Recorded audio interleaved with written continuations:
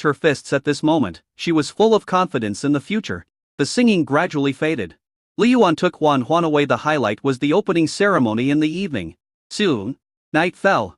The Biaoyang prefecture is brightly lit. Tens of thousands of people entered the Victory Stadium and were all shocked. Especially those foreign tourists. When they saw the scene, they were full of curiosity, just like country bumpkins entering the city. The people of Biaoyang, on the other hand, were proud of it. Some of the native inhabitants of Biaoyang were so moved that they shed tears. Only they understood how dark Biaoyang was back then. "Grandpa, why are you crying?" a little girl asked. "Grandpa is happy." The old man is one of the few natives of Biaoyang at this moment. He was invited to sit in the front row holding his granddaughter. His thoughts went back to a long time ago, before the master came to Biaoyang. This place was a lawless place. The court was incompetent and made the people suffer. "We have lived here for generations, and have been oppressed by the barbarians and natives. They have confined us in walls that are leaky on all sides, and treated us like animals, making us work in the fields for them.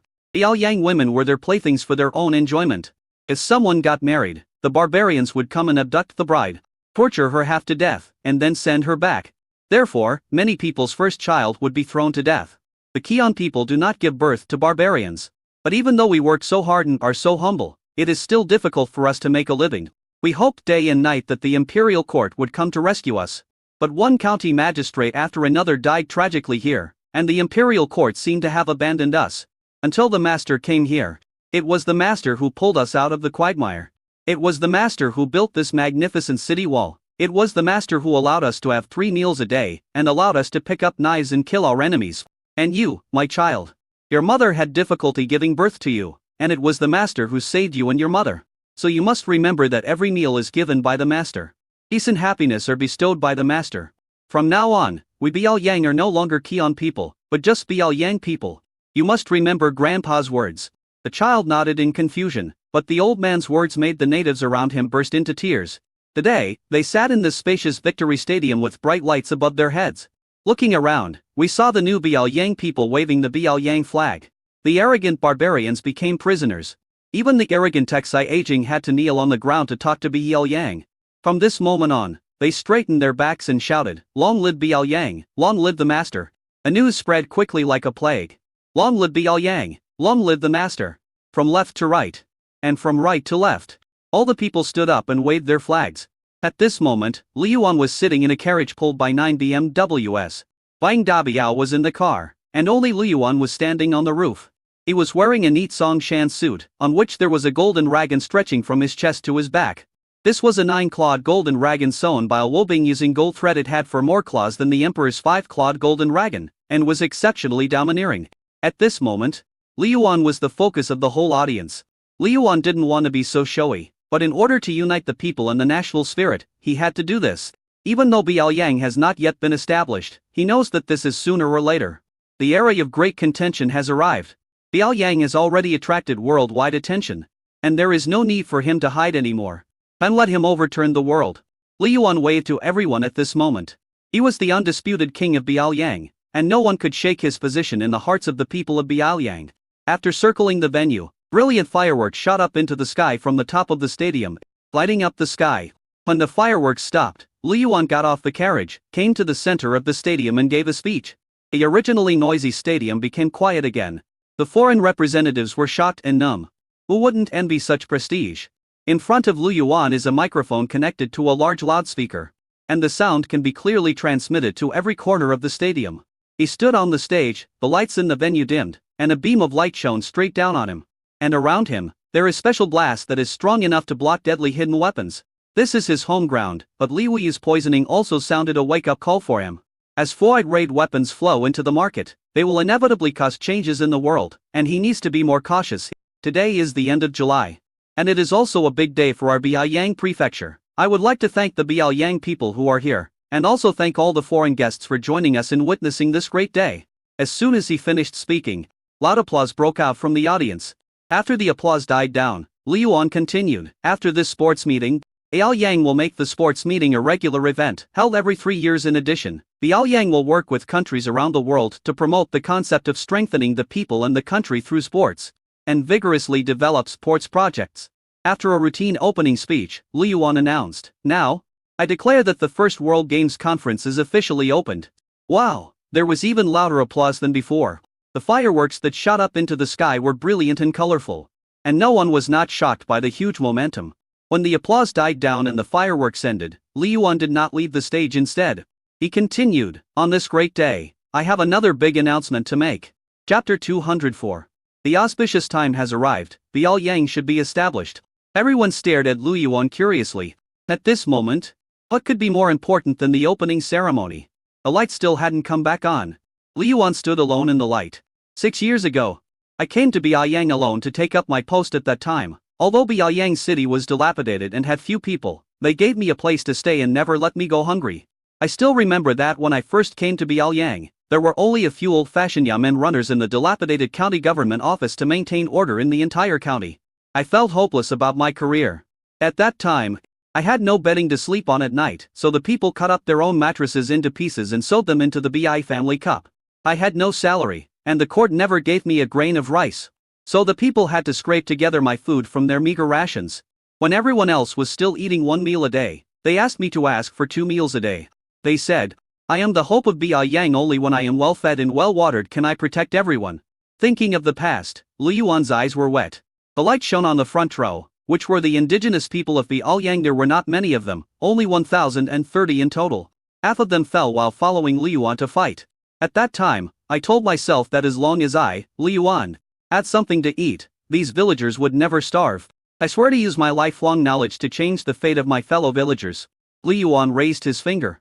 As if he was telling everyone, or as if he was complaining to the villagers who had followed him all the way. Many fellow villagers fell while fighting with me, and I, Lu Yuan, have never forgotten them. All I know is that there were 13-20 brothers and sisters, young and old, male and female, who helped Lu Yuan and Biao-yang get through the most difficult days. It is through overcoming difficulties and hardships that Biao-yang has become what it is today. All the people of Biao-yang who came after us owe you a favor. Lu Yuan bowed deeply to these indigenous people. "Master, you can't do that. Without the master, how could we be here today? Even if I die for the master, it will be glorious." These Biao-yang natives were so moved that they shed tears on such a grand day. Lu Yuan actually talked about this matter alone and even bowed to them in front of everyone. How could they not love such a great master? Lu Yuan straightened his back and said, "My fellow countrymen, brothers and sisters, today, look at the lights of the thousands of houses behind you, and look at the foreign envoys who have come from afar. No one will dare to bully us anymore. Have I, Lu Yuan, fulfilled my promise?" "Done," everyone responded loudly. "It's all done." "Have you eaten enough?" Lu Yuan asked. "I'm full. I have 3 meals a day, and I eat a lot of meat and fish every day." "Did you sleep well?" Lu Yuan asked again. "I live in a new house, sleep on a Simmons mattress, have a fan in the summer and a fireplace in the winter. It's warm in the winter and cool in the summer. And I can sleep until I wake up naturally." "Are you dressed respectably?" "In the past, we wore coarse linen clothes. And the whole family took turns wearing one set of clothes. Now everyone wears silk and satin, and the closets are full of clothes." Those responses made all the Biao-yang people straighten their backs. Representatives from other countries all felt inexplicably touched. In 6 years, from nothing to something, from weak to strong, Lu Yuan only took 6 years to reach a height that others would take 100 years to reach. It's amazing, really amazing. Zhao Ji and Jia stared at Lu Yuan blankly. She seemed to see the hardships Lu Yuan had gone through along the way, which were 10 or 100 times more difficult than hers. Lu Yuan smiled and laughed out loud. That unbridled and proud laugh. That heroic and uninhibited laugh spread throughout the entire stadium and was deeply engraved in everyone's heart. They seemed to see a man, and behind this man were thousands of poor people who were starving and unarmed. In front of him were enemies that were 10 or 100 times more ferocious than jackals, tigers and leopards. He was the only one standing at the forefront, bearing all the pressure, and created a new world for these people. Then from a most dangerous and evil place, a paradise was created. He is a retrograde, an unyielding person, and a hero. "Li Kumya," I exclaimed. "Amazing." Nian Wenyao was extremely wary of Lu Yuan. "This man has the potential to be a hegemon." Xie Cheng was shocked. In the past, everyone had described Lu Yuan as a hero in troubled times, but he didn't expect his uncle to actually call him a overlord. What is a hegemon? Sweep across the world, unify the world, and become the overlord. In the crowd, the Zhu brothers were terrified. "Brother, did you see that? The overlord? The real overlord." In fact, the Zhu brothers had entered the city a long time ago, half a month ago. They captured Mias and then went straight to Biao-yang. I wanted to surrender, but I couldn't find a good opportunity. Given Biao-yang's current situation, it would be almost impossible to provide timely assistance. Zubier was thankful. Fortunately, my brothers persuaded me to stop. If I had lost my mind and tried to fight for the world, I would have died without knowing how. Only those who have followed Lu Yuan along the way know how difficult the journey has been. They also laughed along with Lu Yuan. But as they laughed, their eyes became wet, and as they laughed, they burst into tears. When Lu Yuan's laughter stopped, he said again, "But fellow villagers, I still feel it is not enough. I want to share all the good things in this world with you. Now that Biaoyang has risen, we are no longer afraid of being bullied by others. I want us to live a better life. I want us to have a common mother and a common origin. I want you to tell everyone you meet that you are from Biaoyang. I want foreigners to give a thumbs up, feel fear, and be terrified when they hear Biaoyang." Having said this, Lu Yuan paused. Everyone present held their breath. Whether they are old Biaoyang people or new Biaoyang people, their eyes are full of anticipation at this moment, as if a power is about to burst out from the depths of their hearts. No way, he's not going to say that, is he? Li Kungai took a breath. Nian Wenyao also looked solemn. He had already guessed what Lu Yuan was going to say. How dare he? Chi Ji Yue stood up suddenly. Xiao Puteo's face was full of disbelief. He really dares. Xiao Ji and Jia smiled bitterly. Of course he dared. At this moment, Lu Yuan said loudly, "We must establish our hearts for the world, establish our destiny for the people, inherit the lost knowledge of the past sages, and bring peace to the world for all eternity. We no longer depend on anyone, nor do we bow down to anyone. We are no longer citizens of any one country. We are who we are. We want to build a nation and establish our position. I want you all to be like dragons. I want you to be the most invincible. I want to give you a better life. Today, the auspicious time has come, and we, Biaoyang, shall be established." Li Yuan said in a resounding voice, "The name of the country is Day." Chapter 205. Long live His Majesty. All the people of Biaoyang went crazy. Countless people have encouraged Li Yuan to establish a country and become emperor, but Li Yuan always said to wait. But today, at this sports meeting, in front of envoys from various countries and all the people, Lu Yuan shouted out the words that all Biaoyang people dreamed of. Biaoyang should be established. Master Cao laughed loudly. Biaoyang should be established, everyone? Did you see it? Wang Dabiao burst into tears in the carriage. Ji Mao, Seng Liu Jin, Wu Sixai, and Niudaj and all burst into tears. Only the old people who followed Lu Yuan know how difficult this journey has been. I've finally been waiting for this day. Xia Hongmei hugged her sister and said, "Look, we have been waiting for this day." Xia Yuan looked at the man in the center of the sports plaza, smiling with tears in her eyes. This is what everyone wants. He Wobing also cheered from the bottom of her heart. The surrendered generals Fa Shan, Chen Yuan, Achaiyan and Li Qunian couldn't help but breathe a sigh of relief at this moment. Although Biaoyang was powerful in the past, it was not a country after all, and something was missing. Now, when Biaoyang is established, it will become a country. Not the same as in the past Japanese. The Zhu brothers were very excited. "Brother, what a great opportunity. Biaoyang has been established, we just need to offer me as Indashu and wait for the reward." Zubier was also inexplicably excited. He had just dozed off when the pillow was delivered to him. This was a good opportunity that he must not miss. The foreign envoys all understood that from now on, they could no longer treat Biaoyang with the old perspective. Oh, no, it should be called Day now. 200 years ago, Biaoyang was the land of Yi, where lived the Yi people who were known for their ferocity. Later, the world was in turmoil, and the Yi people disappeared in the long river of history. During the Warring States period, the Yi people were the most ferocious and the most feared country among all the countries. "Miss, he really rebelled," Chi Ji Yue said angrily. As expected, Xiao Ji and Jia said calmly, instead of being angry, "It is better to strengthen yourself. Daqian has lost its destiny, and everyone is vying for it. If she continues to insist that she is the destined leader of Daqian, she will only be destroyed." At this time, Suexayui hugged Huan Huan and said, "Granddaughter, from now on, you will be Princess Day." Huan Huan giggled and said, "Grandma, Huan Huan is a princess."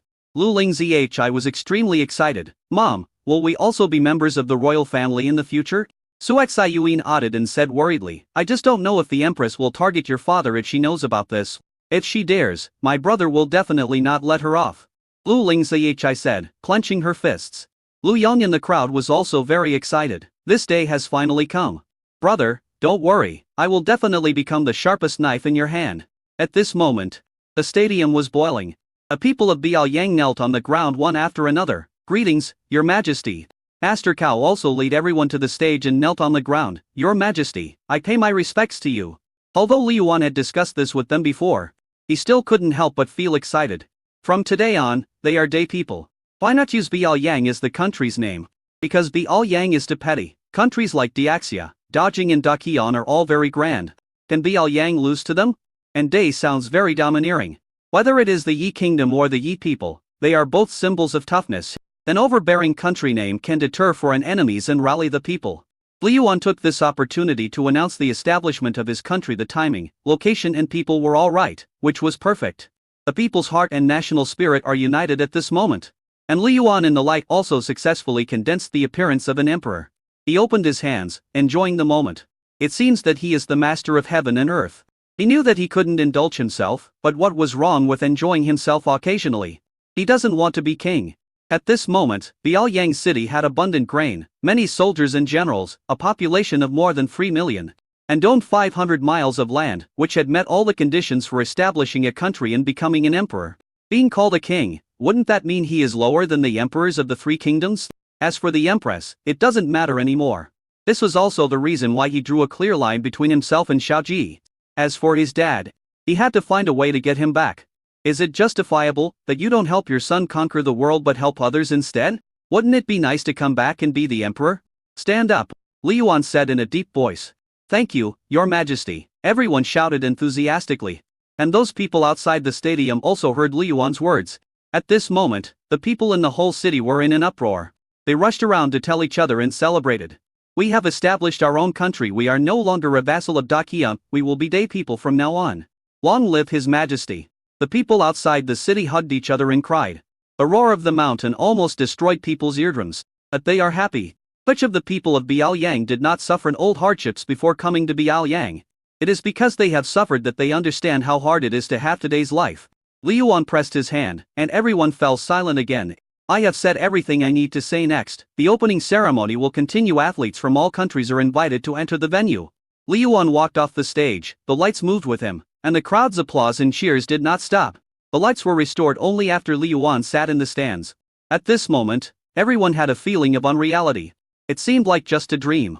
When they looked at Li Yuan, they found Li Yuan sitting there, holding his daughter with his family sitting around him. Only then did they realize that all this was true. As the orchestra played the national anthems of various countries, the athletes began to enter the stadium. But people's attention is no longer here. Although it may seem like they are stealing the show, this is their home ground after all. Athletes from various countries walked in the stadium waving their national flags. This grand scene is destined to be remembered by them for the rest of their lives. Soon, Song of Biaoyang was played, and the day athlete, as the finale, came out holding a flag. A whole audience burst into carnival again. Dai, Wansheng, Dai, Wansheng. Everyone in the venue shouted, each one as excited as if they had been injected with chicken blood. Seeing everyone switch their titles smoothly, Li Yuan breathed a sigh of relief. He was afraid that everyone would not be able to adapt. But today is just an appetizer. Founding a country is not a trivial matter, and a lot of preparations need to be made before ascending the throne. Therefore, all ceremonies must be held after the sports meet. He will be even busier in the future. But from today on, the name of Day will spread throughout the world. At this time, after all the athletes have entered the venue, the performances will begin. The whole event lasted until late at night. But no one complained of being tired, and everyone was in a state of excitement. When Li Yuan left the stadium, he found that the people of Biaoyang had surrounded the stadium. Everyone was excited when they saw Li Yuan's car. I didn't know who knelt down first, but soon everyone knelt down together. Greetings to His Majesty Emperor Day, long live His Majesty. Chapter 206, No Constitutional System. This night is destined to be a night that will go down in history, and it is also destined to be a sleepless night. The people of Day are happy. No one cares about their current life more than they do. Except for the indigenous people, the people here all came from the 3 kingdoms. They know too well how important the protection of a sovereign country is. Even though they were sandwiched between 3 kingdoms and even though they were surrounded by powerful enemies, they never doubted whether Li Yuan could protect them. Today is the opening ceremony of the sports meeting for Pudaxi, and it is also the day for Biaoyang Dali. After tomorrow, Biaoyang Prefecture will just be the capital of Day. Taking advantage of the curfew being lifted, groups of friends were drinking in the restaurant, and almost everyone was talking about this matter. Even though the waiter's feet were smoking from walking, he couldn't help but feel happy just listening to them talk about the strength of the country. The sense of satisfaction filled him with strength. The soldiers patrolling the city took more powerful steps, their eyes were determined, and everyone felt that the future was bright. At this time, Li Yuan returned to the mansion, and Yesun and Wu's son knelt on the ground, calling out, "Long live His Majesty." Wobing and other female relatives also bowed. Li Yuan thought they had all gone to bed, but when he saw this, he couldn't help but say, "Everyone, stand up." "Thank you, Your Majesty," everyone said happily. Suexayui took the child away and said, "You have been too tired these days, so don't take care of the child to sleep." Huan was also very tired and fell asleep on Suexayu's shoulder. "Quick, go get Your Majesty some bath water." Wobing hurriedly told the servants the whole palace was busy. Wobing then said to Li Yuan, "Your Majesty, I'll make you a midnight snack." "Sister Wo, I haven't ascended the throne yet. You have to change your tune and adapt." Wobing saw that Li Yuan was a little uncomfortable for a while, so she smiled and said, "Everyone in this palace has to be more disciplined in the future. You can't be less than what the emperor has." Li Yuan smiled and said, "With Sister Wo as the female palace to manage these people, I feel more at ease than anyone else." "Your Majesty, you should call me I." Li Yuan shook his head, "My relatives don't call me I." Wobing felt warm in her heart, glanced at Honggu, and went to make supper for Li Yuan. Li Yuan could clearly feel that everyone's attitude towards him was different. They were more respectful and distant. No wonder the emperor called himself. While taking a bath, Honggu sat aside holding a knife, while Yesun and Wu's son knelt at the door. They are the only two eunuchs in Biaoyang. Since Li Yuan has proclaimed himself emperor, he must have eunuchs serving him. Wu's son glanced at Yesun and gradually accepted it in his heart. It's been so long and there's no sign of reinforcements. It's highly likely that they won't be coming. If we can't wait for reinforcements, we should at least stay alive, right? Wu's son, Yesun. Hearing Li Yuan's summons, the two hurriedly crawled to the screen. "Your Majesty, your servants are here. I need a servant to help me pass on the message. Who will come?" "Your Majesty, your servant is here," Yesun said hurriedly. "Your Majesty, I am more suitable." Wu's son was also anxious. "You are brothers, I don't think it's appropriate to use either of you. You should discuss it carefully and give me an answer tomorrow. Go down." Li Yuan couldn't help laughing when he heard the word slave. The eunuchs of the Central Plains are generally called slaves, and only the people of the grasslands call them slaves. And slave is a household slave, a title used to bring people closer. "How many times have I told you to call me a slave?" Wu's son felt a chill in her heart and slapped herself in the face in a hurry. "I deserve to die, please forgive me, Your Majesty." He lay on the ground, confused. Why did he let them discuss something that only required one sentence? It was only at this moment that he saw a flash of murderous intent in Yesun's eyes, and his heart suddenly trembled. He suddenly understood why Li Yuan asked them to discuss it on their own. Because there is only one position for a servant. How could Li Yuan tolerate the two brothers when he ascended the throne and became emperor? If they were to collude with each other, it would be extremely dangerous. How could the emperor put himself in danger, let alone the cunning Li Yuan? "Considering that this is your first offense, I'll forgive you this time. Go down," Li Yuan said calmly. "Yes, Your Majesty, I will take my leave." Both brothers felt a chill in their hearts. Li Yuan's majesty behind the screen seemed to be growing stronger and stronger and stronger, making them feel as if they couldn't raise their heads. After the two of them left the room, Honggu said, "If they are not of my kind, their hearts must be different. We cannot use them. So they are eunuchs. And they can only be eunuchs." Li Yuan would never make use of outsiders. The three kingdoms were essentially the people of the Central Plains. There are more than 100 countries in this 30. Li territory. The countries are constantly at war, and their cultures are constantly merging and intermarrying, and they have long been inseparable. Therefore the three kingdoms all had the concept of great unification. But this land has never been truly unified. He held Honggu's hand and said, "I know you are worried. I know what's going on. We can't let them get close to us. There can't be any risk at all." Honggu said sternly, "If you feel that we don't have enough manpower, just hire a few more women." Li Yuan shook his head. "Although I don't plan to build a majestic palace, I still have to have what I need. It would be very troublesome if there were only women in the palace. It's not discrimination against women. There are too many important tasks in the palace, and women are more scheming than eunuchs. Besides, someone has to deliver the message. You can't let a woman do it, right? What if she is hooked up with someone outside the palace? Who says that female palace maids don't have murderous intentions? Can you believe that Jia Jing was assassinated by a group of 16 palace maids? In a palace populated only by women, with more yin than yang, problems will inevitably arise if this continues for long. It's not that he didn't think about abolishing the eunuchs and finding another way, but it was too much trouble. What is the essence of eunuchs? House slave. At critical moments, they are able to balance the government, and their rights all originate from imperial power and are dependent on imperial power, They were able to balance not only the government but also the harem. Even if there is a need for reform, it will be a long time in the future. Moreover, This is not only for himself to see, but also for the people below to see. If Lu Yuan were to establish a constitutional monarchy, then Chun Chun would be a moron and would be tying himself up in knots. He believed that there was a way out without adopting a constitutional monarchy. At worst, the Shu dynasty lasted 800 years. Can he ask for a 400-year reign? He would have been dead by then. So who would care about the flood? The blessings that our descendants should have enjoyed have already been enjoyed, and it doesn't matter as long as the world is not invaded by foreign races. Thinking of this, Li Yuan hugged Honggu and threw her into the water. Honggu exclaimed, "Besides, don't you follow me all the time? They can't harm me." Li Yuan's breath sprayed into Honggu's neck. Honggu felt Lu Yuan's movements and leaned weakly against the bathtub. Don't do this, Sister Luo will be in soon." Chapter 207, Unnatural Result. It would have been fine if she didn't say anything, but once she said it, Li Yuan became even more excited. Especially the look of wanting to refuse but also to accept, which irritated Lu Yuan's nerves. "I have wanted to give her a status for a long time, but I have never had the chance. Today is such an important day, and I must finalize her status." Seeing that her wet clothes were sticking to her body, and she looked very uncomfortable, Li Yuan enthusiastically took out a bath towel and wrapped her in it. Honggu was wrapped inside and dared not move.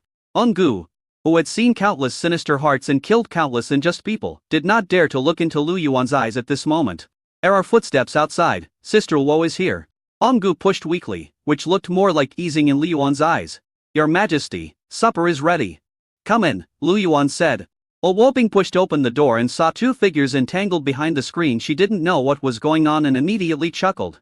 "Master, I'll put a thermos box in it for you for supper. Don't be busy too late, eat it while it's hot." Having said that, he ran away quickly. "It's all your fault. I just heard Sister Luo laughing secretly." Honggu was extremely embarrassed. This time, Li Yuan finally got what he wanted. As strong as Honggu was, she curled up in his arms like a little woman. After a while, she seemed to have recovered and she forced herself to get up and prepare to wash. Li Yuan said, "Just let it be." "No, not now. If I get pregnant, who will be your secretary and who will protect you?" said Honggu. After the establishment of Day, the first problem Li Yuan had to face was the issue of offspring. Huan is not suitable to be the heir to this country, and Li Yuan does not want her to bear a burden that she should not bear. If Li Yuan were lucky enough to achieve unification, such a vast country would need a monarch who could shock the world. If not, then a ruler who can maintain the status quo is needed. The empress is the best example. It is recalled that was Edian originally wanted to make her nephew the crown prince, but Der Nge said, "I have only heard of sons worshipping their mothers, but I have never heard of nephews visiting their aunts' graves." This completely dispelled was Edian's idea. "If it really happened, would you still fight it?" This. Honggu hesitated for a while. "Even if I want to get pregnant, I have to wait until I find someone who can take over my place." "Don't worry. Your man is not such a useless person." Li Yuan stood up and opened the lunchbox. "Come, have some midnight snack to replenish your energy." Honggu was not pretentious, but she still put away the red-stained white towel, then sat next to Li Yuan and started to eat with relish. Lu Yuan smiled. He liked Honggu's honesty. Anyone who acts pretentiously always has his own little thoughts. It as to tiring to live with such a person. The next day, Honggu woke up late, which was rare after resting for half the night. Although she didn't feel that uncomfortable, she still didn't feel good. She felt as if her lower abdomen had been stabbed several times with a knife. But just as he got up, Luo came in with chicken soup. "Hey, why are you up? We must guard His Majesty. You just lost your virginity last night, so you need to raise this. Majesty specifically instructed me to do so." Luo opened the food box and said, "The chicken soup that I started stewing last night is the most nourishing." Seeing that Honggu didn't say anything, Luo saw through her embarrassment at a glance. "I'm an experienced person. There's nothing to be embarrassed about. Besides, love between men and women is a normal thing. I'm just happy that this backyard has been empty for so long and finally has a mistress." "Me? I can't be a hostess. I'm so stupid that even my handwriting is crooked. I can only kill people. But I can't flatter or manage people. How can I be a hostess?" Honggu shook her head.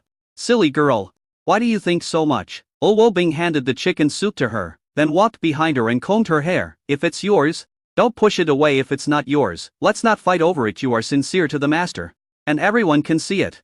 Can't you learn if you don't know how? Besides, what's the problem if the handwriting is not beautiful? Isn't it enough for us to serve His Majesty comfortably? Let's work hard and give birth to a few big fat boys for your Majesty, and then we'll see who can shake your position." Honggu blushed deeply. "I haven't thought about this. Silly girl, I know you don't fight or compete, but after Day is established, there will definitely be countless women flocking to your Majesty. Although I am just a short-sighted woman, I don't want them to ride on your head. I know that you are not the kind of woman who schemes for gain. But you must not feel like you have taken someone's place. Originally, no one could shake her position, but now the person who appears next to the master is you. Isn't that enough? What others discard like rags, we cherish like treasures. Honggu knew who she was talking about and sighed. Thank you, Sister Wo. I'm not worse than anyone else, nor am I uglier than anyone else. Anyway, in this backyard, I only recognize you, and no one else can stop me. Wo Bing said, even though I know she is a good person and a miserable woman, ever since she abandoned your majesty and his daughter, in my heart, she has been a guest, not the master of the Lu family. Even if your majesty is angry, I will still say this. Although Wo Bing is gentle and never gossips, she still cares about both good and bad things. As a woman, she feels pity for Xiao Ji and Jia. But that doesn't mean she approves of her. There are so many pitiful people in this world, and many are more miserable than her, but why is she so unscrupulous? Isn't it because of the master's tolerance and pampering? Honggu didn't respond, but just drank the chicken soup silently. Sister Wo. Thank you, the chicken soup is delicious. Sister Wo smiled and tied her hair up moreover. Only women knew how to tie hair up, which also reminded others that Honggu was taken. Then, she reminded. The old lady asked you to go see her later. Honggu's body stiffened. Old lady knows? Don't be nervous, this is a good thing. With envy and loneliness in her eyes. What should I say? Answer whatever the old lady asks. Just when Honggu was feeling anxious, Liu Yuan put down the stone lock and took the towel handed to him by Yusu to wipe his sweat. At this time, Wu Sun bent his waist, walked quickly to Liu Yuan, and knelt down with a plop. Your servant pays respect to your majesty. Liu Yuan looked at him curiously. Where's Yesun?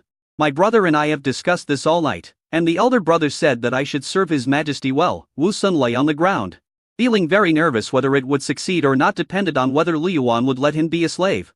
What about your elder brother? Call him over. Wu Sun's heart skipped a beat. Could it be that he had guessed wrong? Chapter 208, Smart Wu Sun. Last night, after he returned with Yesun, he was almost killed by Yesun. But fortunately, he was careful and fought back immediately after Yesun took action. Yesun's attack failed and he was hit by a fatal kick in the crotch by Wu Sun. He stopped moving immediately and lost his combat effectiveness. Then, Wu Sun broke his neck. But now, Liu Yuan actually wants to meet Yesun? Could we pull his body over here?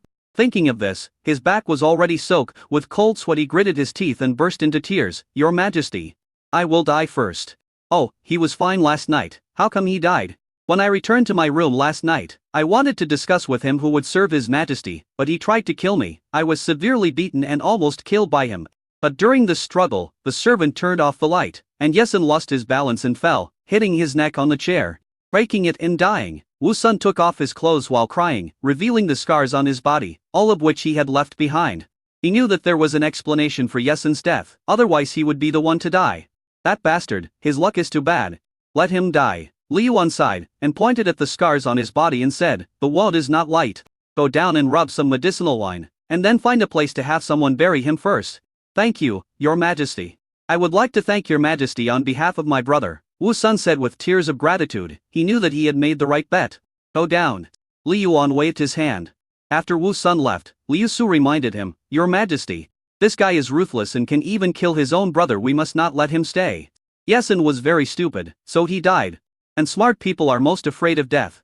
That won't work either. He is so stubborn. It's most terrifying if such a person suddenly attacks you. Select some young men from the barbarians to be eunuchs. Don't treat them as human beings, and use them without any burden.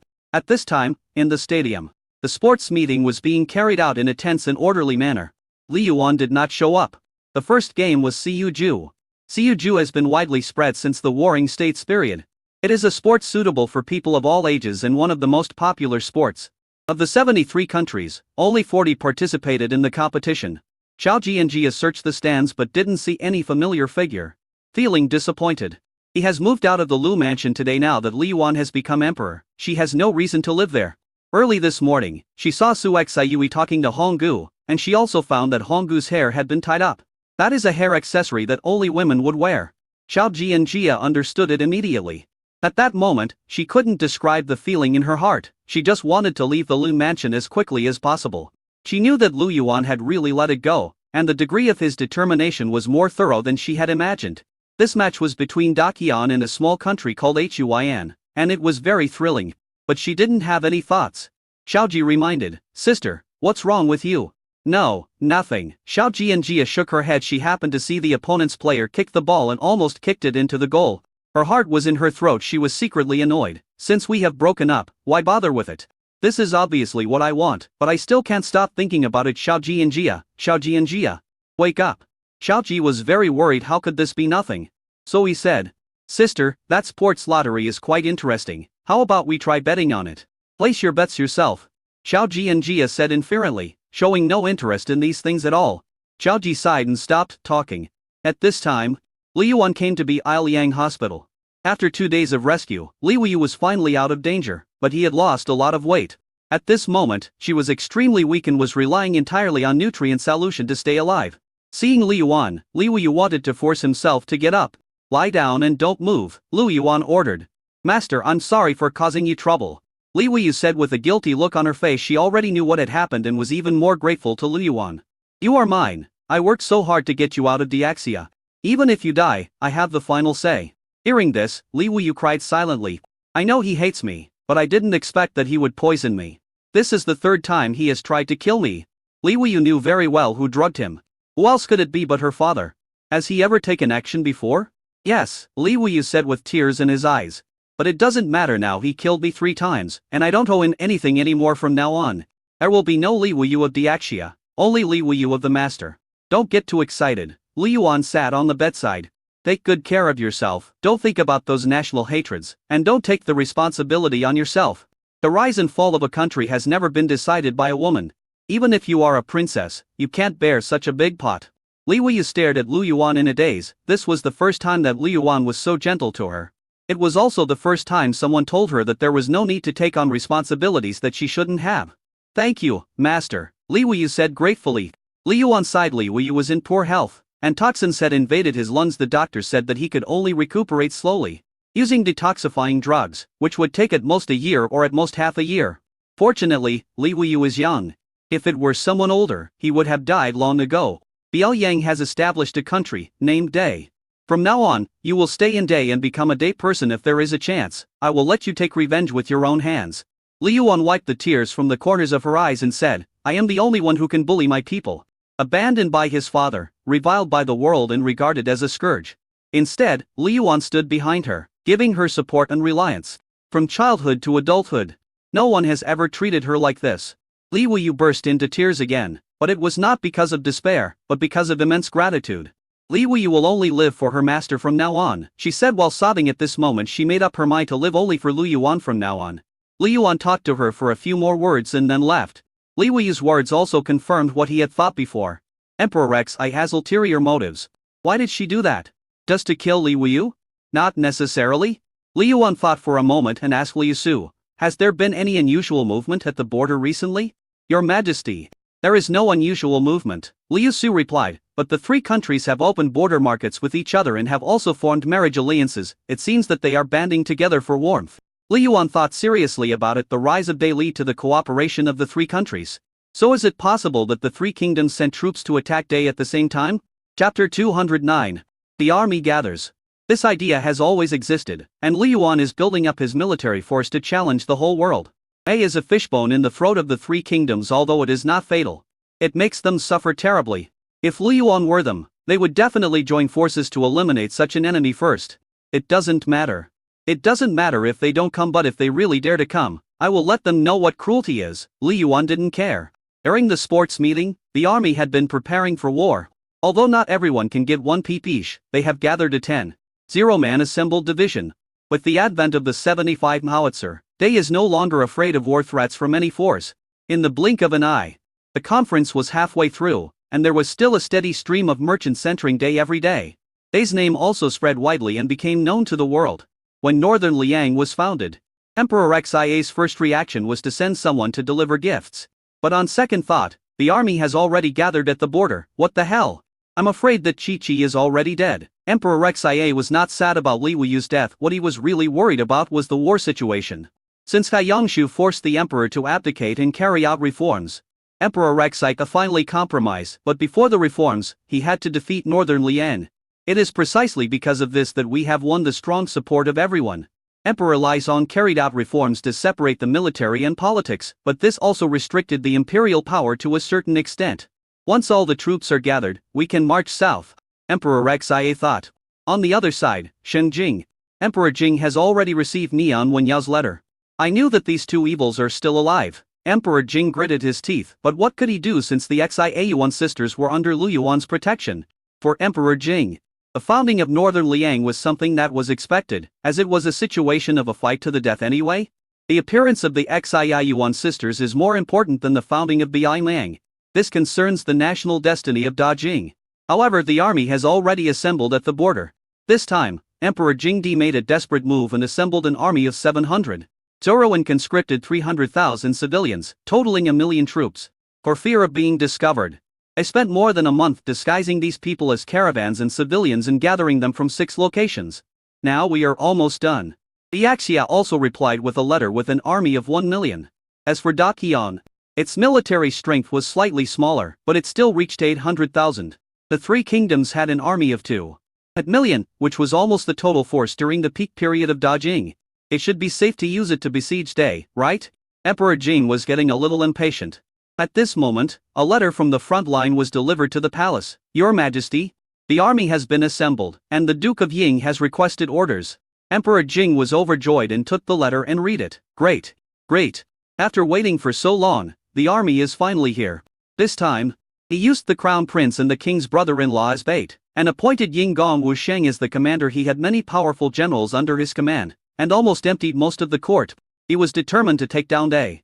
As for Nian Wenyao and the prince, they are no longer important. If they unfortunately die, I will avenge them and give them a grand funeral. Thinking of this, Emperor Jing hurriedly wrote a letter and had it sent to the front line 800 miles away. Success or failure depends entirely on this battle. In Bianjing, Queen Wang gave birth to a baby boy 3 days ago, and the whole country celebrated. But Xiaoyi was not happy at all, because this child had no blood relationship with him at all. He was even excited to confer a title to the child, and named him the crown prince as soon as possible. A name given by Yang Ji was Xiaoshan in full and Tian Ming in nickname, which means to follow the will of heaven. Yang Ji was happy, but Yang Tao was furious. How could he not know that this was his brother? Now that Xiaoshan has become the crown prince, what is he? Clown? His father didn't consider his feelings at all. And now, his father has not left the palace for 3 days, as if he has forgotten about his legitimate son. Young lord, this is the latest intelligence from the front line. Did my dad see it? You're joking. This information was delivered to you as soon as possible. The messenger smiled as if seeking credit. Yang Ji was satisfied his father had not allowed him to open the intelligence at will. So he secretly ordered someone to copy the intelligence and send it to him first. After sending the visitor away, Yang Tao opened the envelope and read it. Biaoyang has established a country. Named today Shangwei is done pretending. He gasped. This was even more shocking than the empress in the north. This means that Shangwei had slapped the father and son's faces so hard that they were swollen, and all the previous attempts to show goodwill had become a joke. But why is Liu Yuan the emperor? Where is Shangwei? Yang Tao was puzzled. Could it be that we guessed wrong? Shangwei is not the mastermind behind the scenes, but Liu Yuan is.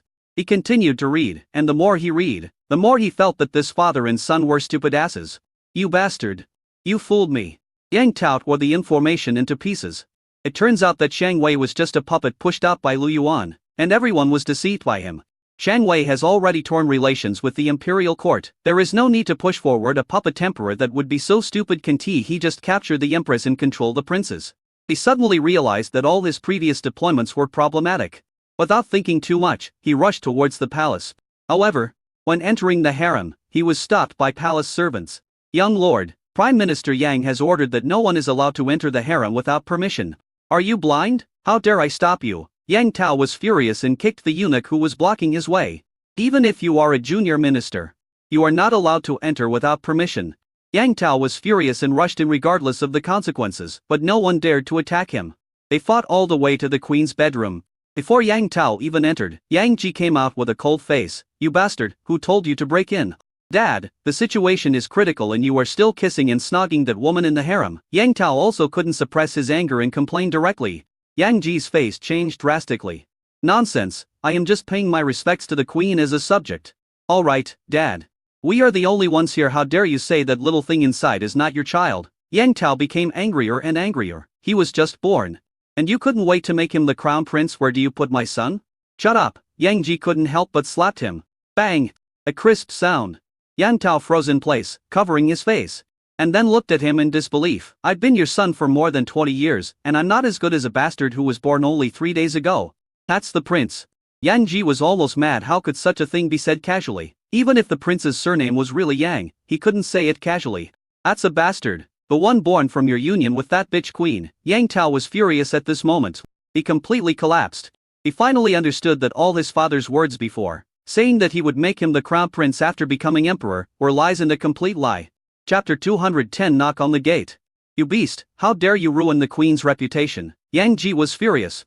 Do you really think I dare not punish you? Father, your affair with the queen is like a louse on a bald donkey's head. Everyone knows it. Covering your ears and stealing the bell is just deceiving yourself. Even if you let that bastard become the crown prince, he will never be recognized by the world. Someone, take this beast away, lock him up and wait for your punishment. Yang Ji was shaking all over. Soon, several strong eunuchs came over, grabbed Yang Tao and dragged him away. Yang Ji watched his son being dragged away with cold eyes and could not help but sneer. Did he really think that he didn't know that Yang Tao was using some tricks? If he had been a good son and behaved well, he might not have done this. But he is old and can't stand the hardship anymore. There are several younger sons in the family who are not yet adults. Which one of them is not more worthy of training than him? He returned to Ning Deep Palace and looked at Queen Wang lying on the phoenix bed. Did you disturb the child? No, he fell asleep. Queen Wang smiled, then said with some concern, Yang Tao, let's not talk about that rebellious son. He won't bother you again in the future. Yang Ji sat on the bed and looked at the prince. Don't worry. No matter what, I will send this child to the highest position. Queen Wang also hurriedly said, he has always been surnamed Yang. When he is older, I will let him abdicate to you. Yang Ji smiled with satisfaction. Can I still take my son's place? Queen Wang didn't believe what he said at all. Haven. There been many cases of brothers killing each other, and fathers and sons killing each other, just for that position? After leaving Ning Deep Palace, Yang Ji took out the urgent report again, and read it. Then he called his confidants and said, let Prince Yu's mansion and Prince Xin's mansion prepare to send troops. We will send troops to help him pacify the north. On the surface, he agreed to send troops to the Xie and Jing dynasties, but in reality, Bianliang was empty. He finally gathered hundreds of thousands of troops. Wouldn't it be better to stay in Bianliang? He has to confront Day head on. If he wins, it's okay. If he loses, Yang Ji will be completely finished. Therefore they just sent out tens of thousands of old, weak, sick and disabled people, pretended to be strong, killed someone with a borrowed knife, and gave up the north while preserving their strength. They ruled the world across the river from Prince Yu's palace and Prince Xin's palace. It not only shut up the mouths of the Xia and Jing dynasties, but also was fair to the world, and it could also take the opportunity to weaken the power of the two governments. As for Day, he didn't dare to touch it. Even if the empress was in Tongshu, he did not dare to send troops. For him, there is the north in between, and he has to account for both wins and losses. If he loses, Xia Jing will be in big trouble. If he wins, he won't lose anything and can maintain his basic base. A reason why King Yu and King Xin agreed so readily was because the empress was in Tongshu. The two of them were like cats that smell fish and could not help themselves at all. Report, enemy troops are knocking at Tiger Pass. Report, the enemy troops from Songshan County are knocking on the gate. Report, the enemy troops from Hengshan County are knocking on the gate. Inside the prefect's mansion, Li Yuan was looking at official documents. Half a month had passed since he announced the founding of the country, and the sports meet was drawing to a close. These days, the economic growth of the entire Biaoliang prefecture has been extremely terrifying, more than twice the economic growth during last year's international conference. But the opening of the port city, Li Yuan also further opened up to private enterprises. There are more than 1,000 foreign companies settled in Hengshan County, which has directly revitalized the entire city. But before he could be happy, a series of urgent military reports were delivered to him. Uju Pass, Hengshan County newly built city at Hukudu, and Songshan County were all besieged. Even Huku Ferry was attacked by the navy. It was like these people had made an appointment. But that's not all. Report, Prince Xin's mansion and Prince Yu's mansion led 300 troops to the border of Huangshu. Li Yuan snorted coldly. Okay. The Three Kingdoms coalition, right? Then fight for me. Pass on my order. I will fight against 3 kingdoms alone. The advantage is mine. Beat these people up hard for me, and according to the original plan. Kill these sons of bitches. Notify the airship troops and be on standby at all times. Tell the arsenal to forge weapons for me, on stop for 12 hours. Orders were issued one after another. And the entire day started to operate like a tightly controlled machine. When everyone learned that the allied forces of the three countries were invading, no one was nervous, but everyone became excited. But the necessary procedures still have to be in place. All the soldiers left their suicide notes at the first opportunity. Iergoyu has joined Day for almost a year when Diaxia Pass was captured. He personally killed Deputy General Shu and avenged his wife in the blink of an eye. He has started a family again, and his new wife also has a child. Now, he is the company commander of the 6th Company, 2nd Battalion, Firearms Brigade. He is grateful to His Majesty, and today, for the first time, he understood the true meaning of defending the country and serving the people. During the Diaxia period, he was a stinking soldier who guarded the border for generations, a beast of burden that could be exploited at will. And here he is a human being. He is a real person with ideals and ambitions. Flesh and blood. In the past, when they went to war, no one cared about their life or death. But the big leagues are different.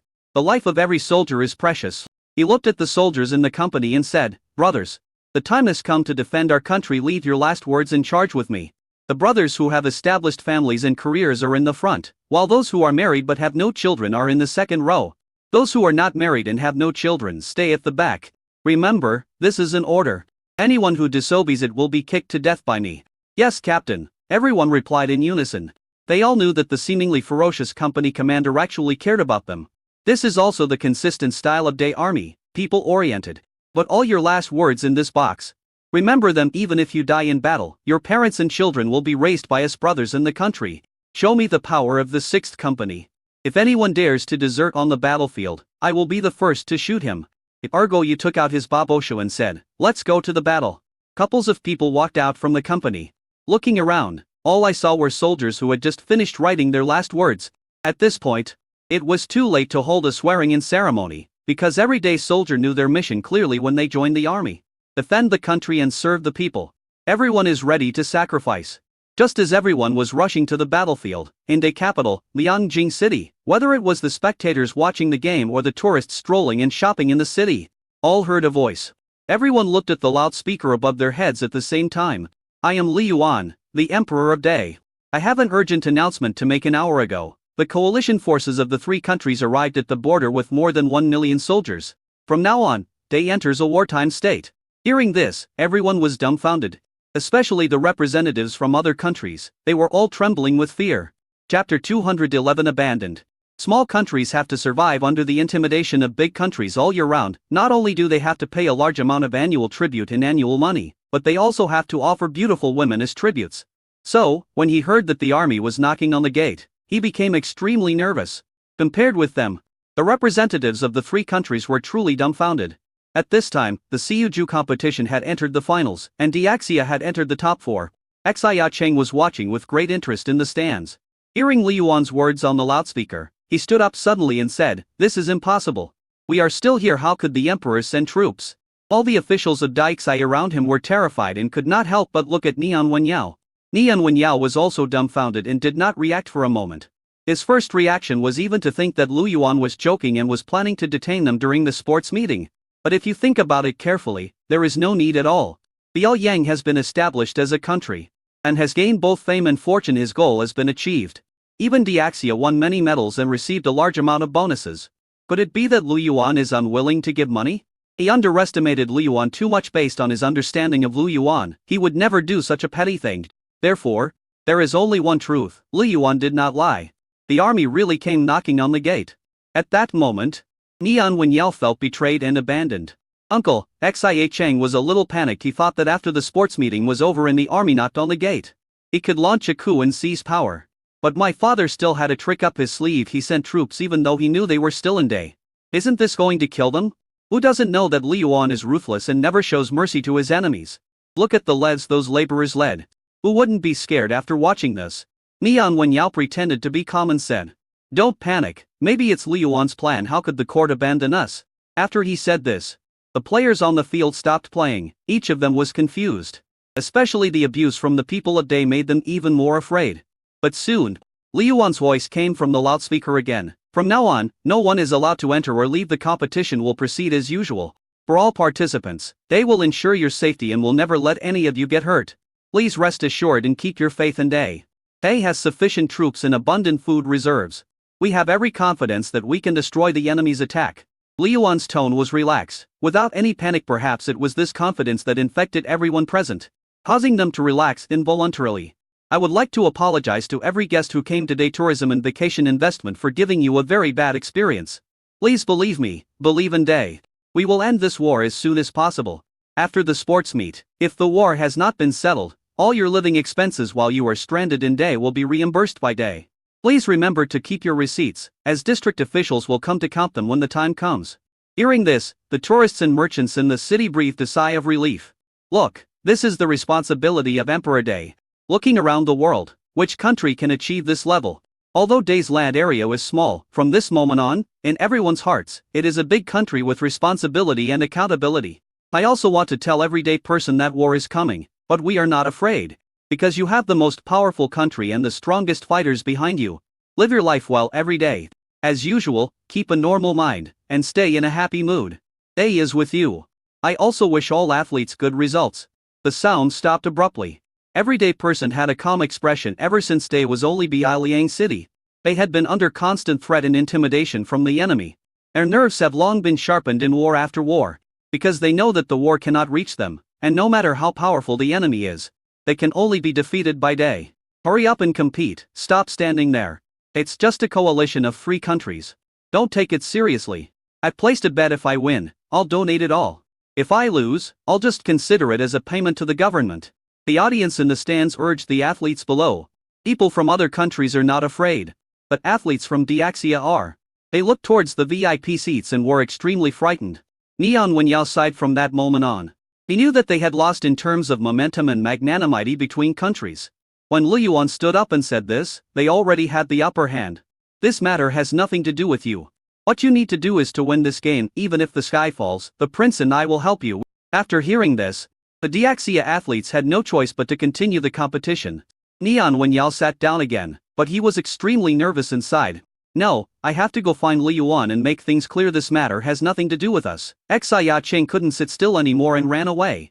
Neon Wenyao stopped him and said, if he really wants to attack, it won't work even if you kneel in front of him. Sit down and watch the game in peace. Xia Cheng had no choice but to stay. At this time, in the swimming arena, Li Kunai was also horrified. How could this happen? Does the imperial court not care about our lives? Li Enlei also pursed his lips tightly, his face turned pale. Father, he doesn't even care about my life or death? At this moment, both of them felt mixed emotions. When Li Kunai thought of Li Weiyu's fate, he realized the emperor's coldness, but he did not expect that the emperor would not even care about their lives. No wonder the emperor asked Li Anla to come here. It was to let Li Yuan relax his vigilance, right? Taking advantage of the fact that Day was overwhelmed by the sports events, he sent troops to attack the border. In the eyes of the emperor, they are all pawns that can be consumed at any time, right? He suddenly understood why his brother didn't want to see them and even vowed to stay in Day. Why should you be loyal to an emperor who can even sell out his own uncle? He glanced around and saw that the people who came with him were even trembling with fear. Although Li Yuan said that he would protect the athletes, what if they were the aggressors? Will he still protect? Faced with Li Anla's questioning, Li Kunai could not go against his conscience and deceive her, so he could only remain silent.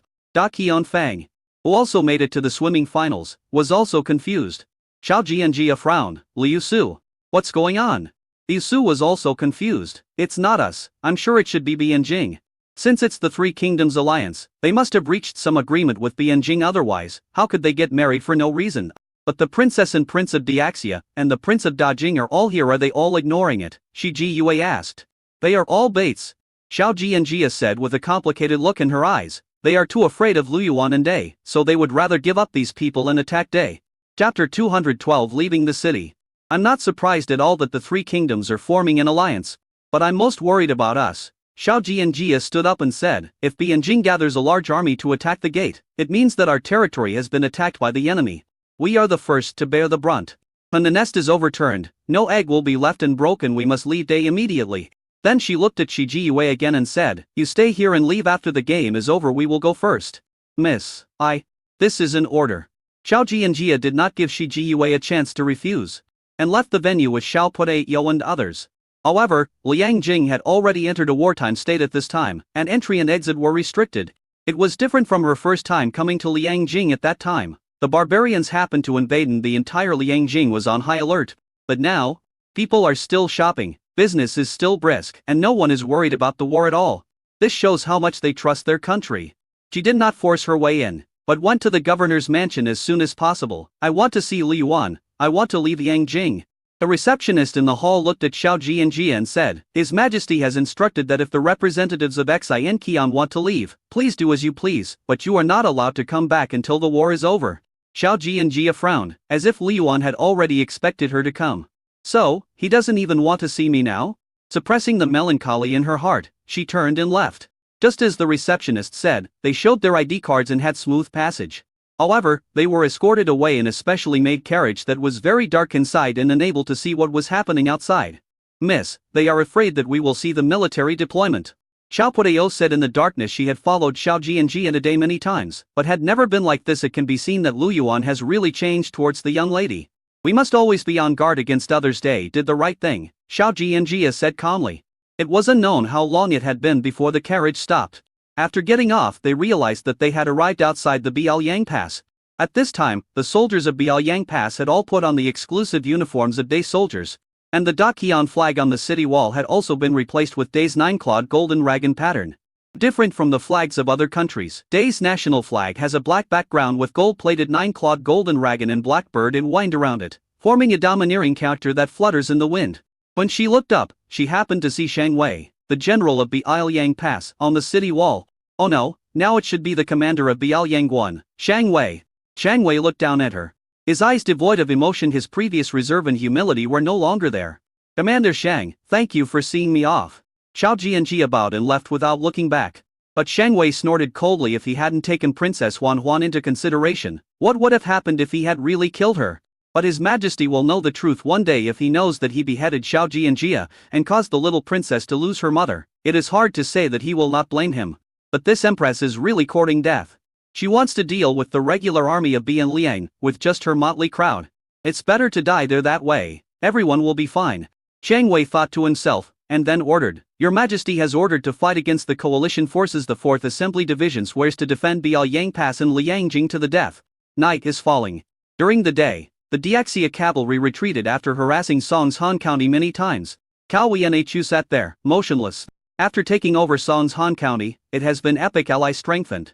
The one guarding here is the 2nd Assembly Division. Lao Chao, just go and have a rest. Fighting is our business. You just need to take care of the city, said Ji Mao. After taking charge of the 2nd Armored Division, his cavalry division also disintegrated and was split into 6 brigades, while the most important heavy cavalry brigade remained in the 2nd Division. I can't sleep. Cao Wenhu looked at the illuminated area and said, They will definitely come to harass us again at night. Just sleep if they dare to come. I will make sure they never come back. Ji Mao smiled. As if he didn't care about the enemy's harassment at all. Cao Wenhu sighed. Okay, I'm not the division commander, so why should I worry? However, if there is anything, call me first. Although I can't intervene in the war, I can definitely ensure that the soldiers have food to eat when they are hungry, water to drink when they are thirsty, and beds to sleep. That's enough, said Ji Mao.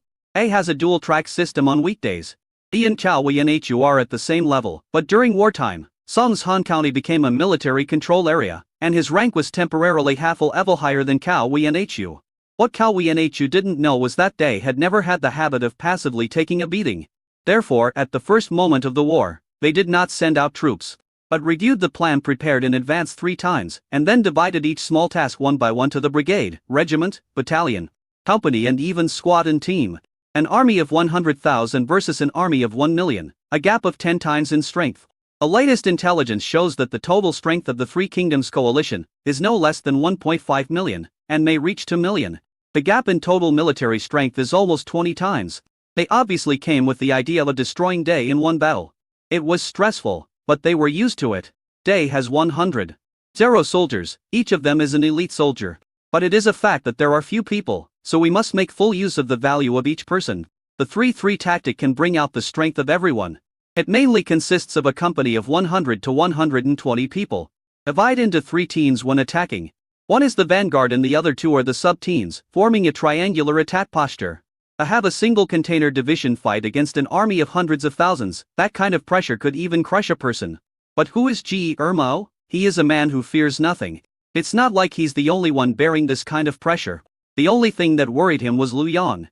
After entering the cavalry division, This kid trained very hard while others trained for 4 hours, he trained for 6 hours. In just a few months, he successfully advanced from the light cavalry brigade to the heavy cavalry regiment. The heavy cavalry regiment, wearing heavy armor, has to bear weights that are unbearable for ordinary people at all times. They also train with weights. If it weren't for days good food and special convalescent tests, these soldiers' joints would have been broken within 10 years. Recently, when Day was facing the threat of war, Liang's company was the first to ask for orders to attack. Ji Irma originally wanted to refuse. But when he saw Lu Yang's expectant eyes and thought of what Lu Yuan said, he gritted his teeth and let him join the first echelon. The first echelon is currently in the wild. There were dozens of combat teams that dispersed. This time, the strategy adopted by Diaxia was unusual. They did not gather all their forces together as they did in the past, but dispersed them into several military camps so that they could threaten Songshan County at any time. Chapter 213 Lu Yang's First Battle. The benefits of this combat method are self-evident. Even if you break through one of the outposts, reinforcements will be available at any time. Then the attacker is at risk of being trapped at any time. Most importantly, the risk to scouts is increased. The battle line is lengthening. To put it bluntly, they relied on their large numbers to bully their small numbers and disperse their military forces. This is a very smart way to deploy troops. They only has a few cities, so we can attack them any way we want. The coalition forces can extend the battle line to 500 miles. Can they do it? Cannot. Ji Irma looked at the map with a serious expression. If we want to win this battle, it is impossible to rush in recklessly. Pegasus State. Only by taking this place can we speed up the end of the war. Ji Irma looked at the map, where the Xi army's defenses were located in the rear. The scouts reported that their main camp was set up here. However, Ji Irma did not rashly use roundabout tactics to infiltrate the battlefield, because he was afraid that Pegasus State was empty. Your Majesty said that we are making progress, and the enemy is also making progress. Since the coalition forces have the courage to come, they must have made full preparations. They is not the only one who knows the art of war. They also know it, and the smartest thing about people is imitation. Ji Irma suppressed the urge to make a contribution. The most important task of the first echelon this time is to find out the distribution of troops and, when necessary, strike the enemy's manpower to make them hesitate to act rashly. If you can't defeat them quickly, then wear them down. Liaoyang's supplies are enough to sustain the entire nation for 2 or 3 years. The coalition forces cannot afford to waste time for even half a year, let alone 2 or 3 years, as that would directly drag down the entire country. At this time, in the mountains and forests, Liang was leaning against his warhorse and taking a rest. The further south you go, the higher the temperature. The lighting had been soaked with sweat and then dried, and thick salt grains had formed on the clothes. There are insects chirping and creepy birds singing all around. He silently took out the compressed dry food and started eating it with water. After eating a whole block of dry food, I felt refreshed. Captain, I'm back. At this moment, a dark shadow approached Liang. What happened? Lu Yang asked in a low voice. About 10 miles ahead. The enemy has set up a large number of traps on the main road. After investigation, we found that not only on the main road but also in the surrounding woods, they have dug a large number of traps. And there are alarm devices. Once touched, the bells tied to the ropes will ring. And we can't get through? Liang frowned. He was from the 9th Combat Company, which was divided into 3 combat teams. She was the leading attacking team. It's very difficult. It's too dark. We can't find a gap at night. Besides, we are all horses. It's difficult to march in the dark. Liang thought about it and called the other 2 team leaders over. If there is a trap ahead, then we will take a detour. It doesn't matter if it's a little far. We are fast, and maybe we can bypass the enemy's defense area in half a day. He had someone pull a piece of black cloth and cover the men inside. Then he took out the tinder and the map. There is Shuangfeng Mountain ahead. If you want to pass, it is fastest to take the main road. But these people have not only set up obstacles on the main road, but also set up traps on the surrounding paths and forests. They have more people. We can't compare with them. Then let's bypass Shuangfeng Mountain. How can we get around? There are other combat companies in other places. We can't just leave casually. If the enemy breaks through from our side, we will be guilty of a great crime. Lu Yang smiled faintly. There is a Shuangfeng River next to Shuangfeng Mountain. Are you crazy? We are cavalry, not infantry. How can we get by? The river is 7 or 8 meters deep at its deepest point, 2 meters at its shallowest, and 30 to 50 meters wide at its narrowest point. It's impossible to cross. Li Yang blew out the fire, lifted the black cloth, took a deep breath, and said, horses are born to swim. We all know that it's nothing more than the armor on the horses. If we take off the armor on them, it will be easy for them to swim across the river. First send someone across the river, pulling 2 ropes, 1 rope over the armor and 1 rope over the people. Leave some people to stay where they are, so as to prevent the enemy from seeing that our rear is empty. Shuangfeng Mountain is the main road into Shuangfeng Town, and taking Shuangfeng Mountain is equivalent to taking a pass that is easy to defend and difficult to attack. As long as the enemy dares to come, we can destroy them. The two team leaders were frightened by Lu Yong's boldness, but then one of them gritted his teeth and said, "Let's do it. Do it, or you will die if you don't succeed." After the three men reached an agreement, they left 30 people to guard the place, and sent a few who were good at swimming to cross the river and pull the rope and then detect whether there was an ambush around. After doing all this, Lu Yong took the lead, took off his armor, put it on the other side of the rope, and then both sides pulled it, and the armor rolled forward just like a caterpillar track. He entered the water, holding the warhorse with one hand and holding the rope tightly with the other, and passed through it bit by bit. After an unknown amount of time, Lu Yong successfully reached the other side. He waved his fist excitedly, then quickly put on his armor and wore his weapon. "Then help your comrades cross the river." It took 2 full hours for everyone to cross the river. Attack according to the original plan. Lu Yong clenched his saber after bypassing Shuangfeng Mountain. The view in front of him suddenly became clear. The not-so-bright moonlight illuminated the dark town at the foot of the mountain. There were no shouts, only the sound of galloping horses. Lu Yong led the heavy cavalry and charged ahead. At this moment, he felt his blood boiling. Countless trainings and countless injuries are exhausting. This moment is the one that proves whether you are a hero or a loser. He could have followed his brother and become a prince. However, he wanted to expand the territory for his brother with his own hands. Soon, they rushed to the front of Shuangfeng Town and encountered patrolling soldiers. Rush. A warhorse wearing heavy armor is like an armored vehicle galloping at high speed. The patrolling soldier was knocked away and fell to the ground with his internal organs shattered. Chant again. Lu Yong drew out his saber. The sharp sword can directly cut off the enemy's head. This was his first kill and also his first fight. This feels great. Enemy attack. Boom boom boom. Boom boom boom. Inside the barracks, the gongs were beating so loudly that countless people were awakened from their sleep. But what they didn't know was that the sound of the gong actually pointed the way forward for the cavalry company. They rushed into the barracks. Not even the knife had to be wielded, because they are weapons themselves. Lu Yong led his team to kill through the military camp. The second and third teams were like cavalry. They skillfully took off the grenades at their waists and threw them into the military camp. The fire spread. Flames shot up to the sky. Countless shirtless enemy soldiers crawled out of the tents. What greeted them were high-speed spinning bullets, and bloody holes exploded on their bodies.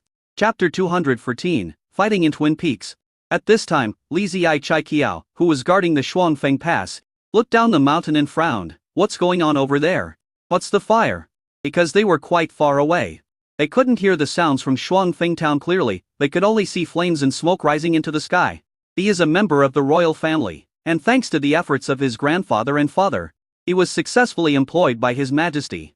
More than 100 years ago, Diaxia began to issue the Enfei Offment Order, which led to these royal children gradually disappearing into the crowd. He is the 17th generation grandson of King Jingshan. By his generation, he is not even a marquis. My grandfather almost became a country peddler. If it weren't for Emperor Lizong's reforms, which left him with no one to use and remolpoid those royal children who had fallen into the common people, I'm afraid he would have really become a butcher. But even so, by his generation, he was only a captain of the 6th rank. In order to restore the glory of his ancestors, he volunteered to come to the front line. Shuangfeng Mountain. This place is only 30 miles away from Songshan County. This time the battle line was extremely long. The purpose was to consume and disperse Day's forces, then break through the battle line and wait for Day to be empty inside before launching an attack. Of course, this is just one of the strategies, and his current mission is to defend Shuangfeng Mountain and not let the enemy take a single step beyond the line.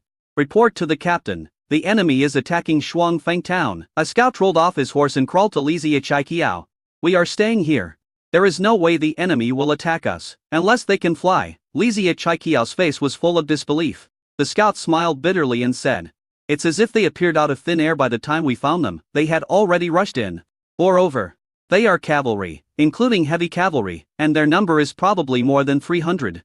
Li Ziai Kiao trembled all over, his eyes full of shock. 300 cavalry? And heavy cavalry? This is impossible. 1 cavalryman is equal to 10 infantrymen, and this statement is only optimistic. Heavy cavalry would be difficult to resist even with 20 infantrymen. Not to mention the elite weapons of Day. He only has 3,000 people here.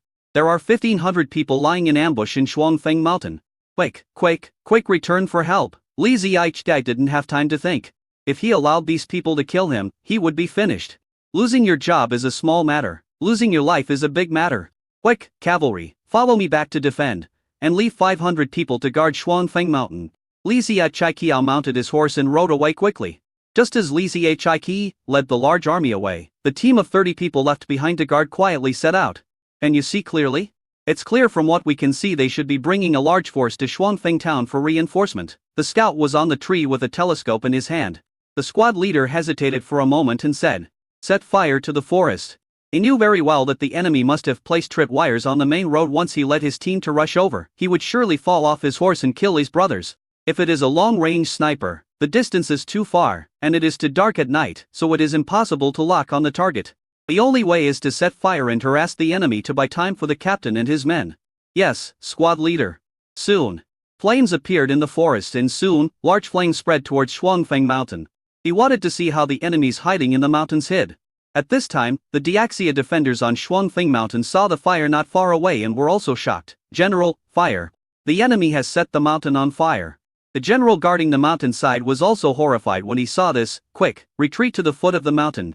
They thought they had set up a tight net, but they didn't expect that the enemy had quietly deterred to their rear. Now a fire has broken out on the front line, and they are attacked from both sides. "Boss BA, what should we do?" "You ask me, how do I know?" BA Izon was like an ant on a hot pot, watching the fire gradually spread and the thick smoke rushing into his nose. "Retreat, retreat quickly." Mr. BA was choked and coughed repeatedly, with snot and tears running down his face. "These sons of bitches are so damn mean. Quick, go and report to the commander. Tell him there is an enemy attack ahead. The wind is howling, and the fire is burning."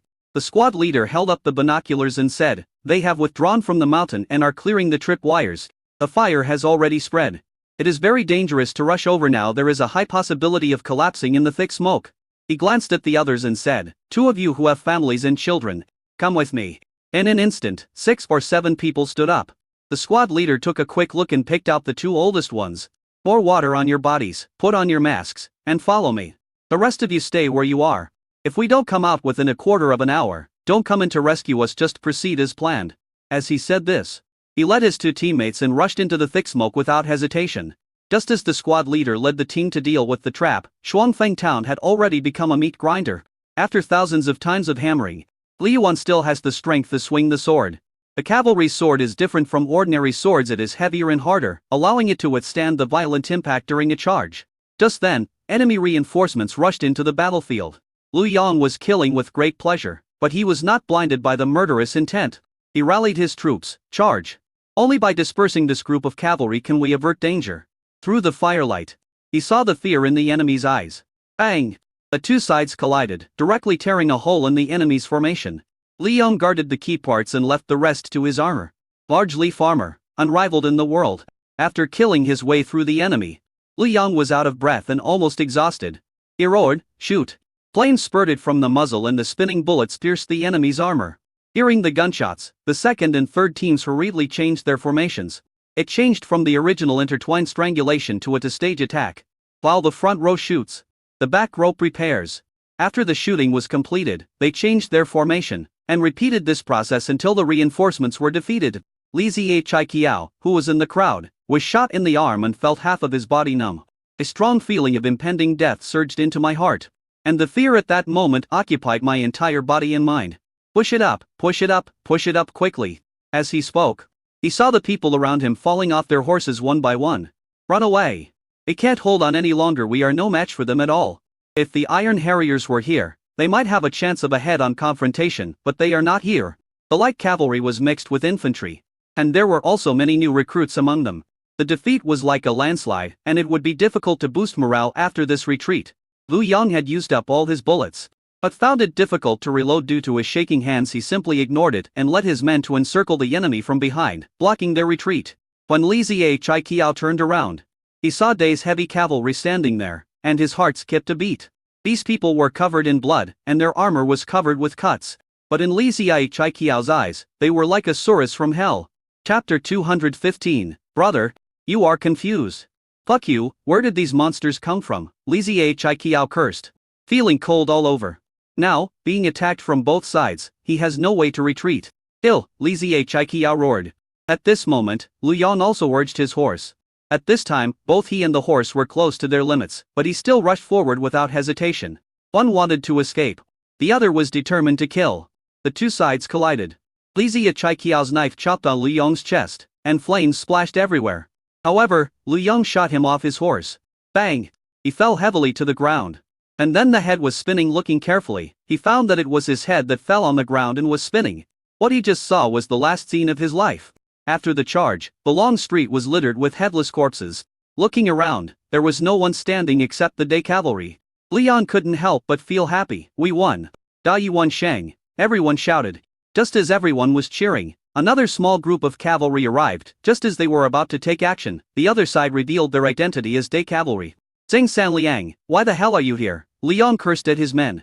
Captain, I have already captured the Shuangfeng mountain pass, and we have eliminated all the traps along the way, Zheng Sanliang said. Liang was stunned for a moment. Then he was overjoyed. Great, quickly count the casualties and take all the prisoners away. This was his first battle in his life, and it was extremely difficult, but the result was exceptionally impressive. In this battle, he killed more than 1,500 enemies and captured 1,000. Zheng Sanliang killed more than 100 enemies at the foot of the mountain, directly dispersed the remaining enemy troops and captured them. So the total number of prisoners should be more than 1,300. This time, 3 people died and 15 were injured. Who would dare to believe a casualty ratio of 500 to 1? As for the people of Shuangfeng town, Liang did not kill them, but instead had people shouting in the streets, "The suffering you have endured is all because Diaxia broke its promise and tore up the peace treaty. We, Day, are the army of justice and the army of the king. We will only punish the leaders of the bandits and will not harm the common people. I can spare your lives today, but I have to burn down Shuangfeng town. Run for your lives quickly." As he spoke, he set the house on fire and the fire spread. The people fled in panic, dragging their families with them. Each one of them was terrified. But the strange thing is that few people cursed Day. Everyone curses Diaxia for being fickle and for forcing them to leave their homes and become homeless. Everyone thought they were going to die, but they didn't expect that the Day army would let them go. Many people even feel extremely grateful in their hearts. Captain, the fire has been set, and everyone who should escape has escaped, Zheng Sanliang said. Liang had eaten something and gradually recovered. Looking at the raging fire behind him, he said, "Let's go, retreat." "Good boy, you didn't let me down." Zheng Liujin couldn't help but get excited after receiving the urgent report from the front line. Swimming across Shuangfeng River at night, the divine soldiers descended from the sky, at the cost of 3 deaths, beheaded more than 1,500 people, captured more than 1,000 people, and captured Shuangfeng town. Well done.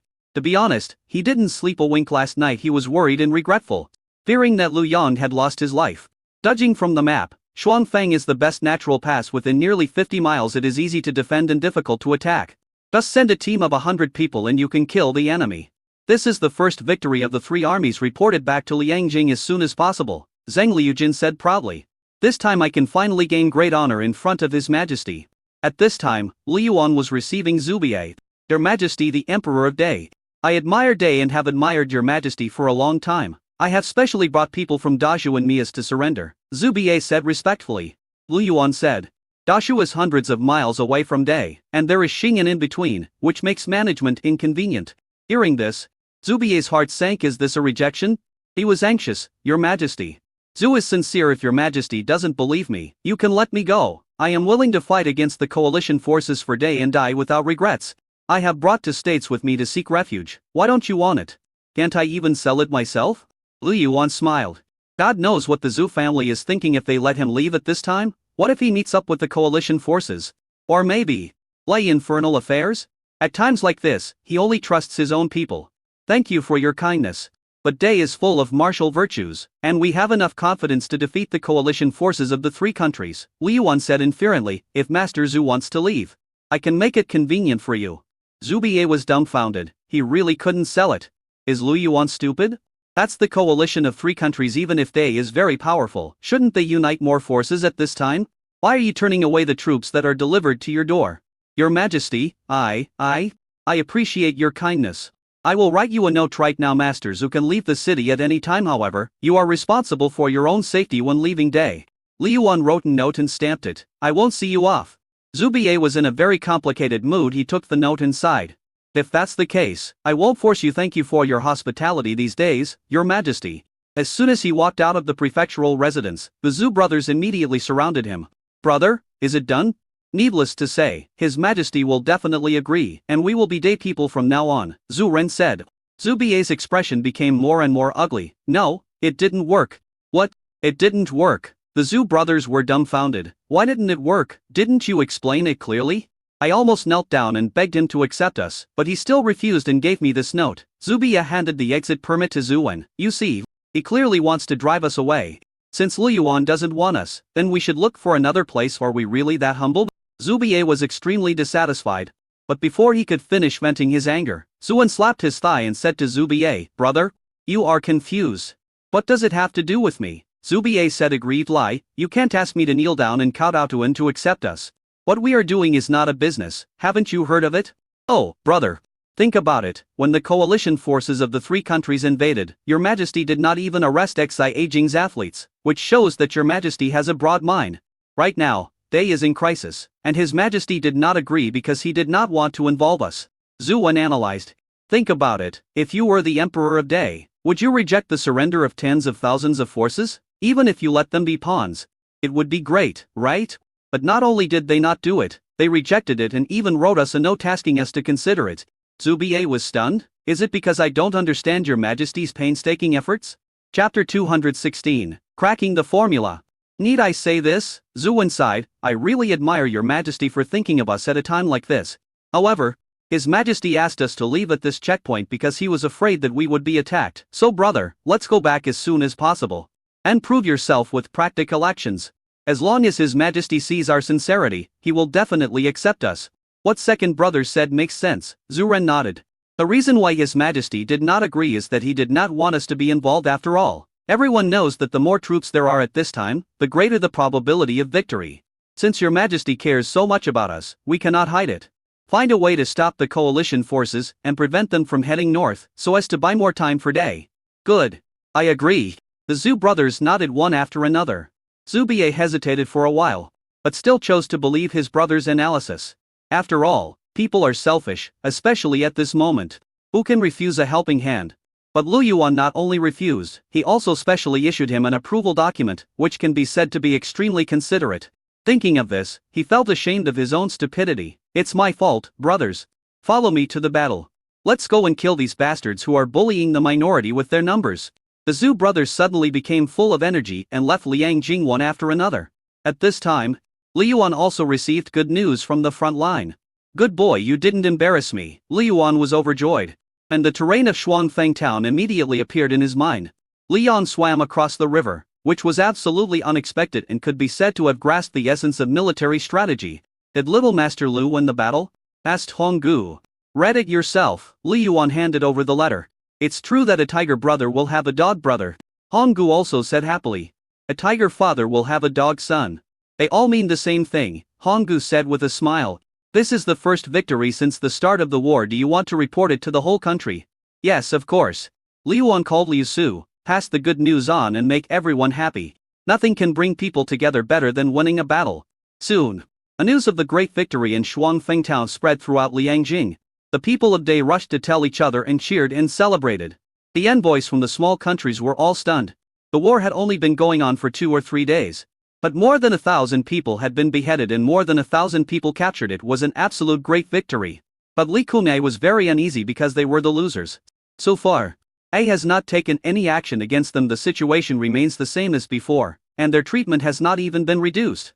He knew that Liyuan wanted to overwhelm them with his momentum. 8th uncle, did we lose? Lianli asked with a bitter face. We just lost a local battle. Don't be anxious, Li Kunai comforted. Lianla watched the game below in a depressed mood, even though she was holding a bunch of delicious food in her hands. She had no appetite. What she cared about was not winning or losing, but being abandoned by her father. Even though her uncle said that this was part of the plan, this incident was still like a knife stabbing her heart. Every time she thought about it, she felt excruciating pain. Moreover, during these days, Day has already cracked the last ingredient of the formula for gunpowder. That is, nitrate. The Day people called the smoke from burning gunpowder gun smoke. At first, she didn't think about it in this direction, but later she accidentally saw this word in the newspaper, which suddenly enlightened her. The Axia has quite abundant saltpeter mines, but they are usually used for making colorful ware or porcelain. How could she, who had never been interested in needlework and had loved Mohist philosophy since childhood, not know about saltpeter? The most important thing is that she has saltpeter, which can not only detoxify but also reduce swelling. It is a medicine. Last night she tried it and nearly set the house on fire. But she didn't tell Li Kunei. She knew very well that once this formula was passed back to Deaxia, it would turn the tide of the war, and she was hesitant and in pain. Seeing that Li Yanla remained silent, Li Kunei felt unhappy. This girl had always been carefree, but this time he really hurt her. Uncle, if I make a major discovery, can you pass the news back? Li Yanla asked, looking up. What major discovery? Li Kunei asked. Don't ask, just tell me whether you can pass the message on. Li Yanla stared at him. I can't tell either. Cannot. Li Kunei's expression became serious. It's difficult. Very difficult. Although Lu Yuan didn't do anything, we have been monitored. Our every move is in the eyes of the other party. Moreover, Day has been sealed off. No one is allowed to enter or leave. Uncle Eighth, you can fool others, but you don't have to fool me, right? We in Great XIA are the best in the world at delivering messages via carrier pigeons. I don't believe you didn't bring carrier pigeons with you. If Lu Yuan can defend against us, can he also defend against birds? I knew I couldn't hide it from you, Li Kunei said. However, this place is too far from Lijiang. Even if we send a letter by carrier pigeon, the failure rate is not low. Therefore, non-important information cannot be used casually. My information may help Deaxia win this battle. Li Yanla still chose to forgive, or rather, she chose to forget temporarily. After all, she was a Deaxia person, and she had promised her father that she would crack the secret recipe of gunpowder. Li Kunei suddenly thought of a possibility. Could it be that you really cracked it? Yes, Li Yanla nodded affirmatively. At that moment, Li Kunei's head was buzzing, as if he was hit by a huge surprise. His breathing became rapid. Really? It can't be true anymore. I've tried. Good, that's great. Li Kunei was no longer in the mood to watch the game. Even if he won more games, what was the use if the army couldn't win? But when he thought of the people from Lu Yuan all around him, he suppressed his excitement and said, I'll send a carrier pigeon to you tonight. Remember to keep your message short. If there are too many things, the carrier pigeon won't be able to handle it. I know, Li Yanla nodded. After the competition, Li Yanla returned to the guesthouse and wrote down the formulae and proportion of gunpowder at the end. She couldn't help but add a sentence before stuffing the note into the pigeon's leg ring. Wait until dark before releasing the pigeon quietly. At this time, outside Niating Lake 100 miles away from Huku Ferry, Enyaku Kbuf and led 150 Elite naval forces to the battlefield. The fundamental reason why Chang King suffered defeat was that Han affected and caught him off guard. If the Huku Ferry Dam had collapsed and flooded Day, and Han had not gone astray, he might have taken back Dajingguan and even captured the capital of Day by now. Day is invincible in land battles, and no one in the world can match him. But the same cannot be said for naval battles. Training the navy is much more difficult than training infantry, and shipbuilding takes time. Even if Day is powerful, it is impossible for him to compete with Da Jing in the navy in a short period of time. In addition to the Haben army, Da Jing also has the world-famous navy, the Fu Navy. Chapter 217. Reverse the navy? Nothing special. If we say that the Iron Harriers of Deaxia were the pinnacle of cavalry in the world, then the Fu Navy will be the benchmark for all navies in the world. Ebufan's grandfather was once the admiral of the Fu Navy. He annihilated more than 20,000 Deaxia Navy soldiers near the coast of Deaxia and became famous throughout the world. This time, Da Jing sent out 100,000 Tiger Guards, 100,000 ordinary cavalry, 150,000 naval forces, 350,000 infantry, and 700,000 troops. Almost emptied the family's savings. As the commander-in-chief of the Fu Navy, Ebufan has a heavy responsibility. Commander-in-Chief, Huku Ferry has been intercepted by the Day Navy. If we want to pass through it unnoticed, we can only go through the tributary of Niating Lake, but that requires a detour of 400 miles, said Shen Wei, the deputy commander of the left wing and a man from Yangyi County. Ebufan tapped his fingers on the table. Although the army was assembled, they were scattered. This was also a lesson learned from the previous ones. Day is best at siege warfare, so dispersing the troops and stretching the battle line can rag down Day. This was also a point on which the Xin Dynasties reached a consensus. The Three Kingdoms has a very long front line, and this is necessary if you want to break the situation. Where is Yi Xiang? Here I am, Yi Xiang. The captain of the right wing and a man from Shudong County stepped out. You led 30,000 people and take a detour through the tributaries to the Day River. I will hold back Hain in front. I obey your orders. Where is Deng Ran? Here I am. Deng Ran, the southern commander and a man from Jinhe County, stepped out. You led 10 Zio people to harass Han. Don't engage in a deep battle. Test the opponent's level first, Kbufan said. In addition to Han, Shen Yuan, a rebel from Deaxia, is also a good naval officer. See if he is at Hukudu. If not, find him and entangle him. As long as we can entangle them and destroy them, We can roam freely on the Day Inland River. I obey your orders. On the other side, at Hukudu, a Cheyen was training. There were originally 20,000 to 30,000 naval forces at Hukudu, but now they were reduced to only 10,000 after being chopped down by Liu Yuan. But these people are the elite among the elite. Chen Yuan also has 8,000 naval forces under his command. What surprised Han was that Chen Yuan's boat was not only new but also big. Moreover, the latest naval guns were installed on the ships, and the entire army had its equipment replaced. He and Chen Yuan, one was above Huku Ferry and the other was below Huku Ferry, and they cooperated quite well. Looking at the city gradually taking shape not far from Huku Ferry, he smiled knowingly. There is also the Huku Ferry Dam. Once it is built, no matter how big the flood is, it will be difficult to break it down. People within hundreds of miles will benefit from Huku Ferry. The afterglow of the setting sun shone on the water and completed his daily patrol and prepared to return. But at this moment, the patrol fleet in the distance came rushing back, and the sailors on the deck waved yellow flags. Han was startled and immediately shouted, "Something's wrong, turn the rudder and let the workers on the dam go back." Generally, when a yellow flag is raised, there is only one possibility. Enemy attack. The coalition forces invaded Huju Pass, and the commander of the 1st Assembly Division, Wang Dabiao, led his troops to defend it. He has not been harassed for the past 2 days and has lost his temper. But they didn't care about defending the city because the 1st Assembled Division was equipped with a large number of PP submachine guns. With that kind of weapon, even heavy cavalry would be turned into a sieve with one volley of bullets. The 1st Assembled Division was composed half of its troops, not to mention that it was also equipped with 75 field howitzers. 12 of the eliminated city defense cannons are still stationed at Huju Pass. Therefore, he knew very well that if they could not win the land battle, they would definitely break through from the navy. Beijing's navy is unrivaled in the world, and he knows better than anyone how powerful the Fu navy is. Soon, the laborers were evacuated and all the naval soldiers were on board, ready to fight at any time. Raise the anchor, hoist the sail, and prepare for battle. Cheyen was not afraid of these people. Huku Ferry was his home ground. He knew every piece of water here like the back of his hand. No one knew it better than him. He is not bragging, but he is 70 sure of winning against 30,000 with 10,000 men. Not to mention, he was 100 sure after the entire army's equipment was replaced. He was very bored during these months, either firing cannons, practicing shooting, or throwing balls. Even the bows and arrows were replaced with improved crossbows that fired explosive arrows. Also, their explosive arrows are different from regular arrows. Prepare the ship's guns. Cheyen made a gesture, and the flag bearer began to wave the flag continuously to send information to other ships. Soon, the gunner was constantly adjusting the angle of the cannon. The two sides are on the verge of a war. Fire! Accompanied by a Cheyen's roar, the leading battleship opened fire. Boom boom boom. Boom boom boom. The roaring shells rolled over with death. Most of them fell into the water, but a considerable number of them still hit the enemy fleet hard.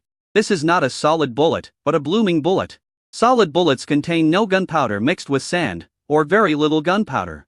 As the name suggests, blooming bombs will explode upon impact. The best weapons are provided to the Navy by land sources. Boom!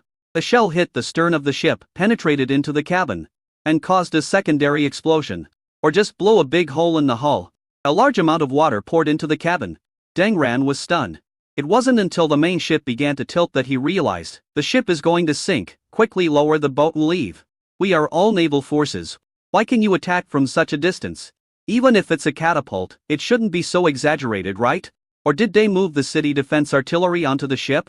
If that's the case, then what's the point of fighting? They couldn't even find the enemy's figure. And even the main ship was sunk. The Navy's methods were limited, conventional long-range attacks, catapults, bows and arrows, and when they got close, if it is a large ship, use a spade to hit it hard. And now the distance is hundreds of meters away, and it will take a lot of time to rush over. Hurry, hurry, turn the rudder and return. Deng Ran jumped off the main ship. His heart and liver were pounding. A cannonball landed at his feet, creating a huge wave that almost overturned the boat. Damn it. What are those scouts doing? They didn't even report such important information. Deng Ran felt extremely aggrieved. KBUF and originally asked him to come and harass Han and find out his background. But he didn't expect to be beaten into a bastard. You know, the day Navy is so powerful, they must have attacked at night. Captain, they are catching up. The deputy's pupils trembled. How come they are so fast? It's not that they are fast, but that we are slow. Deng Ran picked up the oar and exerted all his strength. He finally got on the big ship, but was hit by a cannon from the enemy again. The shock wave of the explosion almost made him vomit blood. Damn it, am I going to die here today? Deng Ran was filled with hatred. He did test out the strength of the Day Navy, but he did so at the cost of the lives of his soldiers. Achaian looked at the fleet that was blown to pieces and sneered. That's it, a navy? Nothing special. If you are short of books, you can read my second brother's old book, The Foolish Son-in-Law of Dakian. Chapter 218. Great Victory. He knew clearly that it was not that the Fuche army was weak, but that they were strong. He came from the Fu Navy. If the equipment and number of people were the same, even if he won, he would suffer heavy losses. Not to mention, he only has 18,000 naval forces. 5 large ships were lying there, firing their cannons at the enemy. There was smoke all over the water and explosions were heard one after another. I don't know how many ships were sunk and the water was full of people. Stop firing, they can't run away. Surround them. But Chaiyan hurriedly changed his strategy. He didn't know where the Fuche got the courage from. They actually dared to besiege Hukudu in broad daylight. The enemy was so aggressive that it seemed as if they were planning to engage in a skirmish. But they didn't expect that Day's warships actually had ship cannons. By the time they realized they couldn't win, it was too late to turn around. Dozens of warships were dispatched, and in the front worker ships, which were also new types of ships.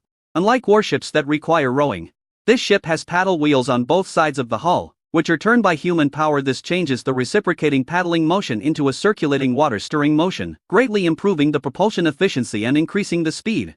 In just a blink of an eye, the vehicles and boats rushed out like an arrow. Next to the vehicle is a boat with more than a dozen soldiers on board. It also uses a pedal-driven paddle wheel setup. But for people controlling the speed and one person controlling the direction. Others were on the surface searching for enemies lurking in the water. He pulled the trigger and blood splattered on the water surface. Help! I surrender.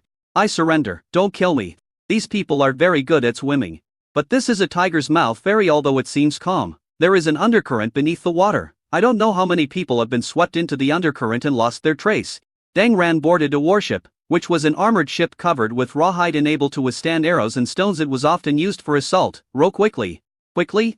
Captain, they are catching up. The helmsman was extremely panicked. Even though they were trying their best to move forward, it was difficult to sail against the current. Shoot, do you need me to tell you? Deng Ran was terrified when he saw the pursuers behind him. He thought it was just a harassment battle, but he didn't expect that almost the entire army was wiped out. His heart bled as he watched the fire on the water and the warship slowly sinking into the water. But he had to survive and pass the message back. Otherwise others will suffer a great loss. Even though the Hukudu Navy was small in number, they had advanced weapons and extremely fast ships, so the spies had no idea of their details. How could he know that in order to conceal the vehicles and ships, the heavy industry, the military factory changed its name, built a water bicycle, and these soldiers usually practiced on the water bicycles. Artillery practice was also carried out in an extremely remote corner, heavily guarded, so no one could see it. Just when Deng Ran was extremely anxious, he felt a shock in his shoulder blade. He turned his head and found that his armor was pierced. He covered his wound and quickly hid in the cabin. Hurry up, row the boat. For the first time, he felt death was so close to him. But even if they swung their oars until smoke came out, they could not be faster than the boat. Several vehicles and boats gave chase. The leading soldier took out an improved repeating crossbow with specially improved arrowheads. Burn them! The squad leader at the head roared angrily. The crossbows fired quickly, and soon the ships were ablaze with flames. Unlike the self-retained arrows that relied purely on explosive power, or the poisoned arrows, the ones they used were a new version of the ship. White phosphorus arrows. When the arrow was hit, the white phosphorus inside was quickly detonated, and the area 1 to 3 meters around the explosion point was in a burning range. This is also specially supplied by Day Heavy Industry, and the quantity is extremely limited in the Navy Assault Battalion. Only the assault squad can use it. But because of their small number, after the explosion of the warship, the raging fire almost instantly ignited the ship. Even rock cowhide can be burned through. Fire. Put out the fire. Captain, it can't be put out. This fire is too evil. It will ignite as soon as it touches it. It can't be put out at all. While the helmsman was explaining, one of the soldiers was infected by the fire, which then attached itself to his skin and flesh, making it difficult to extinguish. Help me! Evil fire, this is evil fire, retreat quickly. The people who were originally going to put out the fire now huddled in the middle. The rower's oar was also ignited, and the fire spread inside through the hull. Soon, miserable screams were heard from the bottom of the boat. The ship, which was originally moving fast, suddenly slowed down. Deng Ran endured the severe pain and felt a chill all over his body as he watched the spreading fire. At this time, the enemy's shouts came from outside. You can't escape anymore. Abandon the ship and jump into the water. Surrender, otherwise, I will shoot you. Captain? We lost, let's surrender. Deng Ran looked ashen. From the beginning to the end of his encounter with Day Navy Master, it took no more than half an hour. When did the Day Navy become so powerful? But he did not surrender. He was defeated in the first battle with Day. How could he have the face to go back? If you die in battle, you can be rewarded by the court, but surrendering will only bring trouble to your family. There are only men from Jinhee County who died in the battle. No one surrendered. Ding Ran grabbed a bow, went out quickly, and pulled the bow while enduring the severe pain. But before he could shoot the arrow, he felt a pain between his eyebrows and then fell on the deck with his eyes open. Captain! A captain is dead. We are done. Everyone on the ship knew that he was finished, completely finished. An hour later, Ichien learned about the achievements. This time, he killed 4,700 enemies and captured 4,900 after torture. He learned that there were 10,000 of them. That is to say, hundreds of people were still missing, either drowned in the undercurrent or washed downstream. In addition, Ichien was heartbroken after sinking a 2,000-ton warship. He was planning to find a way to pull back the warship that was about to sink to the bottom of the water to see if it could be repaired and used at the shipyard. After all, warships of 2,000 tons are still rare. The main ship of the First Navy is only 1,500 tons, which is not small at all. The Second Navy Division only had one main ship of 2,000 tons, which was converted from a merchant ship. Day is very short of ships. This time, 40 ships were sunk, and the rest were damaged to varying degrees. Ichien learned from his mistakes and said, "Don't fire so carelessly in the future. A hole this big can't be repaired." However, he enjoyed this battle very much, and for the first time he understood the power of Day's weapons. The overwhelming advantage was simply intoxicating. Report to the division commander. The body of the man from Jinhee County has been found. Immediately afterwards, Deng Ran's corpse, with its eyes open, was dragged in front of Ichien. Ichien drew out his knife and chopped off the head directly, pickle it with quicklime and send the head to Liang Jing. Chapter 219 Closing Ceremony. Today is the closing ceremony of the sports meeting. Inside the Victory Stadium, Liu Yuan attended the closing ceremony and prepared to deliver a speech. At this time, Liu Su walked quickly to Liu Yuan's side and said, "Your Majesty, the enemy attacked at Hukudu, and the Navy won a great victory." Liu Yuan took the information and read it. He then showed joy. He looked at Liu Su's box and motioned her to open it. Inside was a hideous dead head. "Give this head to Xia Cheng and see what his expression is." After Liu Su left, Liu Yuan's mouth curled up slightly and was really amazing.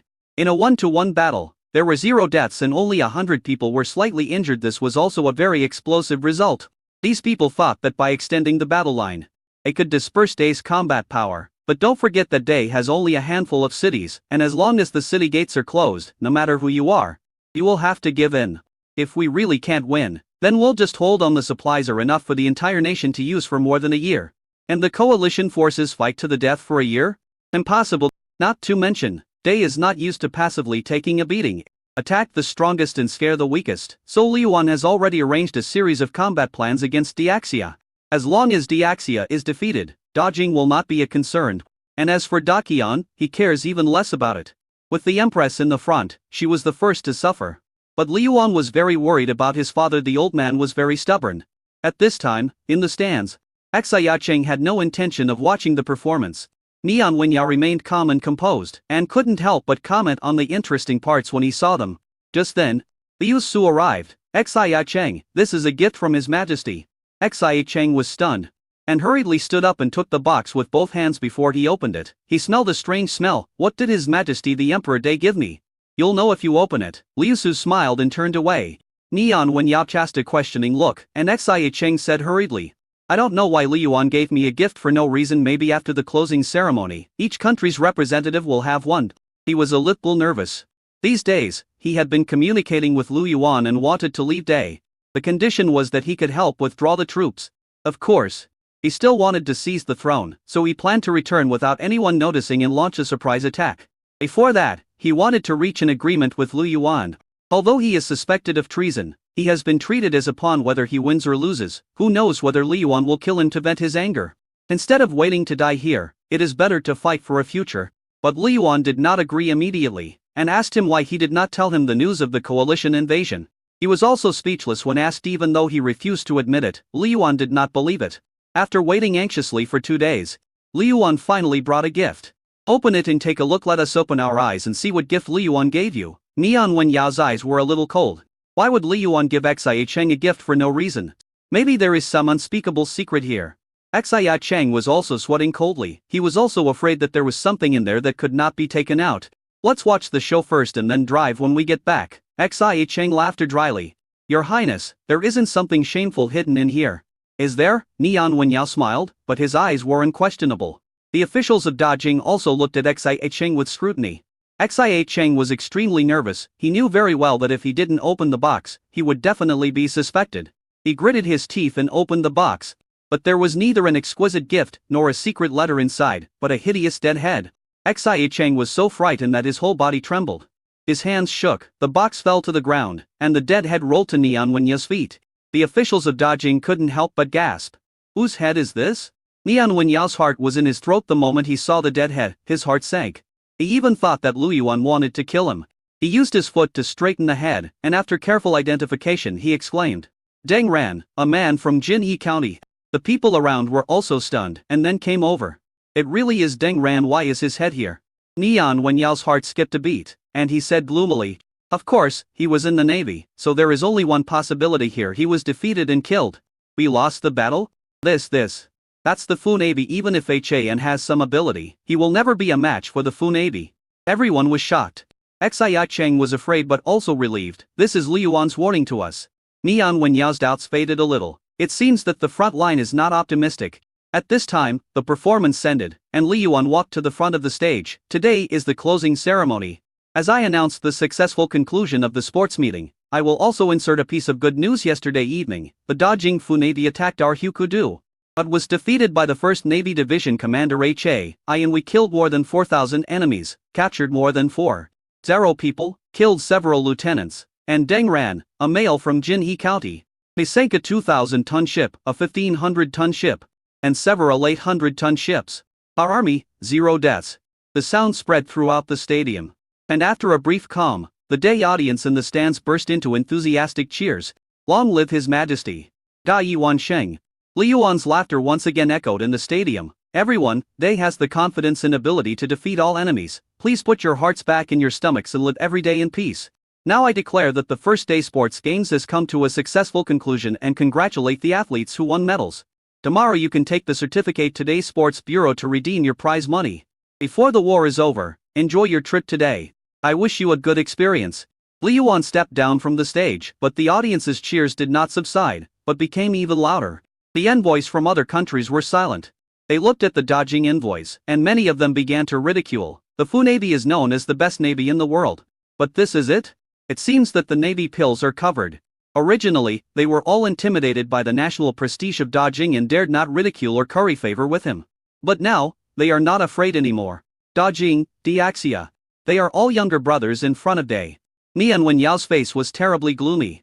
The moment he saw Deng Ran's head, he knew that Dajing had been defeated. But he didn't expect that Deng Ran had been defeated so thoroughly. They were defeated in half an hour. Even if there are 10,000 pigs, it will take several hours to kill them, right? How did you achieve 0 deaths? Could it be that the soldiers of the Fu Navy just stood there and allowed the Day people to kill them? Garbage, all garbage. He glanced at the others again, and saw that they were all holding their heads in despair. After hearing this, Xia Cheng had only one thought: even if he had to cut out a Lu Yuan and call him grandpa, he had to leave Day. Chapter 220. Don't be a fence-sitter in your next life. A news of the First Fleet's great victory over the Navy spread at a terrifying speed. The people of Liangjing celebrated again. Compared with the surprise attack on Shuangfeng town, the record of 0 deaths at Hukudu is more talked about by ordinary people. You know, Achaiyan was once General Fu Bo of Dajing. In Dajing, he has been blasted with countless dirty water, called a traitor who sells out his friends for fame and fortune, and a lackey of Day, all of which are child's play. Achaiyan's ancestral tombs were dug up and the bones of their ancestors were pulled out and exposed to the sun for 10 days. But here, Achaiyan turned from evil to good and confronted Shang Wanying Shang in order to save the people of Hukudu. The people loved him. Your Majesty values him highly. The people spontaneously sang praises to H.A.I.N.'s achievements. This also made Nian Wenyao even more uneasy. Uncle, I'm going to talk to Lu Yuan. What to talk about? Nian Wenyao snorted coldly. Do you think Lu Yuan will let you go? There will always be a way. Xia Cheng said. It's better than just waiting here. Do we really have to wait until Day defeats the coalition forces, and then sit back and wait for death? I admit that Day is strong, but with more than 2 million soldiers of the 3 kingdoms, no matter how strong Day is, it will not be their opponent. A temporary win or loss doesn't matter. The one who laughs last is the king. Nian Wenyao flicked his sleeves and turned to leave. Xia Cheng did not follow, but left without looking back. Uncle, His Royal Highness the Crown Prince has left. Do you want to follow him? Asked an official. Let him go, Nian Wenyao sneered. He wanted to see what Xia Cheng could talk to Lu Yuan about. Soon, Xia Cheng saw Lu Yuan, and he knelt on the ground. Your Majesty, please let me leave Liangjing. I am willing to help Dai withdraw its troops after that. I will be the Emperor of Dajing and will never invade Dai again. Moreover, I will recognize Dai as my suzerain state and will provide tribute to you year after year. And I will never break my promise. Li Yuan held a cigarette between his legs and smiled faintly. Are you so sure that the coalition will lose? I don't see the hope of winning. They don't understand Dai's strength, but I do. The three kingdoms enjoyed peace for more than 200 years but had already become corrupt internally. The big Lis are like the rising sun, which is so bright that people cannot look directly at them. Xia Cheng lay on the ground, extremely humble. Your Majesty, please have mercy. If Xia Cheng breaks his oath, he will be punished by heaven and earth. Li Yuan did not agree immediately. In fact, he was deliberately leaving Xia Cheng alone.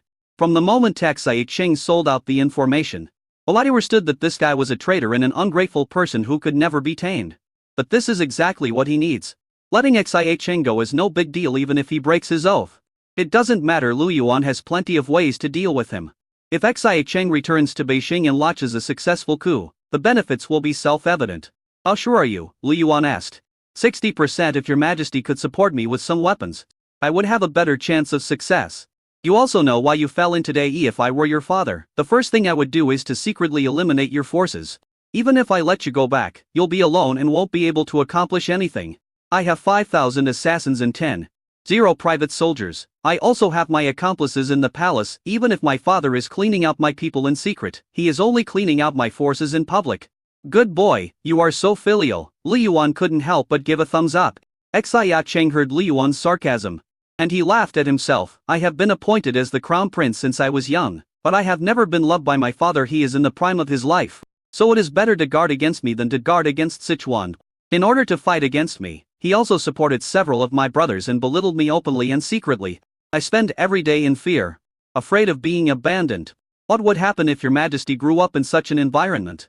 I did all this just to protect myself, but I still underestimated his cruelty and he simply treated my uncle and me as abandoned pawns. If I am not like the father, why should I be like the son? Li Yuan nodded. That's a good story.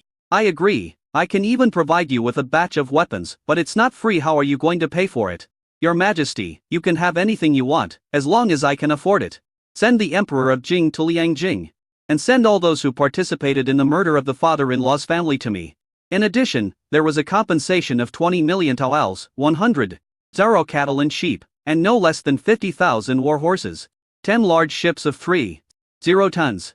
Every year, 1 ship of 3,000 tons, 1 ship of 2,000 tons, and 3 ships of 1,500 tons must be sent. The annual contribution shall not be less than 2 million taels. You must submit today, but you cannot claim to be an emperor. You must lower yourself to become a king. Xia Cheng's eyes were red with anger. He knew that Lu Yuan was greedy, but he didn't expect Lu Yuan to ask for such a huge amount of money, namely 20 million taels of silver as compensation. He can take out cattle, sheep and horses, but so much silver directly emptied the national treasury's annual revenue. There are also 10 large ships with a toll of 3,000 tons to pay as compensation, and the annual payment is a huge expense. The annual supply alone is enough to hold back Dajing's development. Becoming a vassal and lowering oneself to be a king means that Dajing will be Dai's running dog in the future. If Lu Yuan says something, he will roll around, and if he is asked to eat shit, he will swallow it with a smile. It can be said that all these conditions are humiliating and detrimental to the country. But does he have a choice? Okay, Your Majesty. I promise, but I need more support. Xia Cheng took a deep breath. As long as he escaped and took the throne, he would have a chance. Temporary humiliation is nothing. One day, he will make Li Yuan regret it. You're courageous. I like that. Li Yuan nodded. But it's not safe to just let you go. You need to be fully prepared. Your Majesty, please explain. If Nian Wenyao and the others can't see you, they will definitely hesitate. Jing must have prepared a carrier pigeon if he spreads this news. Do you think you can still return to Shengjing alive? A sharp light flashed in Xia Cheng's eyes. I understand. That night, Nian Wenyao was taking a bath. Although we are not as free here as in Shengjing, the food and drink are top-notch. Just then, there was a knock on the door followed by Xia Cheng's voice. Nian Wenyao replied unhappily, then put on his bathrobe and opened the door. Did the negotiation fail? He looked sarcastic. Uncle, are you so sure that I have failed in the negotiation? Xia Cheng said. Lu Yuan asked you to leave? Nian Wenyao frowned. That's impossible. Nothing is impossible as long as I can afford the price. He will naturally be willing to let me go after all. Lu Yuan is the emperor and a qualified businessman. How did you convince him? Want to know? Then come closer. Xia Cheng waved his hand. Nian Wenyao hesitated for a while, then walked over as soon as he bent down. He felt a pain in his neck. He subconsciously covered his neck, and blood spurted out from the wound. You. Nian Wenyao pointed at Xia Cheng, but his throat had been cut and he couldn't make any sound. He felt that his life was slipping away quickly and his strength was being drained away quickly. He leaned softly against the end of the bed, feeling extremely frightened. Xia Cheng wiped the blood off his face, squatted down and looked at Nian Wenyao. If I kill you, Li Yuan will let me go. By the way, uncle, don't be a fence-sitter in your next life. If you are short of books, you can read my second brother's old book, Qian's Foolish Son-in-Law.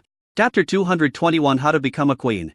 Xia Cheng's heart was colder than ice. Once upon a time, he regarded Nian Wenyao as his right-hand man and thought he could help him get to the top. But later he discovered that his most beloved uncle was also a fence-sitter who only judged the situation according to the circumstances. What makes Xia Cheng feel even more ridiculous is that isn't he treated as an abandoned son by his father? However, Xia Cheng felt that Nian Wenyao knew about this matter otherwise. How could his father convince those people? Are they so sure they can win? Madness. Xia Cheng looked at Nian Wenyao, who was motionless and had his eyes open in death and could not help but stab him a few more times. Then he slowly wiped the blood with his clothes. My father abandoned me. And you abandoned me too. Then I will show you how I can take back what belongs to me. Xia Cheng stood up and cleaned the blood off his face. Then he knocked on the doors of other officials in the same way and killed them with one blow. After doing all this, Xia Cheng was shaking all over. He leaned on the hotel corridor and smoked. Seeing Liu Su coming, he quickly put out his cigarette and said humbly, I'm done, but I'll trouble you with the cleanup. Let's go, leave overnight. Our people will take you to Xingjing safely. Thank you. Sir, Xia Cheng said excitedly. The Diaxia delegation died quietly. And because the athletes and officials lived on different sides, they had no idea what had happened.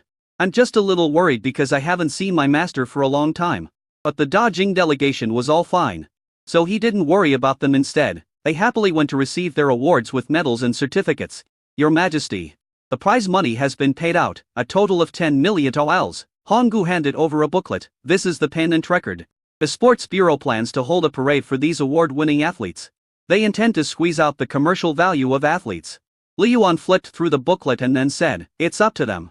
This sports meeting made Daquan earn more than 18 million taels of silver. This is just the data on the account. The invisible growth income is even greater. What are your work arrangements for today? Li Yuan hugged Honggu and stroked her black stockings with his hands.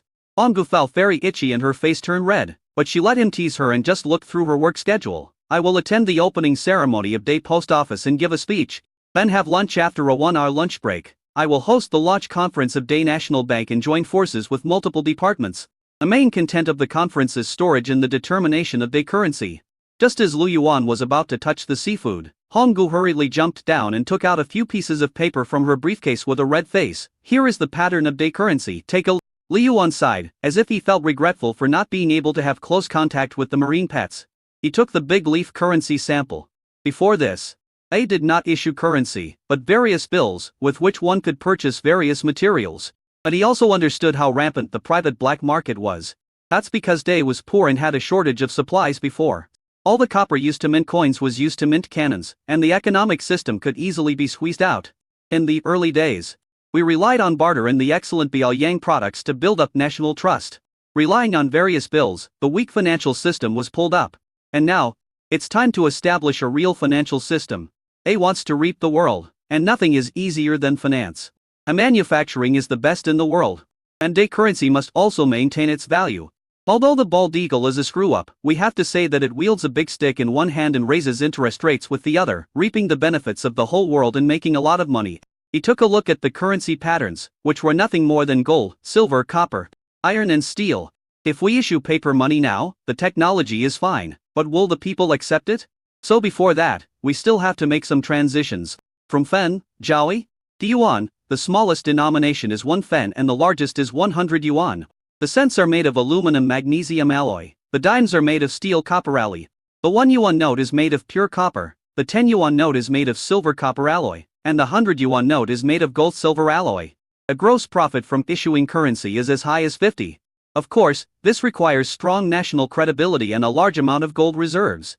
And now, Day has about 10 million taels of gold reserves, which is enough to provide a bottom line.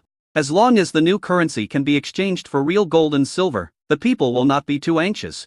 How can the weak financial systems of these countries today, which rely on bad money to drive out good money to make profits, compare with they? Whether it is the materials or the level of exquisiteness, there is no comparison.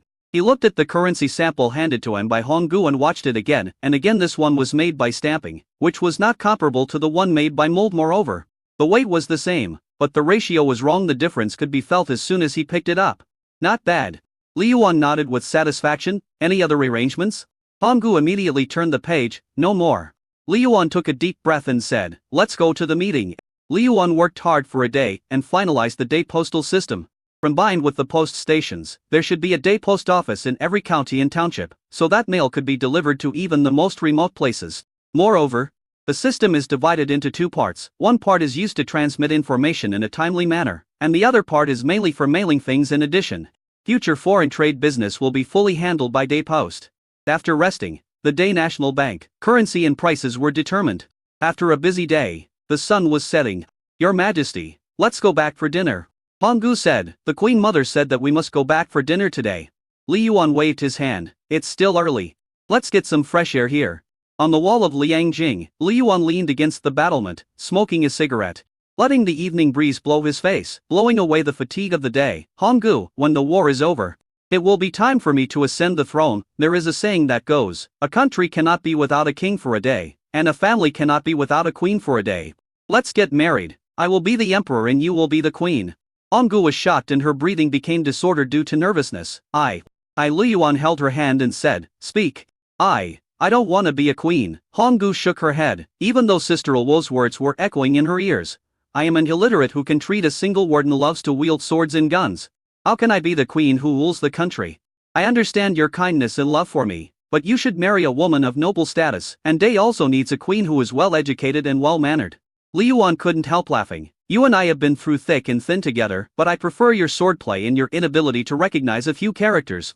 I came from a humble background, and you have stayed by my side for years, so how could I despise your lowly status? Do you know how to be the wife of an emperor? Chapter 222. We'll always be together till old age. Honggu tilted her head. She must be beautiful, well-educated, virtuous and have a noble family background. Looking at Honggu counting her fingers seriously, Li Yuan laughed again.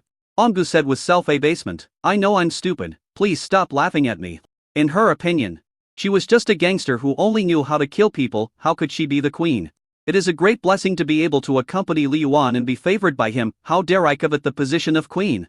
Ho Bing's words make sense, but it is important for a person to know himself. She knows that her abilities are not enough to support this identity. Li Yuan gathered her hair that was blown by the wind behind her ears.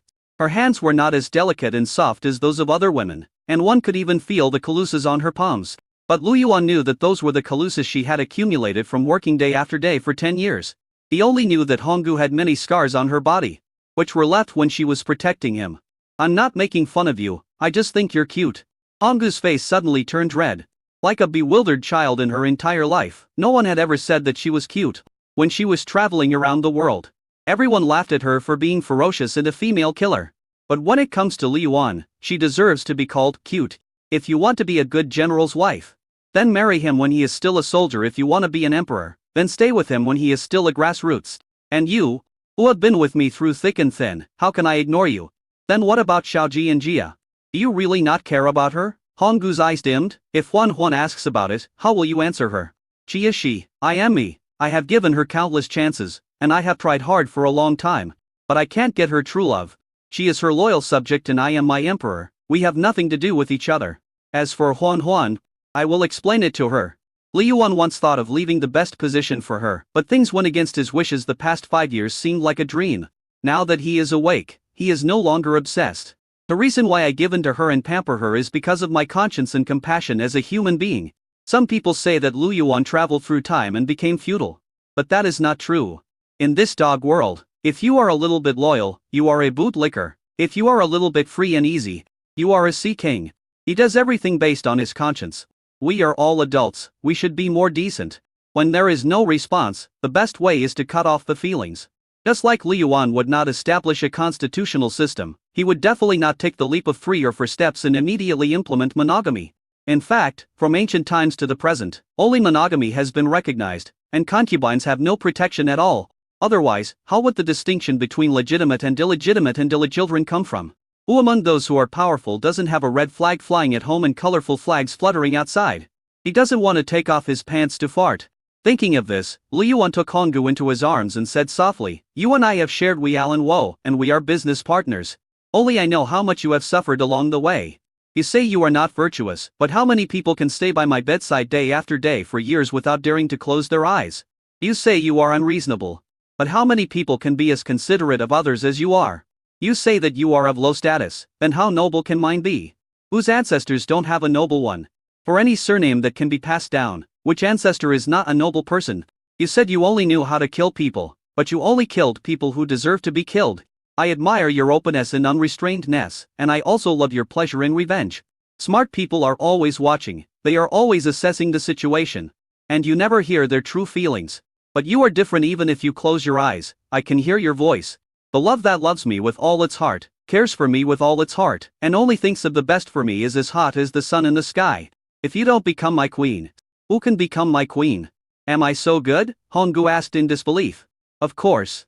You can only say it better than me, Li Yuan said. As for whether you can write, screw it. There are more than 80 illiterate people in this world. Are they all dead? At worst, aren't we still learning? I don't ask you to be romantic, or to recite poetry and compose music. Isn't it enough for you to understand the letter and communicate?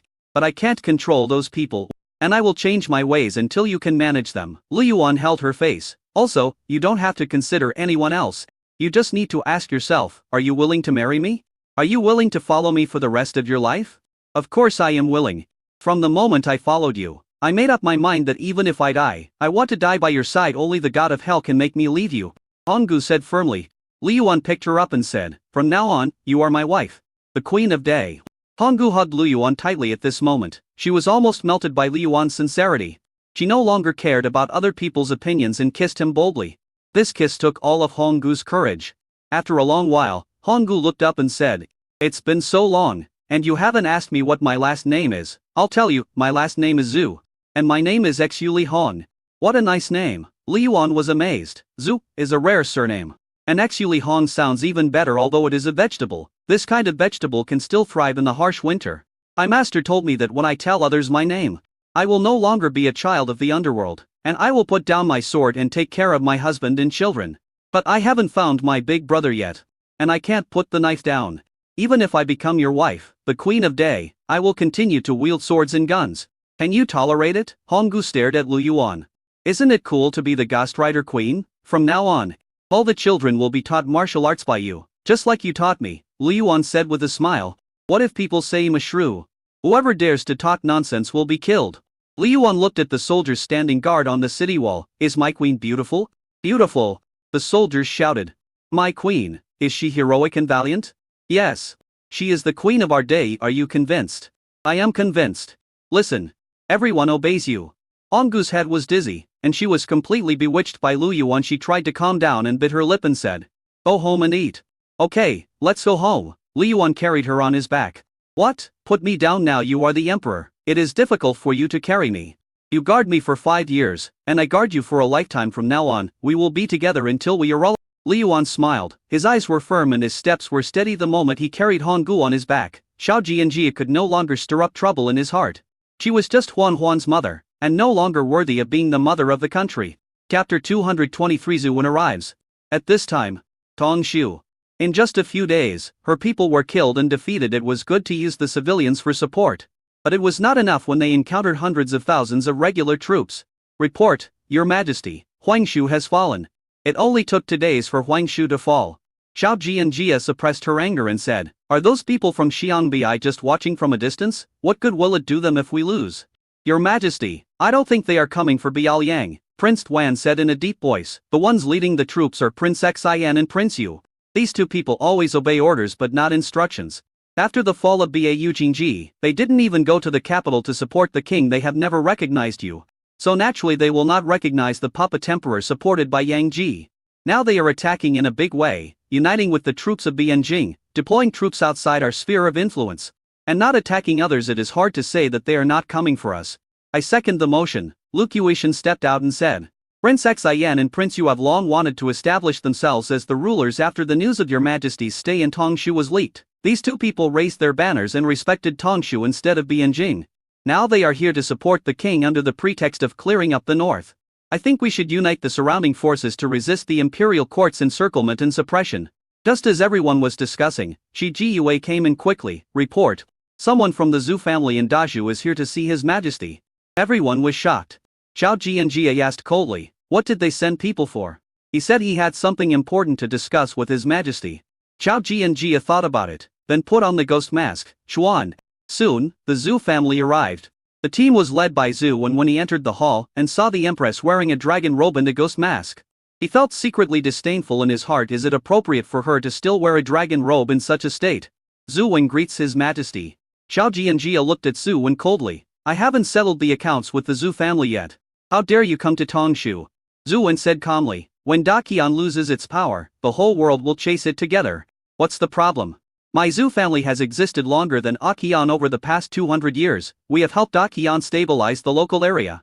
Even if we have no credit, we have worked hard. There were as many as 100 people who served the court and the country with all their heart. If your majesty is really so powerful, how could the country have fallen to this point, and how could the imperial power fall into the hands of others? Why stay here? You dare to be rude to His Majesty. You are seeking death. You bastard, why don't you kneel down now? Facing the scolding from the people around him, Zhu Wen said calmly, I came here today to help your majesty, not to be bullied. If you don't welcome me, I'll leave. Do you think this is Dashu, where you can come and go as you please? Why? I want to leave, and you dare to keep me here? Zhu Wen sneered. Hundreds of thousands of troops have surrounded you outside. You can't escape except for Dashu, who will care about you and them. Moreover, you have to think carefully. If you keep me, you will not only have to face the imperial army, but also my Zhu family army.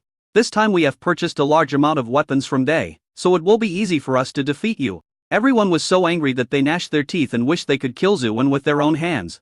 But Xiao Jianjia sighed secretly. It was absolutely true that the weak would be beaten. If she was strong, how could Zhu Wen dare to talk to her like that? Bei had only 3 million people in an area of 500 miles. But it put the 3 kingdoms under great pressure. After all, she is still too weak. Stop. Xiao Jianjia gestured. Please take a seat.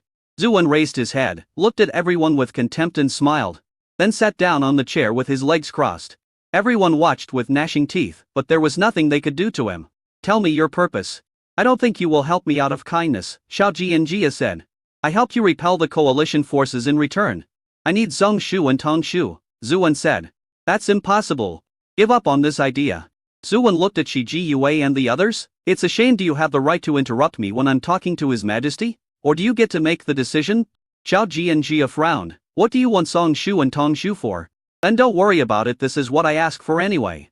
Previously, the eldest brother offered Dazhu and me as to Lu Yuan, but was rejected by Lu Yuan on the grounds that they were too far away. If Zongshu and Tongshu were taken, the 4 states would be connected. Your Majesty, we cannot agree to his request. Once we give up these 2 states, our border with Day will be cut off. By giving up the 2 states, they were essentially giving up a large rear. If a strong army invaded, they would have no choice but to fight with their backs against the wall. And now Zhu Wen threatens him, either cooperate or become his enemy. The hundreds of thousands of troops from the imperial court had already suffocated them, and they had no way to defeat the enemy. If the Zhu family is added, it will be even more difficult. Okay.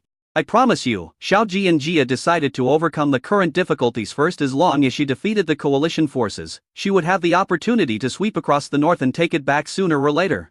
That's great. No wonder your Majesty can still become successful after coming out of Bau Jingji. A talent like you can become successful anywhere. I, Zhu Wen, admire you, Zhu Wen said with a smile.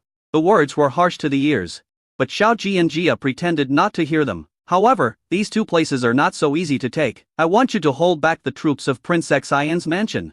Is it possible? That's easy. Zhu Wen took out a contract and said, since your Majesty has agreed, let's sign it. Xiao Podeo presented the contract. After reading it, Xiao Jianjia frowned and said, no hurry before signing. I have one more request. Your Majesty. You are begging me, not me begging you. I didn't go looking for you, did I? Xiao Ji and Jia smiled faintly. You rushed to cooperate with me so quickly. Aren't you afraid of being besieged by the Imperial Army? If I lose, you will have only two outcomes, either being annihilated or being recruited. What do you want? Give me some armaments. I can buy them with money. Zuan thought about it and said, okay, but that won't be 2 states. 3 states. Give it to you, all of it, Xiao Ji and Jia said with a smile. Everyone around was extremely anxious, but they didn't dare to speak. Soon, Xiao Ji and Jia signed the contract. After Zuan read it, he flicked the paper to show off. This paper with the imperial seal on it is so beautiful. Don't forget to deliver the weapons within 2 days. Xiao Ji and Jia said. Whether we are serving as officials or doing business, our Zhu family always keeps our promises. Goodbye. Zuan bowed and turned to leave. Xiao Ji and Jia looked at the people who were hesitant to speak and said, if we lose this battle, everyone will lose their lives. What's the point of guarding these territories? After repelling the coalition forces, we will empty out the 3 states, take everyone north, and sweep across the north. We must take back the territory we lost. One day, I will pick up my lost dignity bit by bit. Chapter 224, Old Lu attacks. 2 days later, the Zhu family delivered the weapons as promised. This batch of weapons was enough to alleviate the urgent needs of the Holy King's army. There are 100,000 explosive arrows, 100 muskets, 5,000 rounds of ammunition, 30 boxes of grenades, 500 fine steel-forged sabers, and 10 telescopes. You need to pay 300,000 taels of silver, Zhu Ren said. This is too shady. Xiao Ji couldn't help cursing. Even if the explosive arrows are only 1 tael each, the rest of the weapons can't be sold for a high price of 200,000 taels. Prince Xiao, that's not how you calculate it. Zhu Ren curled his lips and said, who else in the world, besides my Zhu family, is willing to buy weapons for you? You. Someone. Go to the treasury and get out 300,000 taels of silver. Hand over the money and receive the goods, Xiao Ji and Jia said. As armaments are hard to buy even with money since she broke up with Liu Yuan, Day has stopped exporting armaments to the Holy King army except for ordinary supplies. Even if they offer 10 times the price, Day will not sell them. Your Majesty is straightforward. Zhu Ren cupped his hands. In that case, I will give your Majesty another piece of good news. My Zhu family has formed an alliance with the Z family and the Huan family. Xiao Ji and Jia was surprised, but did not show it. Let's talk about it after we can stop Prince Xin's mansion. After counting the silver, Zhu Ren said goodbye. Xiao Ji and Jia immediately ordered Shidat to leave 5 Zhou elite soldiers to attack the border of Tongshu. Monkey, I am here. Spread the news of our alliance with the Zhu family. And tell the public that the 4 tribes in the north obey the orders of the Holy King's army. In my name, issue another order of attack. Anyone who fights against the rebels will be rewarded with the title of prince. Anyone who can kill King Xin and King Yu will be rewarded with the title of king of one word and rule the world with me. The monkey was so shocked that he couldn't speak. The people around were even more stunned. Over 200 years after the founding of Daqian, except for the royal family members, everyone else had the surname Wan. Now that Xiao Ji and Jia has opened the door, even the king of Yizibing Jian has come out. What are you standing there for? Go quickly. Xiao Ji and Jia frowned. Big dog. Go and deliver a letter to Wang Jing Ziachine. Asked him if he wants to come to our aid. The enemy has come to my front, but my fiancé remains indifferent. Does he want to break off the engagement? The big dog also hurriedly said, yes, your majesty.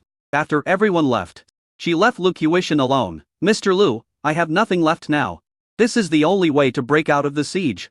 Lu Qiushan sighed faintly. Minister, I understand. It's impossible for me to be with Liu Yuan. Not in this lifetime. If you want to leave, I can send you away. The grudge between him and me will never involve you, Xiao Ji and Jia said frankly. Perhaps others would think that she has all wetted her dignity and even started to use the prince as a bargaining chip and herself as bait. So why can't she bow to Liu Yuan? Stance is one thing. Self-esteem is one thing. More importantly, she understands Liu Yuan. Ever since Liu Yuan made Biaoyang independent, she knew that establishing a country was only a matter of time. It is impossible for him to help himself revive Daqian for free. Even if it is free. Free is the most expensive. This is what Liu Yuan taught her. The final result will only be that Daqian will become Day.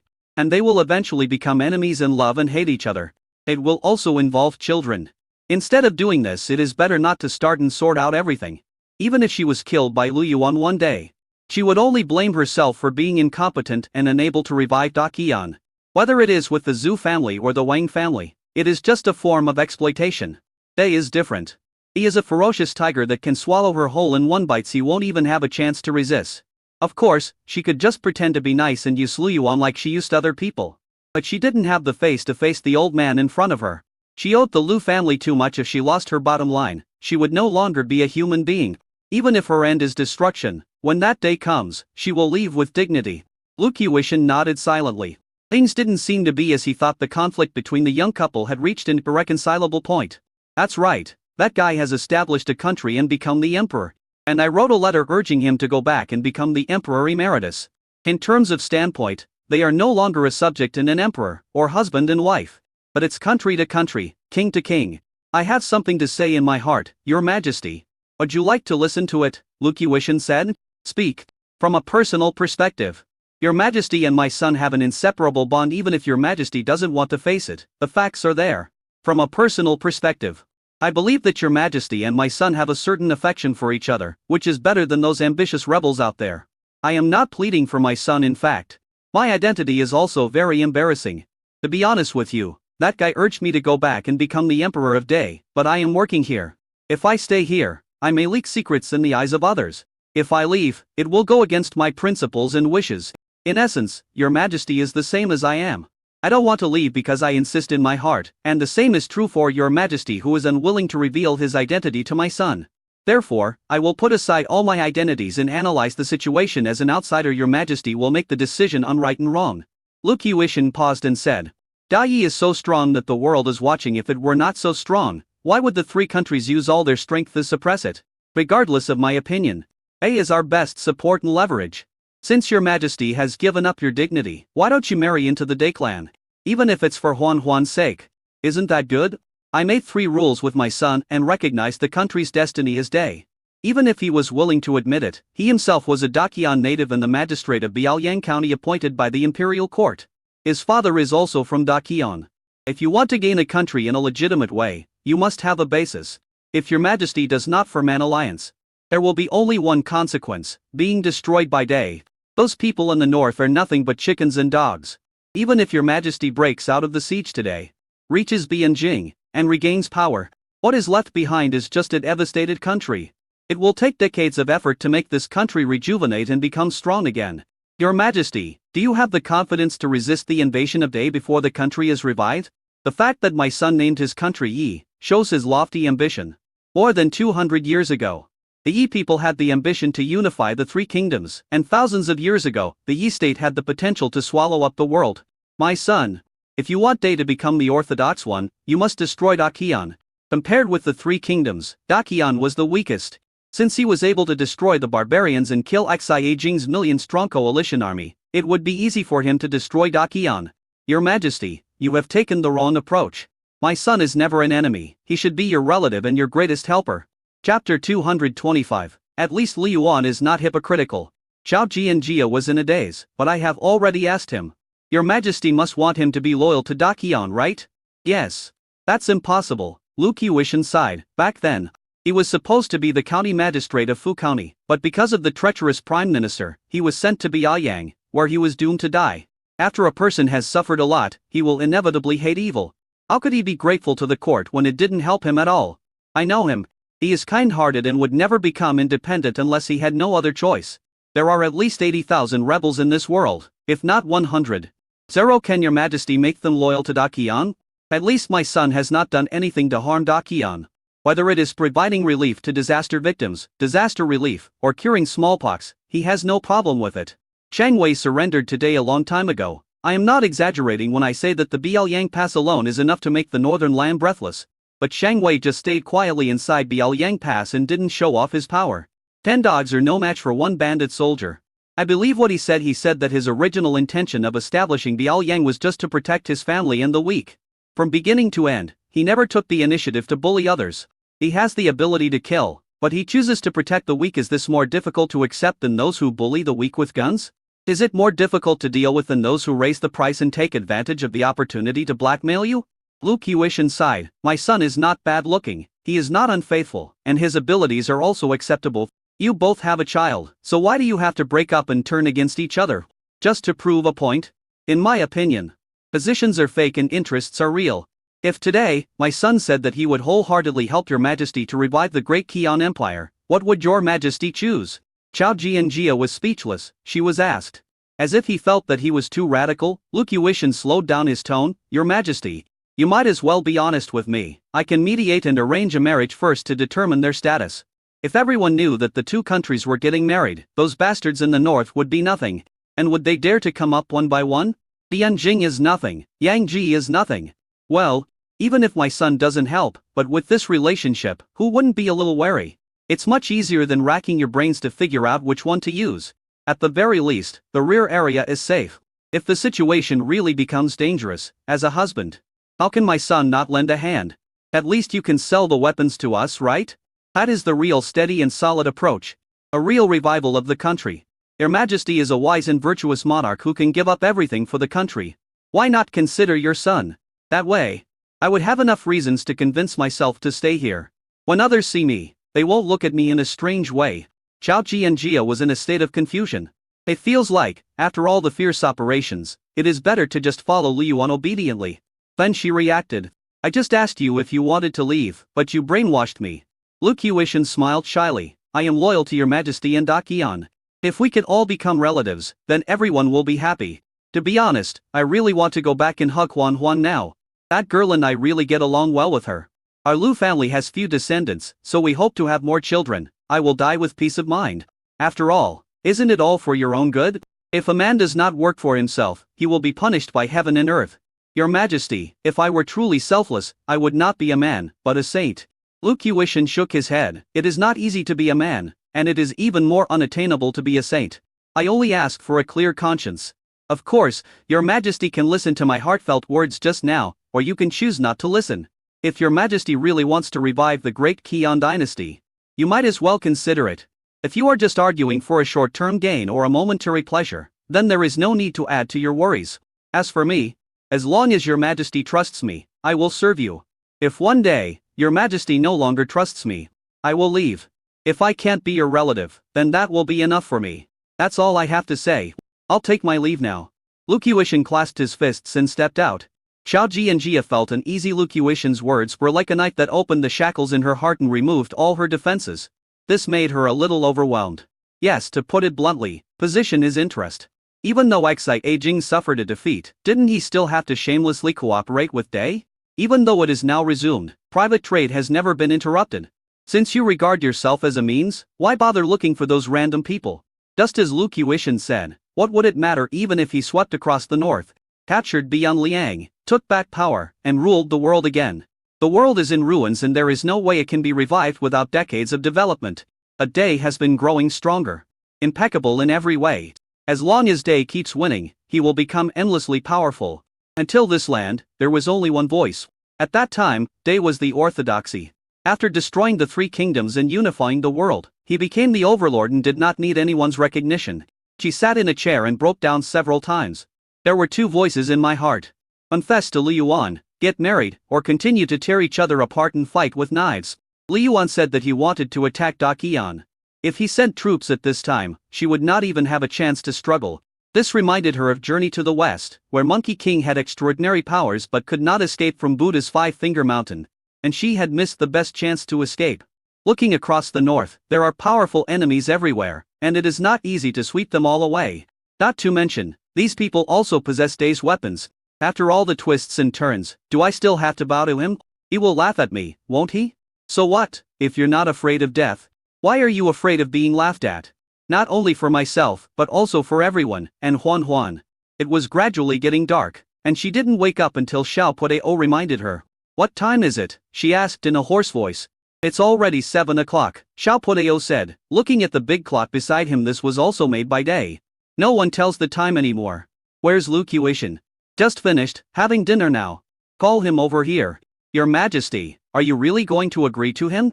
If I agree, will you be disappointed? Xiao Jianjia asked. Xiao Podeo shook her head. No matter how bad Lu Yuan is, he is still better than those people, not to mention that he is the father of the little princess. He has never done anything to hurt us from beginning to end. Moreover, he saved us many times. Your Majesty, I am not speaking well of him, but I feel that he is more reliable than others. Compared to hypocrites, Li Yuan is an open-minded villain. At least, he is not hypocritical. Even you think so? Do Prince Wan, Brother Ji, think so too? Xiao Jianjia laughed at herself. You are blinded by a leaf. You are in the middle of a situation but don't know yourself. How stupid you are. Chapter 226, Talk of a Good Harvest in the Greenhouse. Lu Qiuishan came without even having time to wipe the oil stains from the corners of his mouth. Mr. Lu, the marriage is fine, but I have only one request. They can get married but not start a family. He is still the emperor of Day, and I am still the emperor of Daqian. I don't ask him to help me revive Daqian. Nor do I ask him to sell me military equipment and betray Day's interests. Of course, since we have formed an alliance, we can no longer invade Daqian. Lu Qiuishan looked at the indifferent empress and his heart was filled with joy. After all, she was the emperor, so it was understandable that she wanted to save face. People are like this, they find it difficult to speak to people close to them. Okay, I will go to Day right now and settle this matter as soon as possible. Lu Qiuishan was happy now the empress became his daughter-in-law and she would belong to his family from now on. But it be possible that the empress could find other men? Wouldn't the throne of Daqian belong to the child of the Lu family in the future? Thinking of this, he became more motivated. Principles are principles, but that doesn't stop him from having selfish motives. Right? Well, thank you for your help, said Shao Jianjia. Your Majesty, since you want to form an alliance with Day, you must call Monkey back to avoid unnecessary misunderstandings, Lu Qiuishan said. My son is a little narrow-minded. If he hears these bad news, he will get angry. Listen. This hasn't even been done yet, but they've already started to manage it. Shao Jianjia sighed, it doesn't matter. When they start fighting, I just need to not recognize that marriage is marriage, but it doesn't mean I have to follow the 3 obedience and for virtues. Your Majesty is right, I will leave tonight. Lu Qiuishan was unwilling to delay even a moment. Shi Jiyue. Take 200 men and escort Lu King away. Although Shi Jiyue was reluctant, he had no choice but to say, yes, Your Majesty. That night, Lu Qiuishan left. It was not until noon of the next day that they arrived outside Biaoyang Pass. Because Day had been sealed off, even Lu Qiuishan couldn't enter immediately. Shan Wei was also stunned when he learned that Lu Yuan's father was outside the city, and then he quickly walked out of the city to greet him. He knew that Lu Qiuishan was under the command of the Empress, and he had also met Lu Qiuishan. Although he hadn't seen him for many years, he recognized Lu Qiuishan at first sight. Your humble servant, I pay my respects to the Emperor. He knelt down directly, but his heart was in turmoil. How did Lu Qiuishan return to Biaoyang under the escort of the Empress's guards? General Shang, get up quickly, I am not worthy of your kneeling. Lu Qiuishan hurried over to support him. Your Majesty, you are worthy of this, I am no longer a general. But the commander of Day's 3rd Assembled Division, Shan Wei stood up, but he kept his body bent, not daring to be taller than Lu Qiuishan. Okay, Lu Qiuishan nodded. I'm coming to Liangjing this time to meet my boy and talk to him about something. No problem. I'll escort you there right now, said Shang Wei. No trouble, just let them deliver it. Lu Qiuishan pointed at Shi Jiyue and others. Your Majesty, His Majesty has ordered that foreign forces are temporarily not allowed to enter, Shang Wei said in embarrassment. Lu Qiuishan patted the back of his hand and said, they will no longer be foreign forces. Shang Wei heard the hidden meaning in his words, and his heart skipped a beat. Could it be that the Empress was going to confess to His Majesty? Oh shit. I understand. I will have someone clear the way and escort you, Shang Wei said hurriedly. However, I have to guard Biaoyang Pass and cannot escort the Emperor personally. Please forgive me, Your Majesty.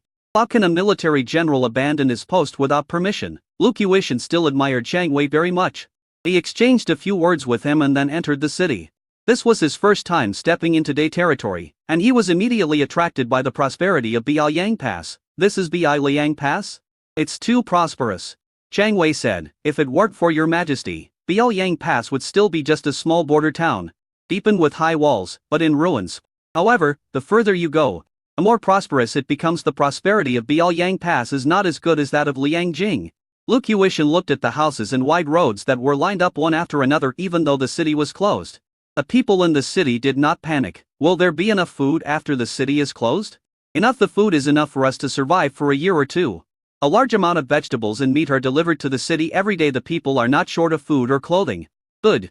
Lu Qiuishan saw that the people had rosy complexions, and that although the clothes they wore were not made of silk, they were neat and clean. To see whether a country is strong or not, you can tell by looking at its people. In 6 years, Li Yuan transformed Biaoyang into Day, where people could live and work in peace and contentment, with enough food and clothing. The hardships involved were unimaginable. How many fathers don't love their children? Although it was just a quick visit, the richness of the resources of Day can be seen. He couldn't help but breathe a sigh of relief. It seemed that the 3 kingdoms' allied forces did not put too much pressure on Day. After leaving Biaoyang Pass, they continued on their way. The road is wide and flat. The crops in the fields are growing vigorously. and the wind blows, filling the air with the fragrance of rice. Although he had never been to Biaoyang, he knew from oral accounts and books about how desolate Biaoyang once was. But now, it is a real land of fish and rice, a paradise on earth. But the shock was not over yet. He saw the winding inland river with hundreds of boats competing for the current, and all kinds of supplies being transported to various cities by small boats. He also saw the newly built city of Taishan County, the greenhouses and paddy fields built on the mountains, and the canals dozens of meters high. All of this is achieved with the blood and sweat of the working people. No wonder they can support millions of people with only 100 miles of land. They really use every inch of land to the maximum. Lu Qiushan couldn't wait to go and see Liang Jing. Soon, the convoy arrived at Liangjing. The special forces who were secretly protecting Lu Qiushan had already arrived in Liangjing and informed the soldiers guarding the city. Then he immediately notified Liu Su. At this time, Liu Yuan was planting in the greenhouse. The day is the day of potato harvest. After a few months, the potatoes, sweet potatoes and corn all grew well and it was time to harvest them. Ni Yuan, Luling Zhi, and many officials from the Ministry of Agriculture are here. Liu Yuan simply took off his shoes and went down barefoot. These are treasures. With these seeds, we can immediately carry out secondary breeding, and by next year we can promote planting on a full scale. At that time, they no longer had to worry about food. Everyone was waiting for Liu Yuan to pull out the first potato. Liu Yuan carefully dug up the soft soil, and then gently pulled out a series of black eggs from the ground. The series of fruits made everyone present exclaim in amazement. Liu Yuan's mouth was stretched to the back of his ears. He weighed it with his hand and it was at least 1 kilogram. Okay, great, everyone, start digging. Don't miss any potatoes. The acclimatizers problem that Liu Yuan was afraid of did not happen. Whether it is potatoes, sweet potatoes, corn or cassava, they are all growing well. God is blessing day. But Liu Yuan knew that this was definitely not God's blessing. This was guarded by Ni Yuan and his students over hundreds of days and nights. Chapter 227 Ni Yuan's ambition. Your Majesty, I've calculated it. 5 acres of potatoes have a total of 6,800 kilograms, and the average yield per acre reaches 1,300 kilograms. God bless our day. Ni Yuan looked at the final number, cried with joy, and kept reporting the good news to Liu Yuan. People around also congratulated him. Liu Yuan couldn't help laughing. Okay, that's great. He grabbed Ni Yuan's hand and said, Old Niu, you are great. These potatoes traveled thousands of miles across the ocean to Biaoyang. Apart from the problem of acclimatization, the yield per mu in the first planting exceeded 1,000 kilograms, which was beyond his imagination. However, this is understandable. Potatoes are a high-yield crop, and with Ni Yuan's careful cultivation, there is no reason why there would not be a good harvest. Thanks to your Majesty's guidance, otherwise I would never have been able to grow high-yield potatoes. Okay, it's your contribution. So don't flatter me. Imo looked at the potatoes in the basket, smiling all the time. Come on. Let's continue digging sweet potatoes. Holding a sickle, he first cut the sweet potato vines, and the agricultural students picked the sweet potato vines and carried out secondary breeding in the experimental field. Spring sowing and summer sowing are different. If you want to ensure the yield of crops such as sweet potatoes and potatoes, you must sterilize them. Otherwise, it is very easy to get sick, resulting in reduced crop yields and degenerate plants. So it's not enough to just grow the crops, we also have to find a way to develop virus killing technology. Liu Yuan can only propose the technology, but the actual implementation still has to be carried out by Ni Yuan and researchers from the Ministry of Agriculture. There are more sweet potatoes than potatoes, covering an area of 10 acres. Fortunately, there were many people and everyone worked together. In just over half an hour, all the sweet potatoes were dug out. What's the yield per mu? Liu Yuan ignored his tiredness and stared at the big scale.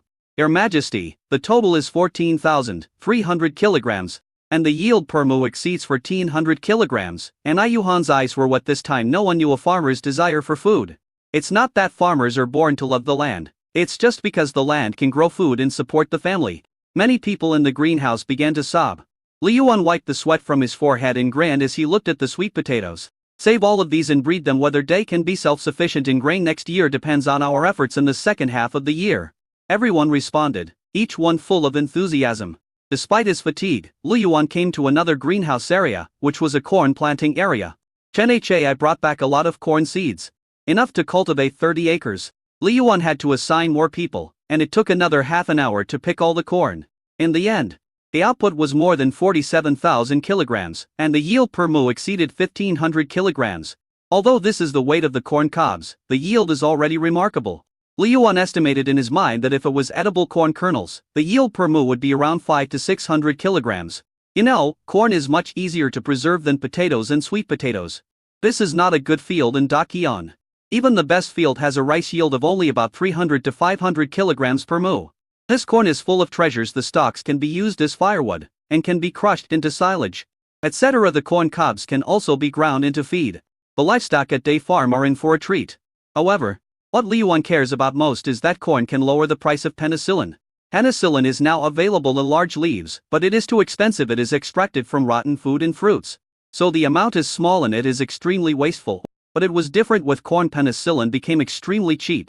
Lee Yuan suppressed his excitement and dug some cassava again. The yield per mu easily exceeded 1500 kilograms.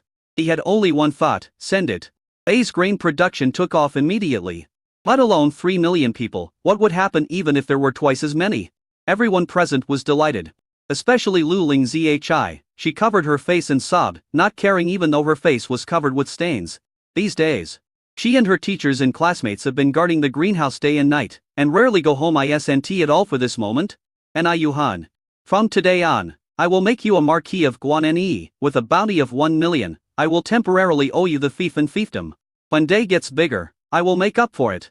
Lee Yuan directly brought over the merit system of Day from another world.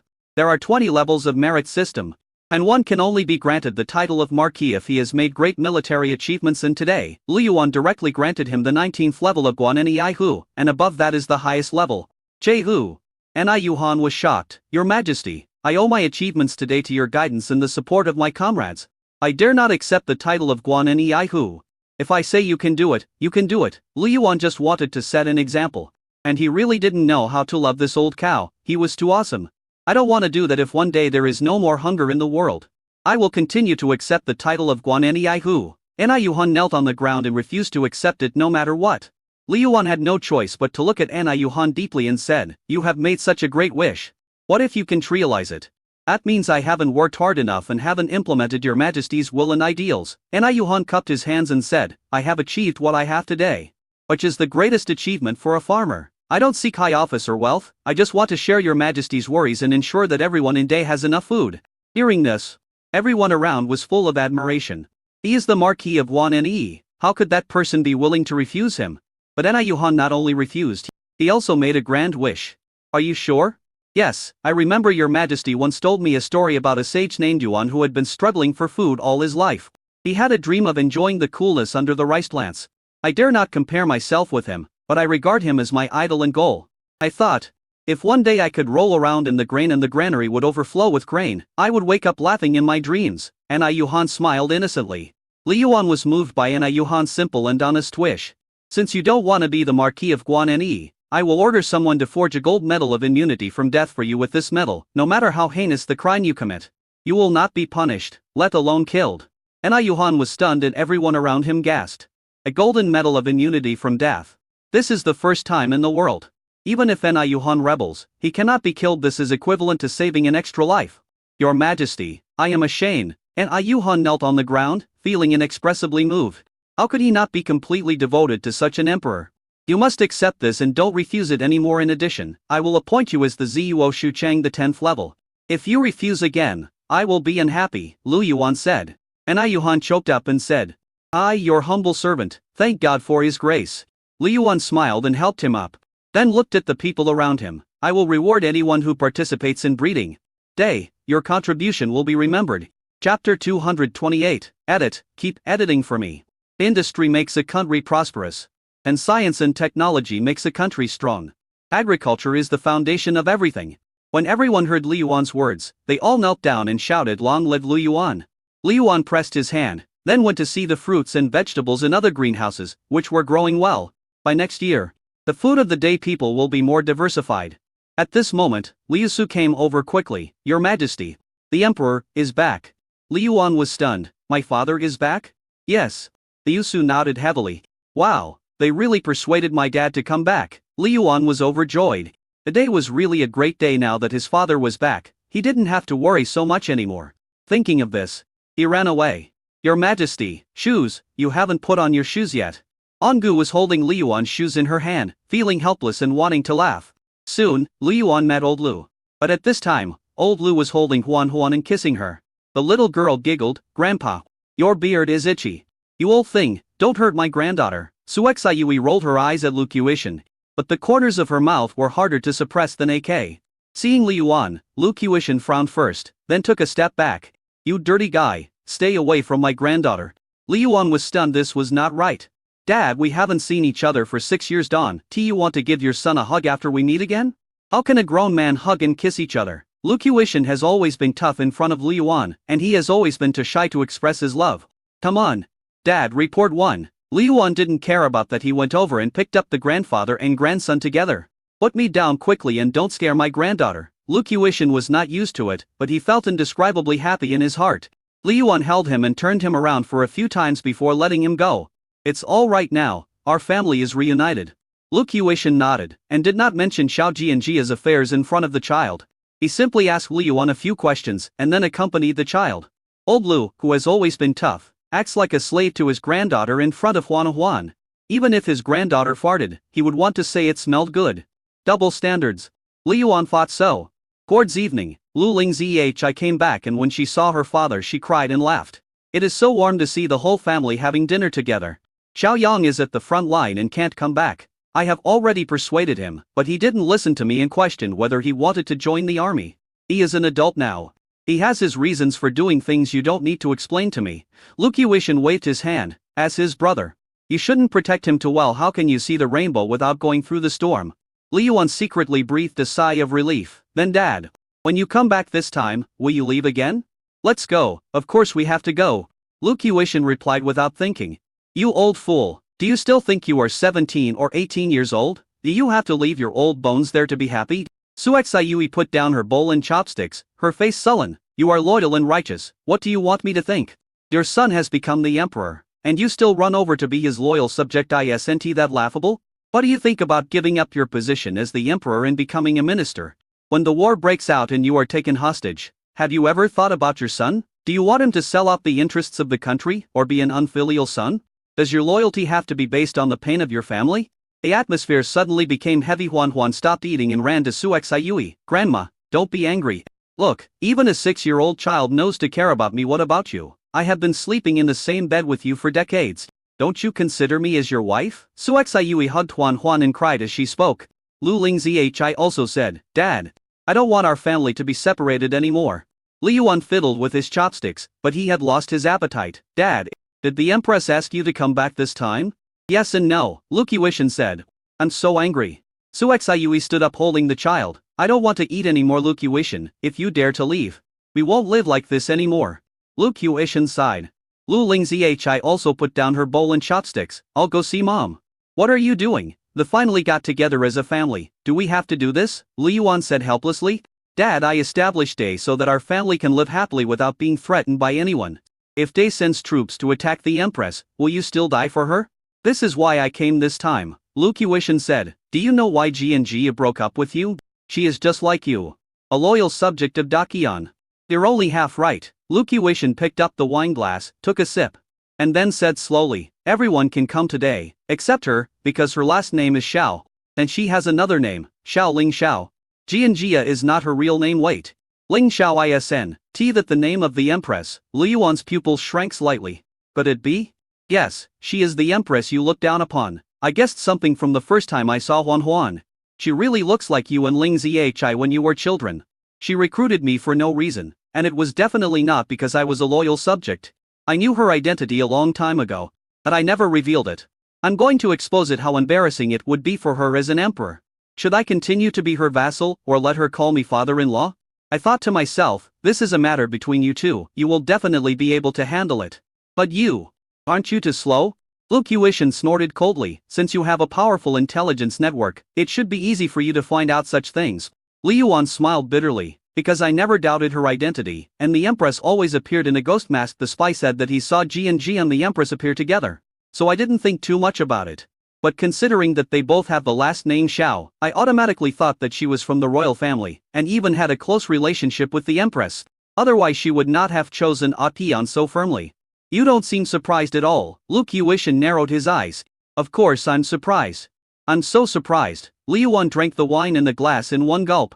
Keep making up stories. Do you think I will believe them? Lu Qiushan slammed the table. you are my son, I taught you by hand, just stick your butt out and I will know whether you are going to poop or fart. Keep making up stories for me.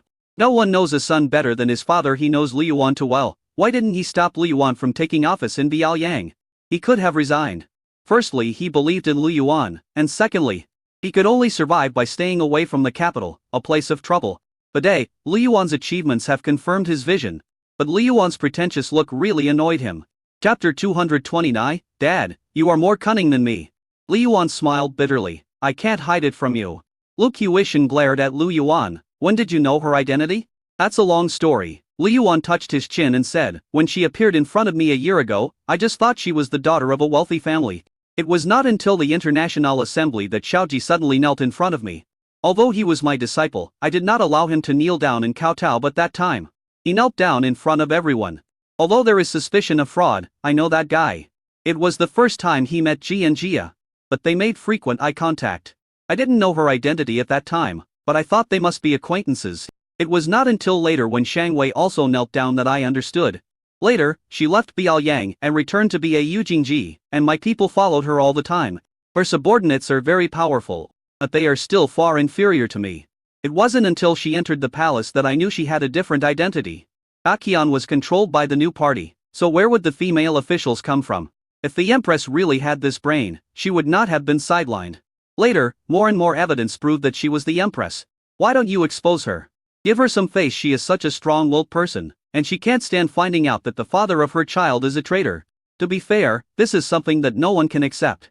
Liu Yuan sighed. Actually, it's quite uncomfortable to play dumb. She always thought I didn't know. If you knew that, why did you break up with her? If you don't push her to the end of her rope, how will she know the cruelty of this world? Liu Yuan took out a cigarette, lit it for old Lu, and then lit one for himself. You have been with her for so long, you must know her character. To be honest, I have really given up on her. To be honest, I don't owe her anything. Huan is a precious gift and I am grateful to her. But that doesn't mean I'm going to be tied down by her. What if she changes her mind? Impossible. Liu Yuan waved his hands. She asked me to come here this time. She wants to confess to you that she wants to marry Day. Dad, you know me as well as I know you. You must have put a lot of effort into convincing her, right? Liu Yuan said. Asshole. I'm doing this for you. Lu Qiushan said angrily. You suddenly started such a big business from outside. How can I not worry about you? Do you really think I want to stay in Daqian so much? What is a loyal minister? Daqian is in such a state now. Even if I die for my country, I will be described as a crow by the new party. What did I say before you left? If you want to be an honest official, you have to be more corrupt than corrupt officials and more treacherous than treacherous officials. Liu Yuan said, but then he realized, that's not right, Dad. You followed Ji and Jia wholeheartedly from the beginning. Did you have it in mind at that time? Liu Su said that you have tens of thousands of mercenaries, many soldiers and generals, and millions of people under your command. One to you rebels sooner or later. No matter how loyal I am, I will definitely be suspected. Do you really think I'm stupid? If you really become a rebel and I get caught by them, won't I become a hostage? Liu Yuan took a breath and gave a thumbs up. Dad, you are more cunning than me. If you think about it carefully, it's really terrifying. Old Lu was trusted by Xiaoji and Jiao on the premise of hiding the fact that his mother was saved by Yusu at that time. Lu Qiushan had already made plans. If Lao Lu's starting point was for himself, and his purpose of approaching Xiaoji and Jia is intriguing. Oh shit. He looked at his father with a righteous face and could hardly bear to look at him.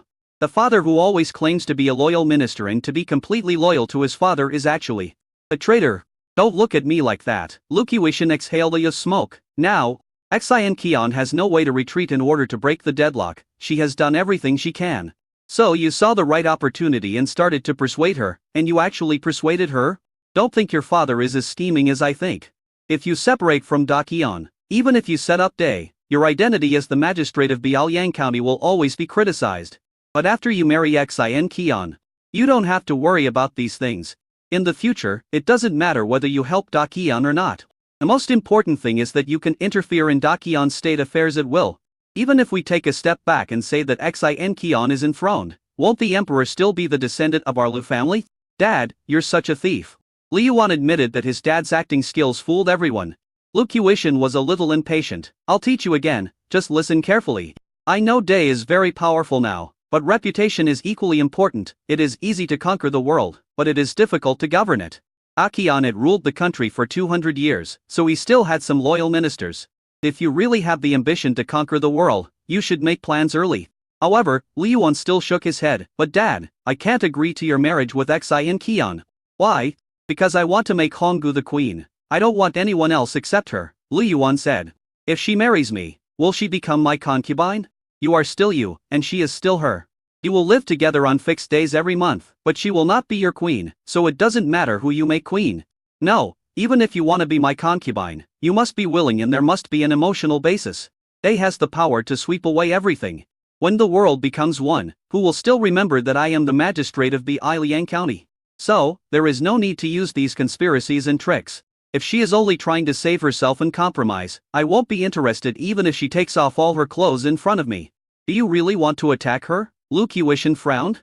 I probably won't show up for Huan's sake, but someone will do it for me, Li Yuan said calmly. I just hope that when Huan grows up and knows about this, she will know that I, as a father, did not use violence against her mother. As for Xiaoji and Jia, I will spare her life if she is determined to commit suicide. I will let her see her child for the last time and let her die on her own. Lu Qiushan was a little anxious. He didn't think his son had done anything wrong. He possesses all the attitudes that a superior must have.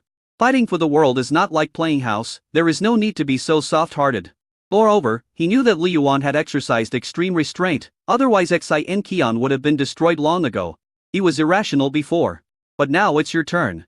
Lu Qiushan said in a deep voice, even if it's for the sake of the child, isn't it good to maintain the appearance?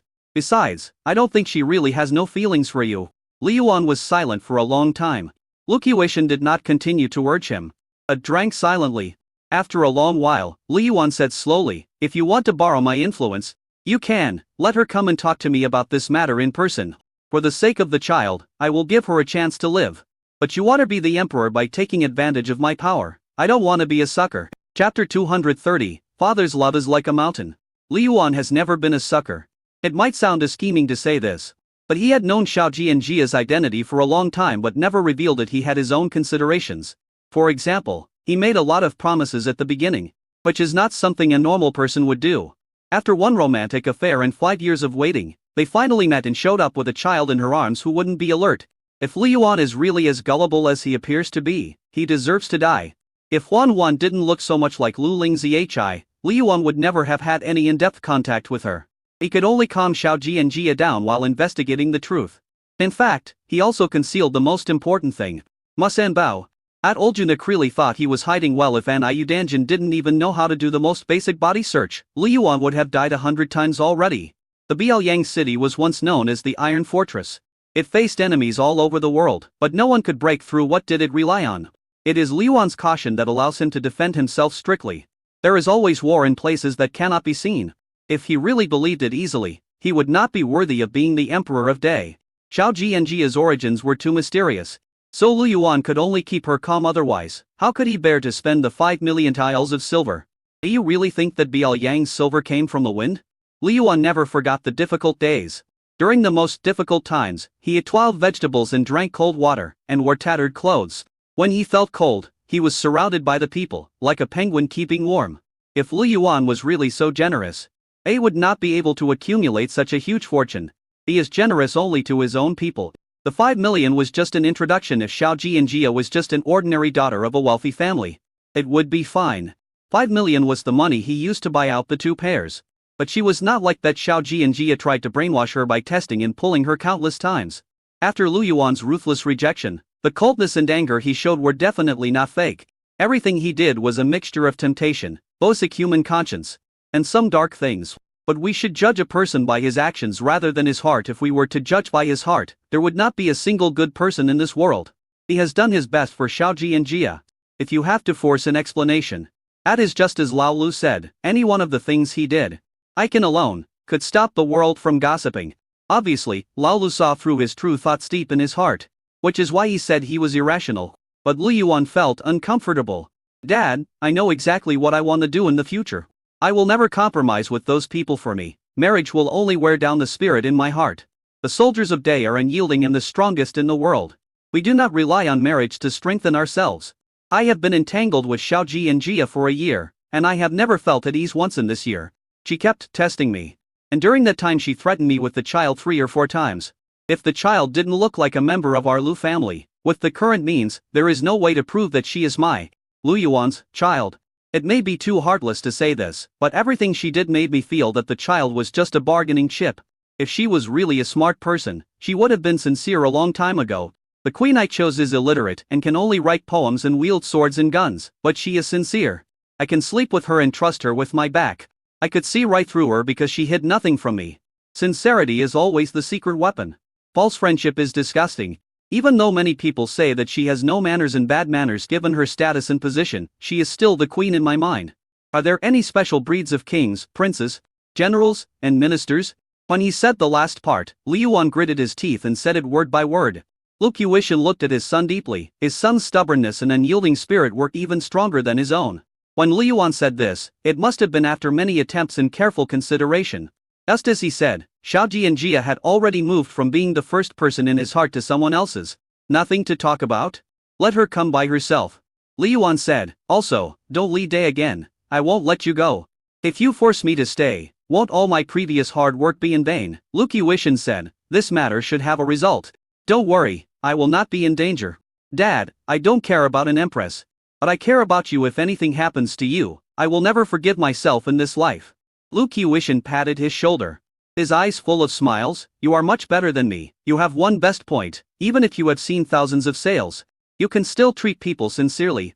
I am ashamed of myself for this. If one day you lose all your humanity in your quest for world domination, you will inevitably go to extremes. Then why don't you leave? You know, this high city can contain my feet, but it can't contain my heart. Your brother still knows how to join the army and be my brother. As a father, shouldn't I work hard for my son? As I walked here, the prosperity of day far exceeded my imagination. I can't imagine how much you have suffered to get to where you are today. I feel regretful and painful in my heart. When I sent you away, I once wanted to get you back. But I am proud. You survived and lived better than anyone else. Lu Qiushan's face was flushed with pride. As a tough father who had been a father for more than 20 years, he had never praised any of his children so directly. But today, not only did he say it, his eyes were wet and his voice was trembling. He kept holding Li Yuan's hand and never let go. Countless people have praised Li Yuan in front of him, but Li Yuan has never been proud and has always been pushing himself. At this moment, his nose was sore. In his previous life, he never enjoyed the love of his parents. At this moment, being recognized by his father, the grievances and pain that had been suppressed in his heart for a long time burst out like a dam bursting. I can protect you. Li Yuan choked. A father and son were speechless, but the warmth of putting themselves in each other's shoes spread between their hearts. It is said that mother's love is like water and father's love is like a mountain. If you climb over that mountain, you will know how deep that love is. Lu Qiushan patted his face and said, wait. And watch your father earn you a career. If your father is incompetent, you can come back and be the emperor, fight cocks and walk dogs. And live a life of luxury. It feels like a wanderer who has been wronged outside and has no choice but to return home to inherit the family business. Li Yuan couldn't help but laugh. Okay. And my son will wait. Today he climbed over the mountain of fatherly love and became another steep mountain, only to find that he still needed to look up to his father. Generally speaking, the first person every child admires in his or her life is his or her father. Question him, understand him, become him. The father and son smiled at each other and said, come on, have a drink. Lu Qiushan poured him a glass of wine. With this glass of wine, Dad congratulates you on your success and also wishes you a long life. Chapter 231, Besiege the enemy and attack the reinforcements. Lure the tiger away from the mountain. 30 years ago, the son respected his father, and 30 years later, the father respects his son. The father's greatest wish is to live 100 years longer, which is more important than becoming an emperor. Li Yuan raised his cup with both hands, and was about to be lower than him, but Lu Qiushan lifted him up. Since you are the leader, don't look back and forth. Just move forward. Li Yuan refused. Only sons should kneel to their fathers, not fathers to their sons. Li Yuan clinked glasses with him. I wish you good health too. Lu Qiushan burst into laughter. The more he looked at Lu Yuan, the more satisfied he became. He stroked his beard and then drank the wine in one gulp. That night, the father and son talked until late at night. Though Lu was drunk when Li Yuan carried him back to his room, he found that the light in his mother's room was still on and a bowl of steaming hangover soup was placed beside the bed. Put him down, this old guy. He gets drunk every time he's happy. He drinks so much. Isn't it just making things difficult for me? Suexayui scolded while taking off Lu Qiushan's clothes, picking up the wet towel she had prepared and wiping him. Li Yuan quietly left the room and couldn't help but smile. Although his life started from hell, he was lucky to have a healthy family. Many people think that life should be exciting, but they don't know that for ordinary people, Stability is the greatest happiness. The next day, Lu Qiushan left. Su Xiue complained a lot when he left, but when old Lu left, he was wearing the newest clothes that his mother had sewn for him. Li Yuan escorted him out of the city. The father and son didn't need to say much. Farewell, father. Relax yourself and treat her as a stranger again. Think about the second sentence I said to you before you left Ba Eugene. After saying that, Lu Qiushan rode away on his horse. Li Yuan looked at his back and murmured, "When dealing with people, you should be flexible. Why not keep the emperor?" Honggu asked puzzled Lai. "He can't sit still." Li Yuan smiled and then returned to the city. Just as they sat down, an urgent report came from Song's Han County that a fierce battle broke out in Shuangfeng town in the second half of the night yesterday, and tens of thousands of enemies launched a surprise attack late at night. Many soldiers including Li Yang were injured, but fortunately they repelled the enemy. Li Yang took advantage of the victory and pushed the battle line forward 15 miles. Li Yuan looked at the intelligence with a frown. Since the battle in Shuangfeng town, the Xi army has switched to defense and cooperated with Dajing. Judging from the map, the long border is filled with enemy forces. This indeed lengthened the battle line and dispersed Day's military forces. But fighting in the field happens to be Day's strong point, especially the infantry equipped with pipish, which could defeat 100 enemies one at a time in the field. The 3-3 tactics were used to the fullest extent. There were no major wars, but there were always small local battles. About 20 to 30 of them every day. This is very wrong. Li Yuan hurriedly convened a military meeting to discuss further combat plans. I think this is a paralysis tactic of the enemy. A war has been going on for so long, and the only real victories are the Battle of Shuangfeng Town and the Battle of Hukudu. There are dozens of local wars every day, and the front line is advancing steadily. If I were the coalition forces, I would not sit there and wait for death. Li Yuan tapped his fingers on the table, and everyone present sat upright, looking extremely serious. Your Majesty, I think the enemy is very likely to secretly gather troops somewhere and then march straight in, Pa Shan said in a deep voice. I know the leader of the team, Du King Wu Sheng, better. He values stability the most in battle. Looking at his record, he has suffered small losses but never big ones. She often strikes a fatal blow to the enemy at a critical moment. He is best at besieging a point and attacking its reinforcements. Judging from the map, the battles are not taking place at important locations. I think they are very likely to send out heavy troops to attack important roads next. As soon as Li Yuan raised his hand, the people next to him recorded this point of view. Anything else? I've finished speaking, Pa Shan said down immediately, neatly and quickly, without any hesitation. Your Majesty, what Brigade Commander Pa Shan said makes sense. A frequent mobilization of troops recently is most likely a strategy to encourage arrogant soldiers. Everyone expressed their opinions one by one, and finally summarized them in a booklet. Li Yuan looked at the large map in front of him and said, I think we have all overlooked the most important point. Everyone frowned and looked in the direction of Lu Yuan's finger. Qian? It has been found out that Bianjing claimed to have sent out 800 troops, but in fact only sent 70,000 to 80,000 mobs. The real main force was the Prince Xian's mansion and the Prince Yu's mansion. These two mansions had more than 500,000 mercenaries, including the troops in Bianliang. There should be around 600,000. Before this, there was the Xian force and a group of aristocratic families standing in front. And Shen Wei had not yet faced the battle, so everyone ignored this point. So I think their breakthrough point is probably in the rear.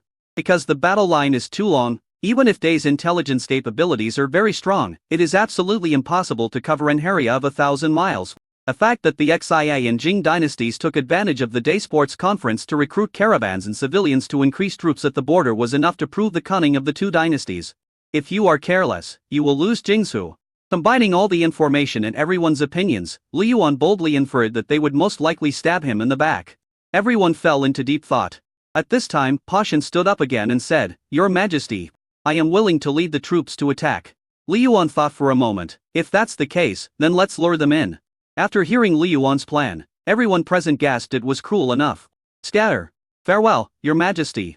Everyone stood up. After Li Yuan left the military, he began to worry about old Lu. If his inference was correct, Tongshu and Zongshu would be the main battlefields next. That side will become a meat grinder. Li Su, take this letter to my father. Li Yuan thought about it and wrote a letter to remind old Lu. He believed that old Lu was definitely not a reckless person. At this time, in Tongshu, as the news about Xiaoji and Jia spread, all the noble families in the north went crazy. The king stands shoulder to shoulder with the royal family and rules the world together. Even if one knows that it is a candy wrapped in poison, some people can't help but want to take a bite.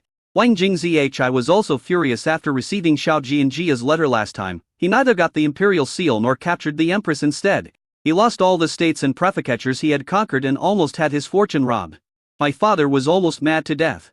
Do you think I'm a fool and want to trick me into this? Wang Jingzhi was so angry. Xiaoji and Jia set fire to all the Wang family's assets that had been built up over hundreds of years, making the Wang family a laughingstock in the north and almost falling out of the top for clans. The strength displayed by Prince Xian's mansion and Prince Yu's mansion is enough to shock the world.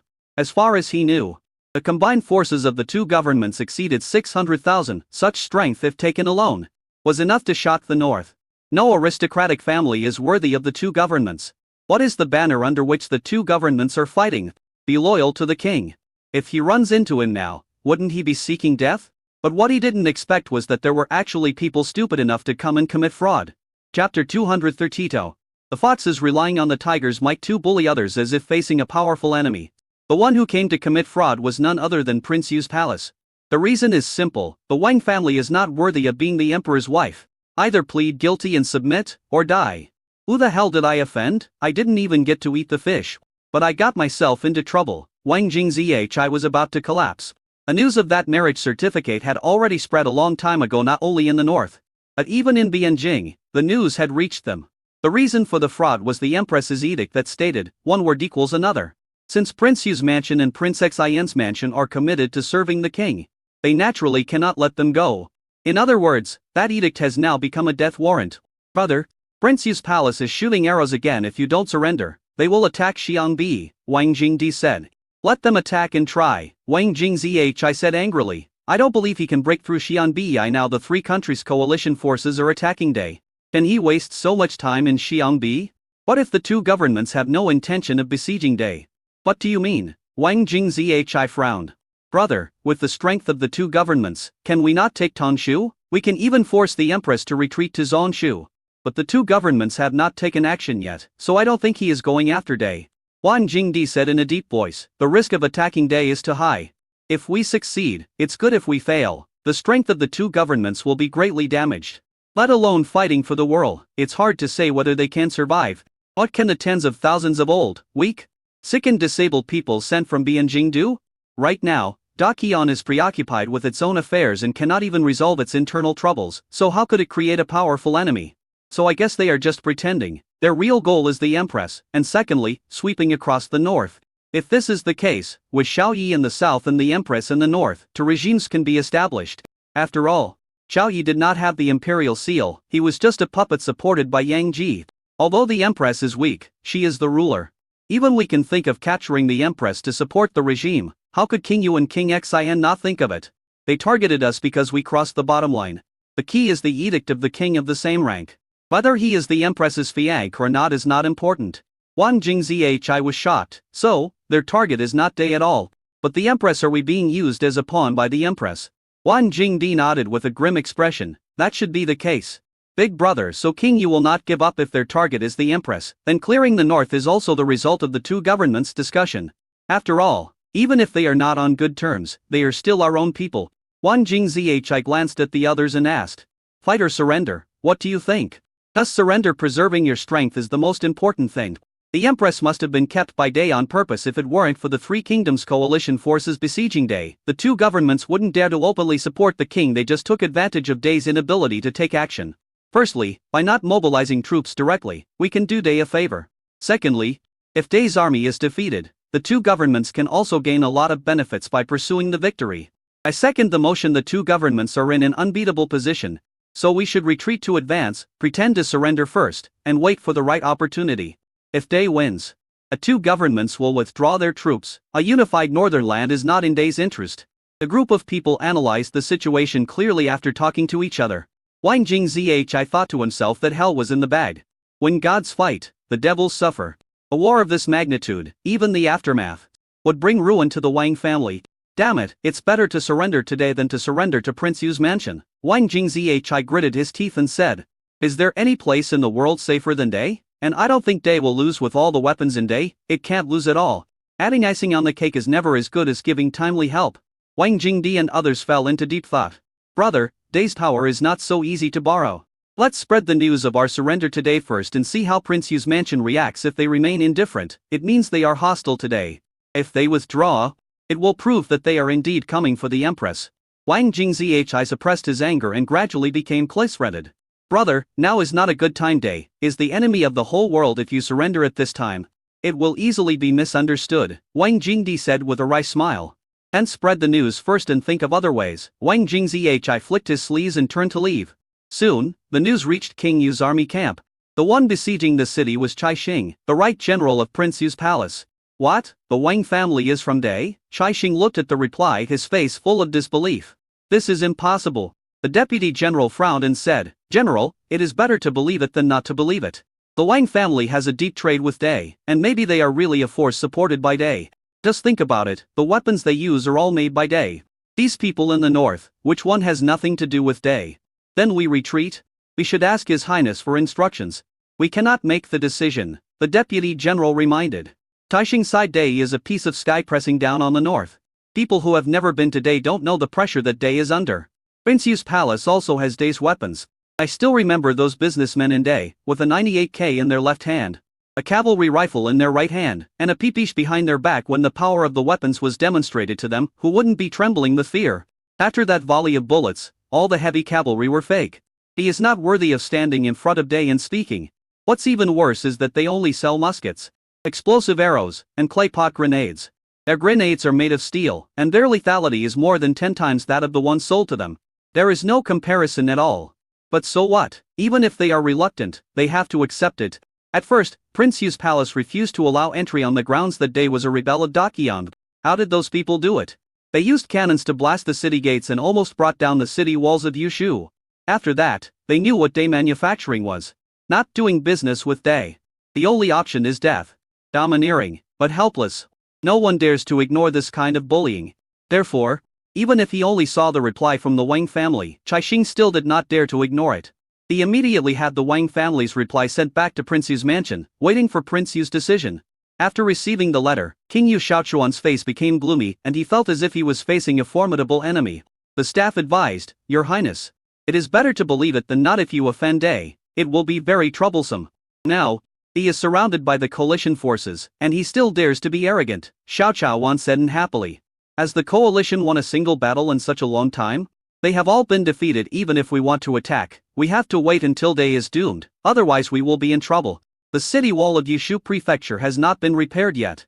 Chapter 233 Day's Deterrence.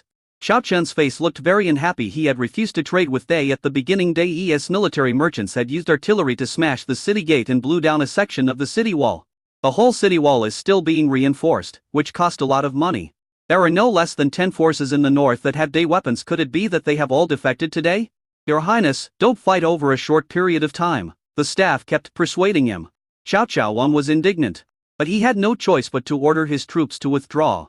Yi suddenly emerged, and it is so powerful that it does not seem like any other country in this era. Xiaochuan's face looked unhappy. But he had to admit that Day was very strong, so strong that it required everyone's full effort. Although only 70,000 to 80. 0, weak, sick and disabled people came from Bianjing this time, as far as he knew. There was another plan within the Three Kingdoms alliance. This time the coalition forces include far more than just 3 countries. Around the Three Kingdoms, there were hundreds of vassal states, large and small, ready to obey the orders of the great powers at any time. And this time is no exception. He didn't know how many countries had sent troops to reinforce, but it was definitely no less than 50. These countries are strong and weak. Among the vassal states surrounding Dakian, 16 of them received reinforcements, with a total force of more than 30,000. Half of them were cavalrymen, who formed caravans and waited for orders. Xii and Jing have more vassal states and have stronger control over them. Therefore the total number of reinforcements should be between 100,000 and 150,000. These troops were concealed, with the aim of taking the enemy by surprise.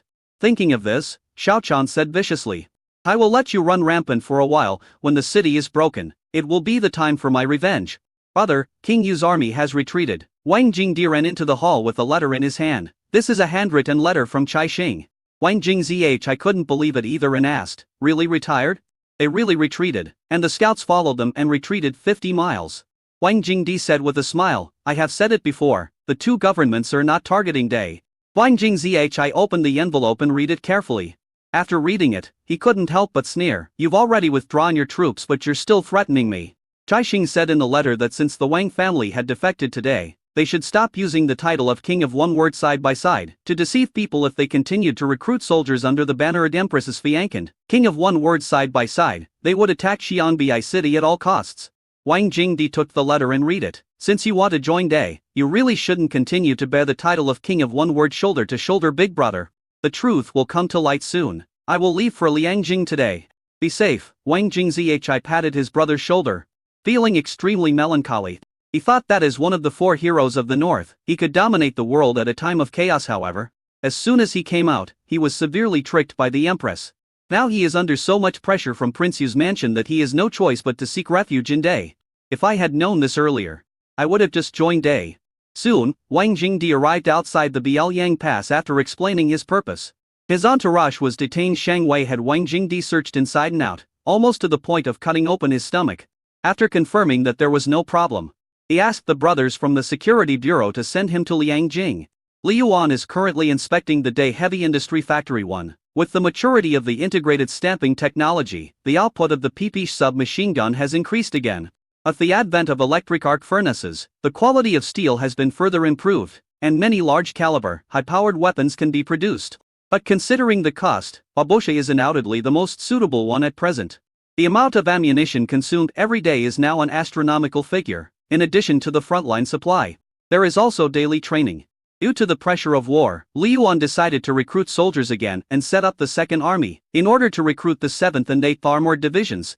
They evolved from Biaoyang and fought in several wars. It enjoyed a lot of war benefits, so what Day has the most is veterans.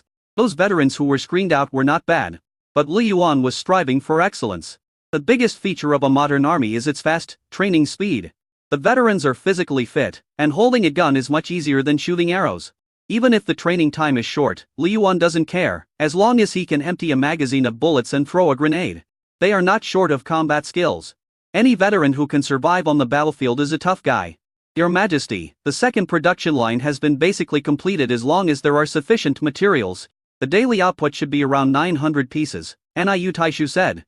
Li Yuan nodded. Even if the fighting on the front line is intense, the weapons must be inspected before they are used. We cannot joke with the lids of the soldiers. Niu Taishu stood up straight and said, Your Majesty, please rest assured that the quality is the responsibility of this humble minister. These days, Niu Taishu basically lives in the factory, walking back and forth like a jerk every day. And his control over quality is even stricter than before. I see that the workers are under a lot of pressure. They need to keep up with the food. This kind of high-intensity work must ensure that there is enough oil and water. Li Yuan said, If the materials cannot be allocated, write me a note and I will personally arrange it. The weapons came from these workers, and they were the first to handle them, so they must not be stingy. Also, during the rush period, all positions will be paid 3 times the salary. Anyone who dares to deduct will be severely punished. Yes, Your Majesty. Niu Taishu nodded heavily. Send this batch of weapons to the 3rd Assembly Division quickly. It won't be long before a big battle breaks out there, Li Yuan reminded. At this time, Yu Su came over quickly and said, Your Majesty, the Xiangbi Wang family has come to seek refuge.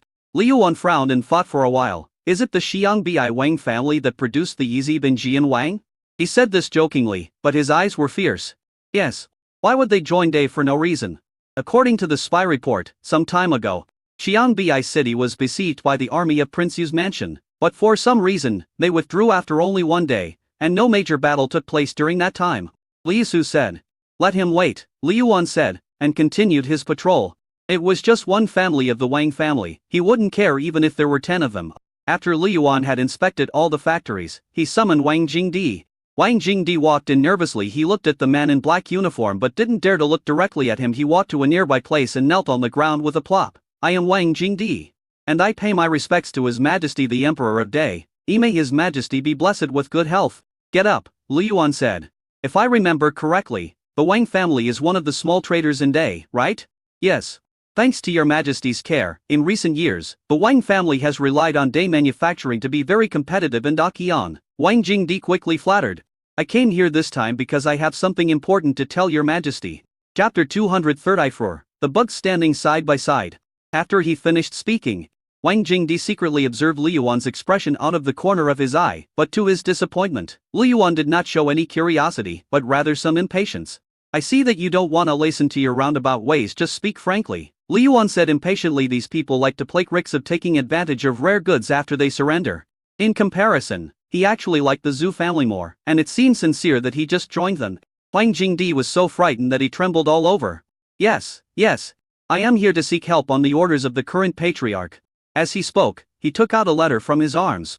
Liu Su walked over, checked it, and after making sure there was no problem, she presented it to Lu Yuan. However, Lu Yuan did not take it over. Honggu directly opened it and spread it in front of him. After reading the letter, Lu Yuan asked, "What about the second thing?" Wang Jingdi secretly groaned, thinking that Lu Yuan was becoming difficult to deal with. He did not play by the rules at all and it was impossible to guess what he was thinking. The second thing concerns Day's safety. Seeing that Lu Yuan looked strange, he didn't dare to keep the secret any longer and said hurriedly, "About half a month ago, a group of foreign merchants appeared in the north, but we found that these people were not merchants at all, but soldiers from other countries. There are probably 1,000 people in this group.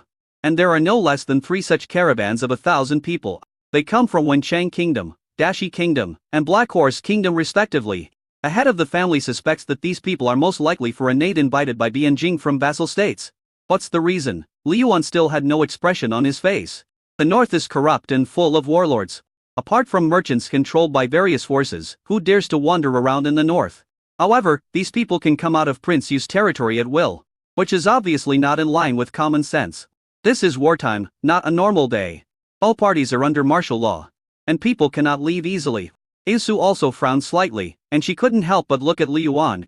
Lu Yuan thought about it and really felt that this was possible.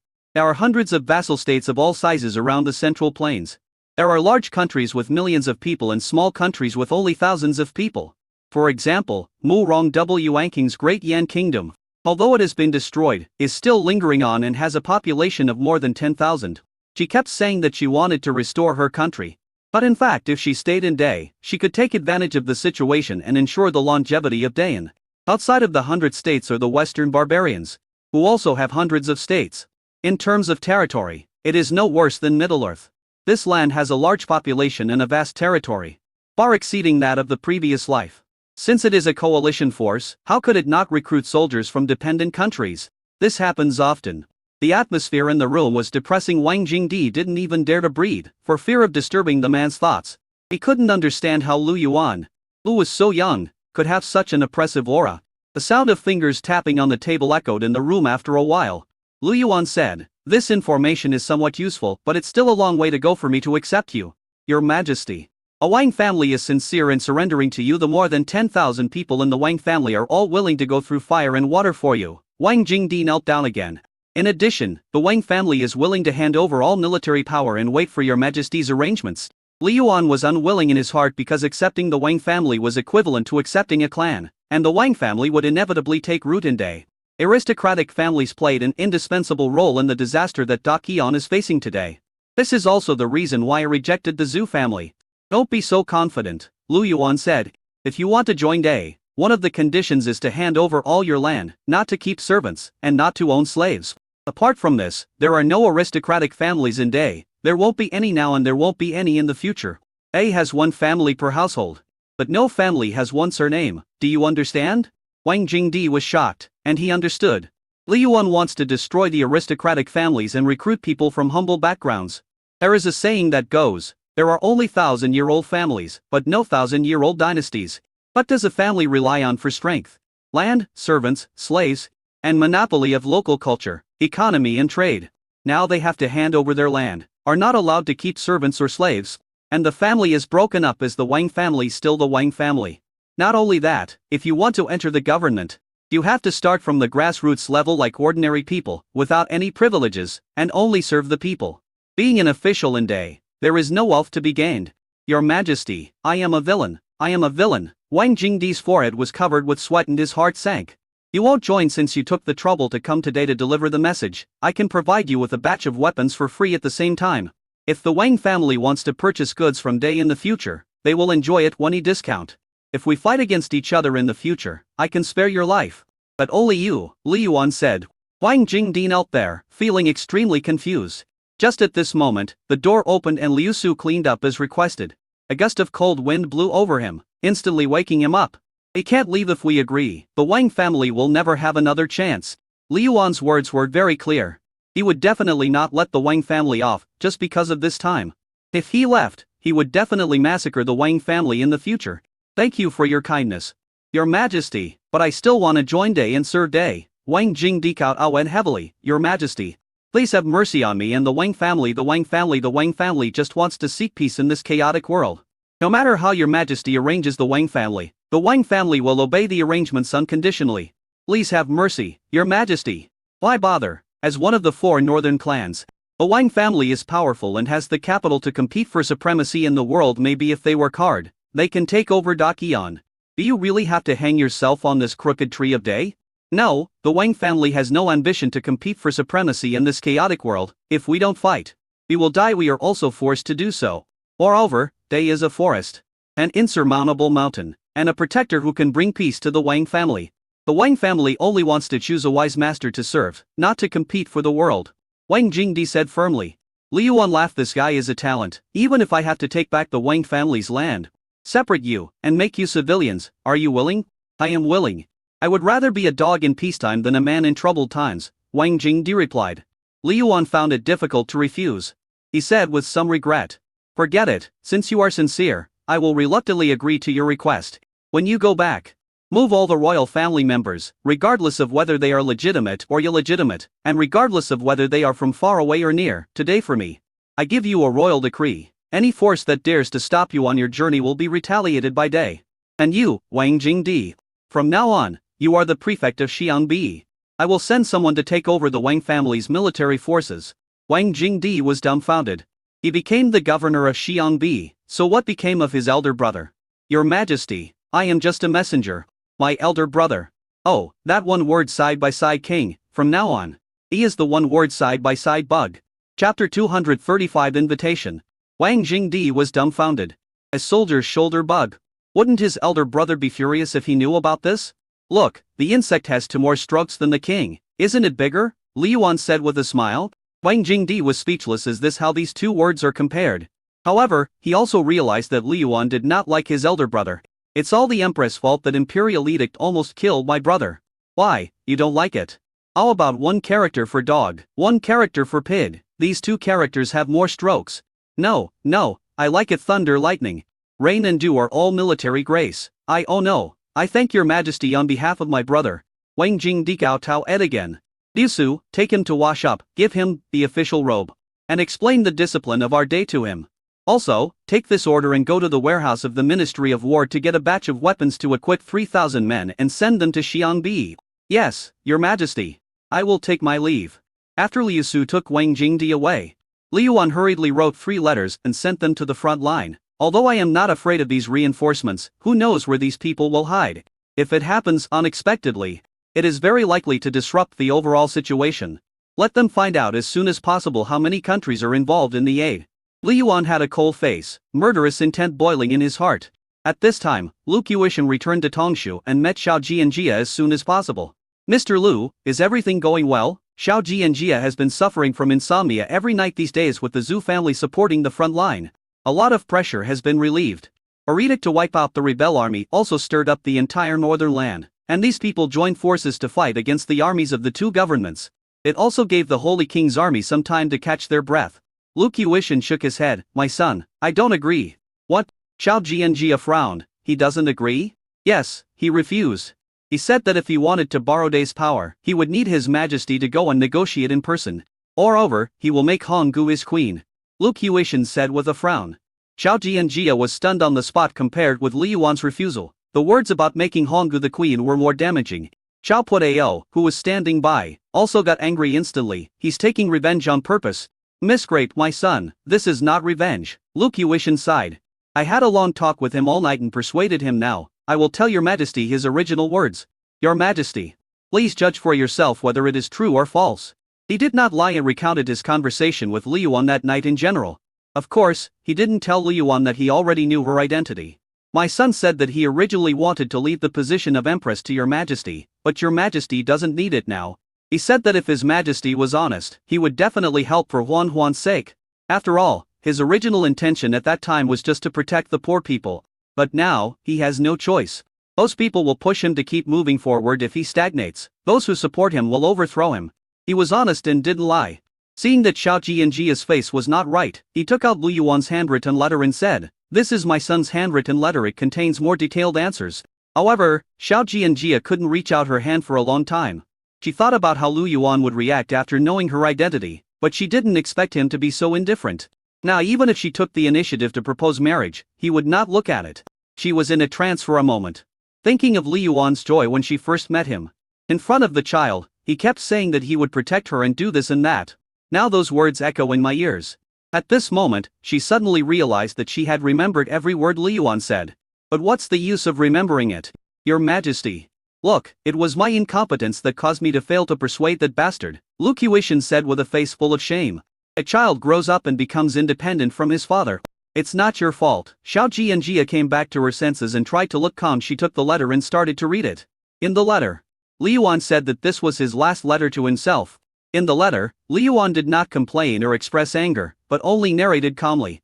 He said that he wanted to persuade Lu Qiushan to stay in Day, but Lu Qiushan was too stubborn and insisted on being a loyal minister of Daqian. He hoped that since he had saved him several times, he would be treated better by Daqian. If one day you no longer trust him, just drive him away, even if it's because he is the child's grandfather. Li Yuan's calmness was like a blunt knife cutting into her heart. Not fatal, but extremely painful. Even though she tried her best to restrain herself, her hands couldn't stop shaking. Li Yuan also said that no matter what, he will always love Huan Huan. Honggu is also good to children. Finally, Li Yuan said, Your Majesty, Emperor Daqian, thank you for not killing me. Li Yuan wishes you to revive Daqian as soon as possible and become the greatest emperor of all time. By the way, you must come to my wedding with Honggu. When Xiao Jianjia saw this line of words, she was stunned for a moment. Feeling that there was something else in the envelope, she took it out and saw that it was a wedding invitation. At that moment, all the blood color on her face faded away. Xiao Pudayo's face changed drastically. This is too much even if you refuse. There is no need to humiliate me like this, right? After all, Your Majesty is the mother of the little princess.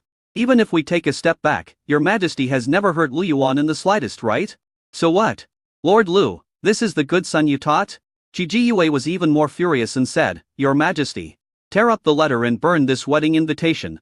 Lu Yuan, this bastard, will never be happy in his life.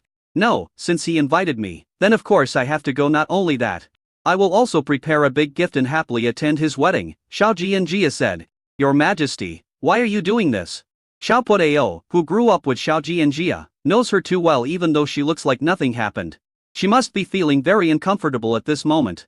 Since he wants me to go there in person, then I will go over and talk to him about cooperation. It's not shameful. What else do I have to be ashamed of now? Xiao Jianjia smiled faintly. Lu King, you have worked hard this time. Go down and rest first. Your Majesty, I will go with you if that bastard dares to make any excessive demands. I will not forgive him, Lu Qiushan said angrily. No need, I will handle it myself. After Lu Qiushan left, Xiao Pudayo said, Your Majesty, Li Yuan just wants to interfere in Daqian's state affairs openly. Although he refused, the prerequisite is that Your Majesty must stay in Day and take care of your husband and children. Absolutely impossible, Xiao Jianjia said. Does it mean that apart from him, I don't want anyone else? But, all of you go down. I want to be alone. Xiao Pudayo glanced at Qi Jiyue and sighed. I'll take my leave. The two had just walked a short distance when they heard a sniffing sound behind them. But it was faint and indistinct. Qi Jiyue was startled. Your Majesty. Shut up. Your Majesty has nothing. Xiao Pudayo glared at her, then glanced worriedly behind her. In fact, I can see that Your Majesty's feelings for Lu Yuan are special, and it's not just because he's the little princess's father. Chapter 236 Xiao Yanlong. On the other side, Prince Xin Xiao, who was also furious. Has the Zhu family gone crazy? They have always had a close relationship with Prince Xin's mansion. Why are they joining forces with the Zi family and the Huan family to fight against us? Xiao, who was puzzled. At this time Prince Xin Xiaozu said, Father, the Zhu family had besieged Tongshu before, but inexplicably turned their guns around and attacked Mia's. Now they are even allying with the Saint King army. I think that Xiaoling Xiao must have made a promise to them in private. It is said outside that the king is the one who fights against the coalition forces of the two governments. This is of great attraction to them. That woman has been forced into a desperate situation, otherwise how could she have married into the Wang family? She has really brought shame to the royal family. Chao Wu snorted coldly. He never took the empress seriously, but he had to admit that she was a little clever. She relied on the imperial seal in her hand to stir up the situation. Hasn't Uncle Yu Wang gone to siege the Wang family? Xiaozi said with a smile. Good news will come soon. As soon as he finished speaking, a scout came in hurriedly. Your Majesty, urgent news from Prince Yu's palace. Look. Ying Yu is here, Xiao Hu said with a smile. I guess they have taken Xiangbi. Their plan mainly focused on clearing out the north and capturing the empress. They are mainly on the sidelines regarding Day. If the coalition forces win, they don't mind taking advantage of the situation. If the coalition forces lose, they will not harm Day at all. By then, when a new regime is established in the north, won't they have the final say? Xiaochu took the letter and presented it. And after reading the letter, Xiao Hu slammed the document fiercely, which frightened Xiao Ku and his staff. Father, what did Uncle Yu say in the letter? He didn't even attack the Wang family, and he retreated. Xiao Hu felt embarrassed. They had gathered 600,000 or 700,000 troops. But apart from taking down two insignificant prefectures, they didn't even make any progress. The empress countered. He said that the Wang family had defected today, so they couldn't be attacked. Everyone was dumbfounded. When did this happen? How come we have never heard of it? You ask me, who should I ask? Xiao Hu slammed the letter on the table, suppressed his anger and said. However, the Wang family also said that they will not raise the banner of Yi Pingji and Wang again, and other than that, they will not interfere in the war in the north. Li Yuan has planted a pawn in the north. Dad, we can't delay any longer, Xiaochu said in a deep voice. We must take advantage of Day's lack of time to take care of this side and quickly clear the north. Where is Xiao Yunlong? Here I am. An 8-foot-tall young man wearing silver armor stepped out quickly and knelt on one knee. This boy has a strong face, eyes like stars, and his sword-like eyebrows are full of heroism. He became a disciple at the age of 6. And at the age of 15, he mastered some martial arts and went down the mountain to join Prince Xin. He is already 30 years old this year. He has worked diligently in Prince Xin's palace and made great contributions. However, Xiao Hu only let him serve as a captain of the prince's guard, and never promoted him, calling it tempering. Xiao Yunlong was loyal and honest. Instead, he worked even harder and never complained. He had waited for 10 years, like a sword ready to strike. Looking at Xiao Hu, his eyes were full of anticipation. Only war could enable him to perfect his martial arts and even surpass his master. Prince Xin ignored him and started writing a letter. After 2/4 of an hour, he stuffed the letter into the cowhide and said, "Send it to Prince Hugo quickly and come back soon." A trace of disappointment flashed in Xiao Yulong's eyes. He thought he could show his talents, but His Highness still just asked him to run errands and deliver letters. He took the letter and said, "Yes, Your Highness. By the way, the guju paste cakes in Yushu are very good. Buy some more." Xiao Wu took out a gold ingot and threw it at Xiao Yulong's feet. "The extra ones are your reward." At that moment, Xiao Yunlong felt like a beggar. Xiao Di saw that Xiao Yunlong was not right, so he quickly picked up the gold, wiped it, and then stuffed it into Xiao Yunlong's hand. "Yunlong, be careful on the road. I will wait for you to come back and ask you for advice on military tactics. Thank you for your concern, Prince." Xiao Yunlong nodded slightly in gratitude and left immediately. However, Xiao Dai's words did not make him feel any warmth in his heart. Because such scenes have been played out hundreds and thousands of times since he entered the palace. He was too young before, and practiced martial arts in the mountains. Although his master taught him martial arts and the principles of life, his mind was simple. After he came down the mountain, Prince Xin did his best to suppress him, making him feel like a waste. Whenever he was self-doubting and collapsed, Xiaochu would come out and care for him and comfort him like a close friend, which really helped him get through a long period of time. But one day, he came back from running errands in Yushu and excitedly went to see Prince Xin with date paste cake, but he accidentally overheard the conversation between father and son. One of them plays the good guy and the other plays the bad guy. And their purpose is to train Xiao Yunlong into a loyal dog. In private, Xiaochu was not as gentle and easygoing as usual. Instead, he mocked Xiao Yunlong, saying that he was like an old-fashioned and rigid person at such a young age. This sentence made Xiao Yunlong dumbfounded. Only then did he realize that the father and son were acting together with the sole purpose of turning him into a dog. The real purpose is to lure out his master. Xiao Yunlong's master is the great Qian sword saint. The killing techniques and training methods currently used by Prince Xin's army were all painstakingly researched by his master. I dare not say that one can defeat 10. But the soldiers trained according to his master's method are much stronger than ordinary soldiers. However, he always remembered what his master said: one person cannot serve two masters. So he survived year after year. But when Xiaochu threw the gold in front of everyone, Xiao Yunlong realized that they didn't care about him at all. Xiao Yunlong left Xinshu in a daze and fell into serious self-doubt. He came down the mountain to defend his country, to punish evil and practice martial arts, not to deliver letters, do odd jobs, or take care of children. He wants to leave. After delivering this last letter, I will resign and return to the mountains. Xiao Yunlong thought so. Xinshu is not far from Yushu, and the round trip only takes 2 or 3 days. He delivered the letter and also brought back King Yu's letter. Do you have anything else to say? Xiao Hu was reading a letter. Seeing that Xiao Yunlong didn't leave, he frowned and looked a little impatient. The battle situation is currently intense, and the Zhou family alliance, which possesses day weapons, is not weak. At the very least, it is not something that can be dealt with quickly in a short period of time. Chow Yunlong took a deep breath. Your Highness. Get out. You usually only need 2 days to get here, but this time it took you 3 days. I haven't even charged you with the crime of delaying the battle yet. Xiao Wu pointed at Xiao Yunlong's nose and said, if it weren't for your master, I would have punished you long ago. He looked so ferocious that it seemed as if he didn't treat Xiao Yunlong as a human being at all. Instead, he treated him like a dog. Xiao Yunlong smiled miserably. That's because during the war, all borders were closed, and the shop that sold jujube paste cakes moved away in order to. Xiao Wu picked up the pen holder and threw it at Xiao Yunlong. I don't want to hear excuses, get out. Chapter 237. Rat. The fallen pen holder and the scattered pens represent the self-esteem that Xiao Yunlong has lost over the years. At this moment, he felt sad. This also made him more certain of his thoughts this time. He did not kneel down to admit his mistake, but cupped his hands and said calmly, this time, I have come to resign. Thank you for your care and kindness to me over the past 15 years. However, Master is old and lives alone in the mountains. I want to go back and serve Master. I hope your Highness will approve it. Xiao Zhu was stunned and said in disbelief. You want to leave? I have worked hard to train you for 15 years, and you just leave like that? Your master said that you must serve the king of Xin. And if you do not achieve results, you cannot return to the mountain. Have you forgotten? Yunlong is weak and dull, and is not a talent that can be cultivated. If he stays in the mansion, he will cause trouble and bring trouble to his Highness. As he said this, he knelt down and kowtowed 3 times to Xiao Wu, indicating that the friendship between the two had ended. Yunlong, I'm leaving. If you